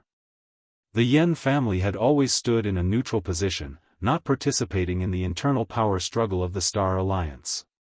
Behind their strict behavior, there was a philosophy of life-saving gratitude. The Yen family believed that the first rebel among the younger generation would be Yen Tong, who had not been very well behaved since childhood. They guarded Yen Tong strictly, but they didn't expect that Yen Yi, the most honest child in the family, would actually stand on the side of Prince Arthur that no one was optimistic about at the time. He joined the special advance team organized by Prince Arthur. The elders in the Yen family were almost angered to death by Yen Yi. When the family announced in public that they would cut off relations with Yen Yi, they didn't feel any pressure at all. Anyway, Yen Yi's parents had already been sacrificed on the battlefield, and they bullied an orphan who had eaten free food. Now, this group of people regretted so much that their intestines turned blue. They were probably waiting for Yen Yi to die, so that they could unilaterally announce that he and the Yen family had reconciled, and borrow the hero's name for their own benefit. Yen Tong laughed sarcastically. "Hello everyone, I'm the anchor of the #1 live broadcast room. Hey! Blackie, Snowy, Gray, don't fight." Mingyu just started the live broadcast, and was already interrupted by 3 small animals under his feet before he finished reciting the opening words. The viewers who entered the holographic live broadcast room took a closer look. There were indeed 3 little, cute but strong plush cubs beside the little anchor. Little black tiger? Little white bear? Little gray wolf? My goodness! Is the anchor so amazing? He gave birth to 3 children so soon. Hey, not to mention whether the anchor can even give birth. Even if he could, he can't have 3 children in just half a month. I don't care about that. I unilaterally announce that the anchor and His Royal Highness Arthur gave birth to a kitten. I'm dead. You wait to be banned. Huh? You are not banned. Really? Okay, no response. These 3 children are really born by the anchor. Mingyu couldn't see the barrage, otherwise he would have blushed and loudly explained that he didn't give birth to anyone. He was now chasing behind the 3 little plushies of different colors that had started squabbling, trying to separate them. The cause of the incident was like this. Mingyu successfully helped the polar bear and wolf degenerate to their juvenile stage. That was it for the polar bear, but he felt that his Bodis abilities were stronger, his head was very clear, and there is no difference compared to normal. But at the same time, maybe because of the hormonal influence of the body, his behavior had regressed back to when he was a child. In short, arbitrarily doing things. Therefore, when the little wolf rushed to bite his ears, instead of using any ice abilities, he waved his paws and slapped the little gray wolf. The little gray wolf had become younger and his body had become stronger, but he had also become particularly aggressive in response. Did this little bear dare to slap him? Watch this wolf bite back. The 2 of them squabbled from kindergarten to elementary school, and their relationship only gradually improved after entering junior high school. Arthur squatted on Minjia's shoulder and explained, "It seems that your degeneration technique is not without side effects. Their minds have obviously become younger. But, Blackie, your mind is fine, huh?" Before Mingyu finished, Arthur leapt off his shoulders, flew between the little bear and the little wolf, and slapped each of them to the ground. Then he ran away with his tail held high. "Hurry up and start the live broadcast. Don't you think this scene is particularly fun?" Arthur grinned while leading a little bear and a wolf all over the house. Although Mingyu thought that Snowy might think this is Black history, he had always listened to the Shadow Liger's words. When the black cat said to start the live broadcast, he immediately opened it. "Okay, let me explain. There are no new spirit beasts at the Spirit Beast Sanatorium. These three are Blackie, Snowy and Gray." Has Gray been introduced before?" "It seems not. In short, someone new has arrived at the Spirit Beast Sanatorium. With new materials, I had new gains, and I can temporarily help them degenerate to their infancy. Degeneration is equivalent to energy compression, and their rehabilitation efficiency in this form will be increased. But degradation seems to make their character also return to a childlike state." Mingyu looked slightly annoyed. Snowy and Gray started fighting right after degenerating. Were they really like this when they were young? Yen Tong couldn't help laughing even while thinking about dark things. Although her smile was still very stiff, she laughed out loud, which proved that she was in a better mood. Snowy should be Dullen's ice supernatural power Herman, right? When Yen Yi was in elementary school, he and Herman were at the same table. Every day he came back from school, he would scold that annoyance at the same table several times.